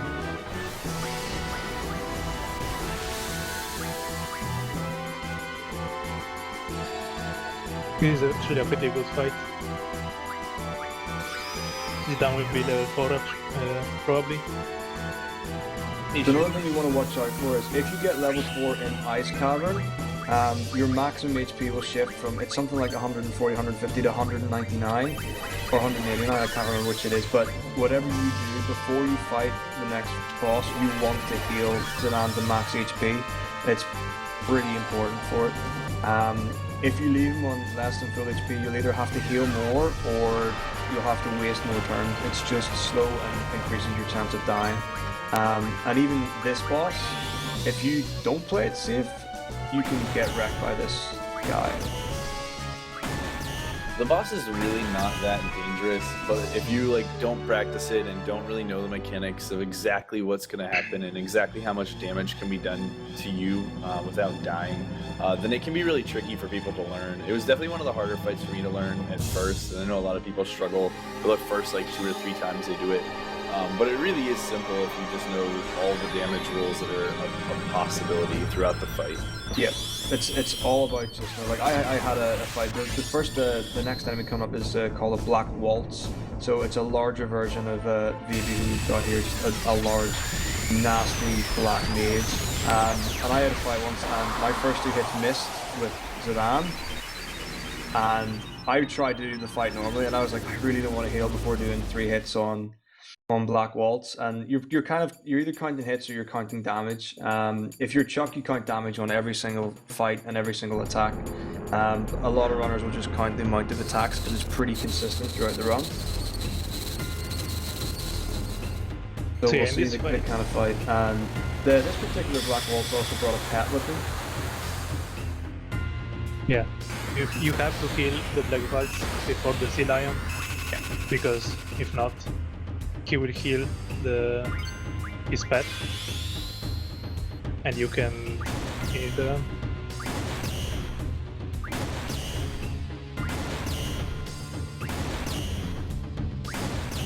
So right here, he will do 3 attacks to the Black Waltz, and then he will heal, and then attack the Sea Lion. Sea Tiger 94. Yeah.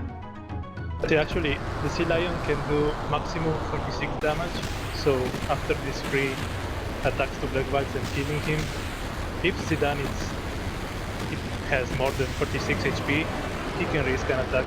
It's not that dangerous. This is also like one fight, I don't know if there's any others I can think of, in which getting a critical hit on the boss is actually like the worst thing that can happen. Exactly, because he has a HP trigger where if you do a certain amount of damage, he will just do Bizarra, and then he will do Tsunami that deals 70 and around 90 damage. And it occurs between every 2 attacks, so if you got a critical hit and it did twice as much, presumably you would likely have put him into the HP road for his next counter, and so he would get 2 attacks in a row, and that would pretty much likely end your play. And hey, have fun starting over.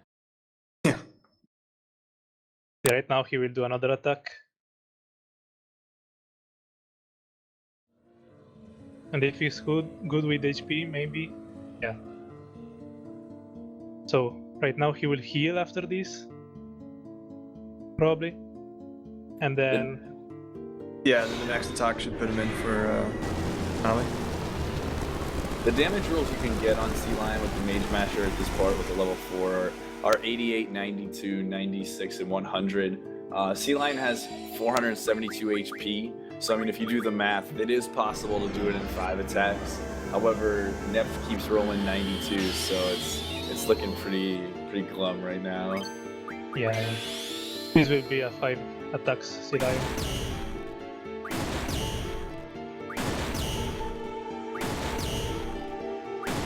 Okay, so Luzbel's actually coming pretty close to defeating our Queen Ultimacia. So Webster, do you want me to give you time when to start your run?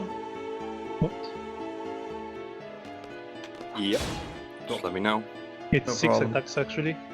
So Luz has got the perfect party due to the manipulation, so it takes 5 attacks after doing a set amount of damage. So he's done 1 with Squall, assuming I didn't miss one when I was switching between the 2 streams. 2.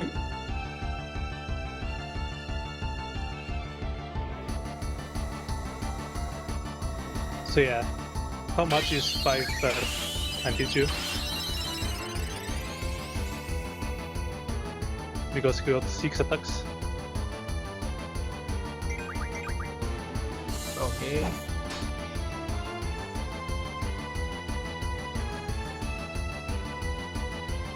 Time. Okay, Webster, go for it. Good luck, Webster. Okay, so now you're going to come on the screen. That's the last in Ultimacia. Good job, Luzbelheim. So that's the end of the Final Fantasy VIII block of the relay. So final reminder, the runners were Nicky Knoll and Luzbelheim. That's going to be a race to watch back with that clutch finish with Nicky. Again, DT Choi and D Sharper were doing commentary with myself. And so we're now on to Final Fantasy IX proper. And this should be pretty cool. So we've got Nep, who's playing Team Og on the left, Webster 141, playing Team Choco on the right. I think that actually closed up a nice little gap, especially with the bad luck that we had at the end. So this race could be super close yet. I mean, and relay aside, I think the real competition everyone came to see was who's going to impress more nobles today.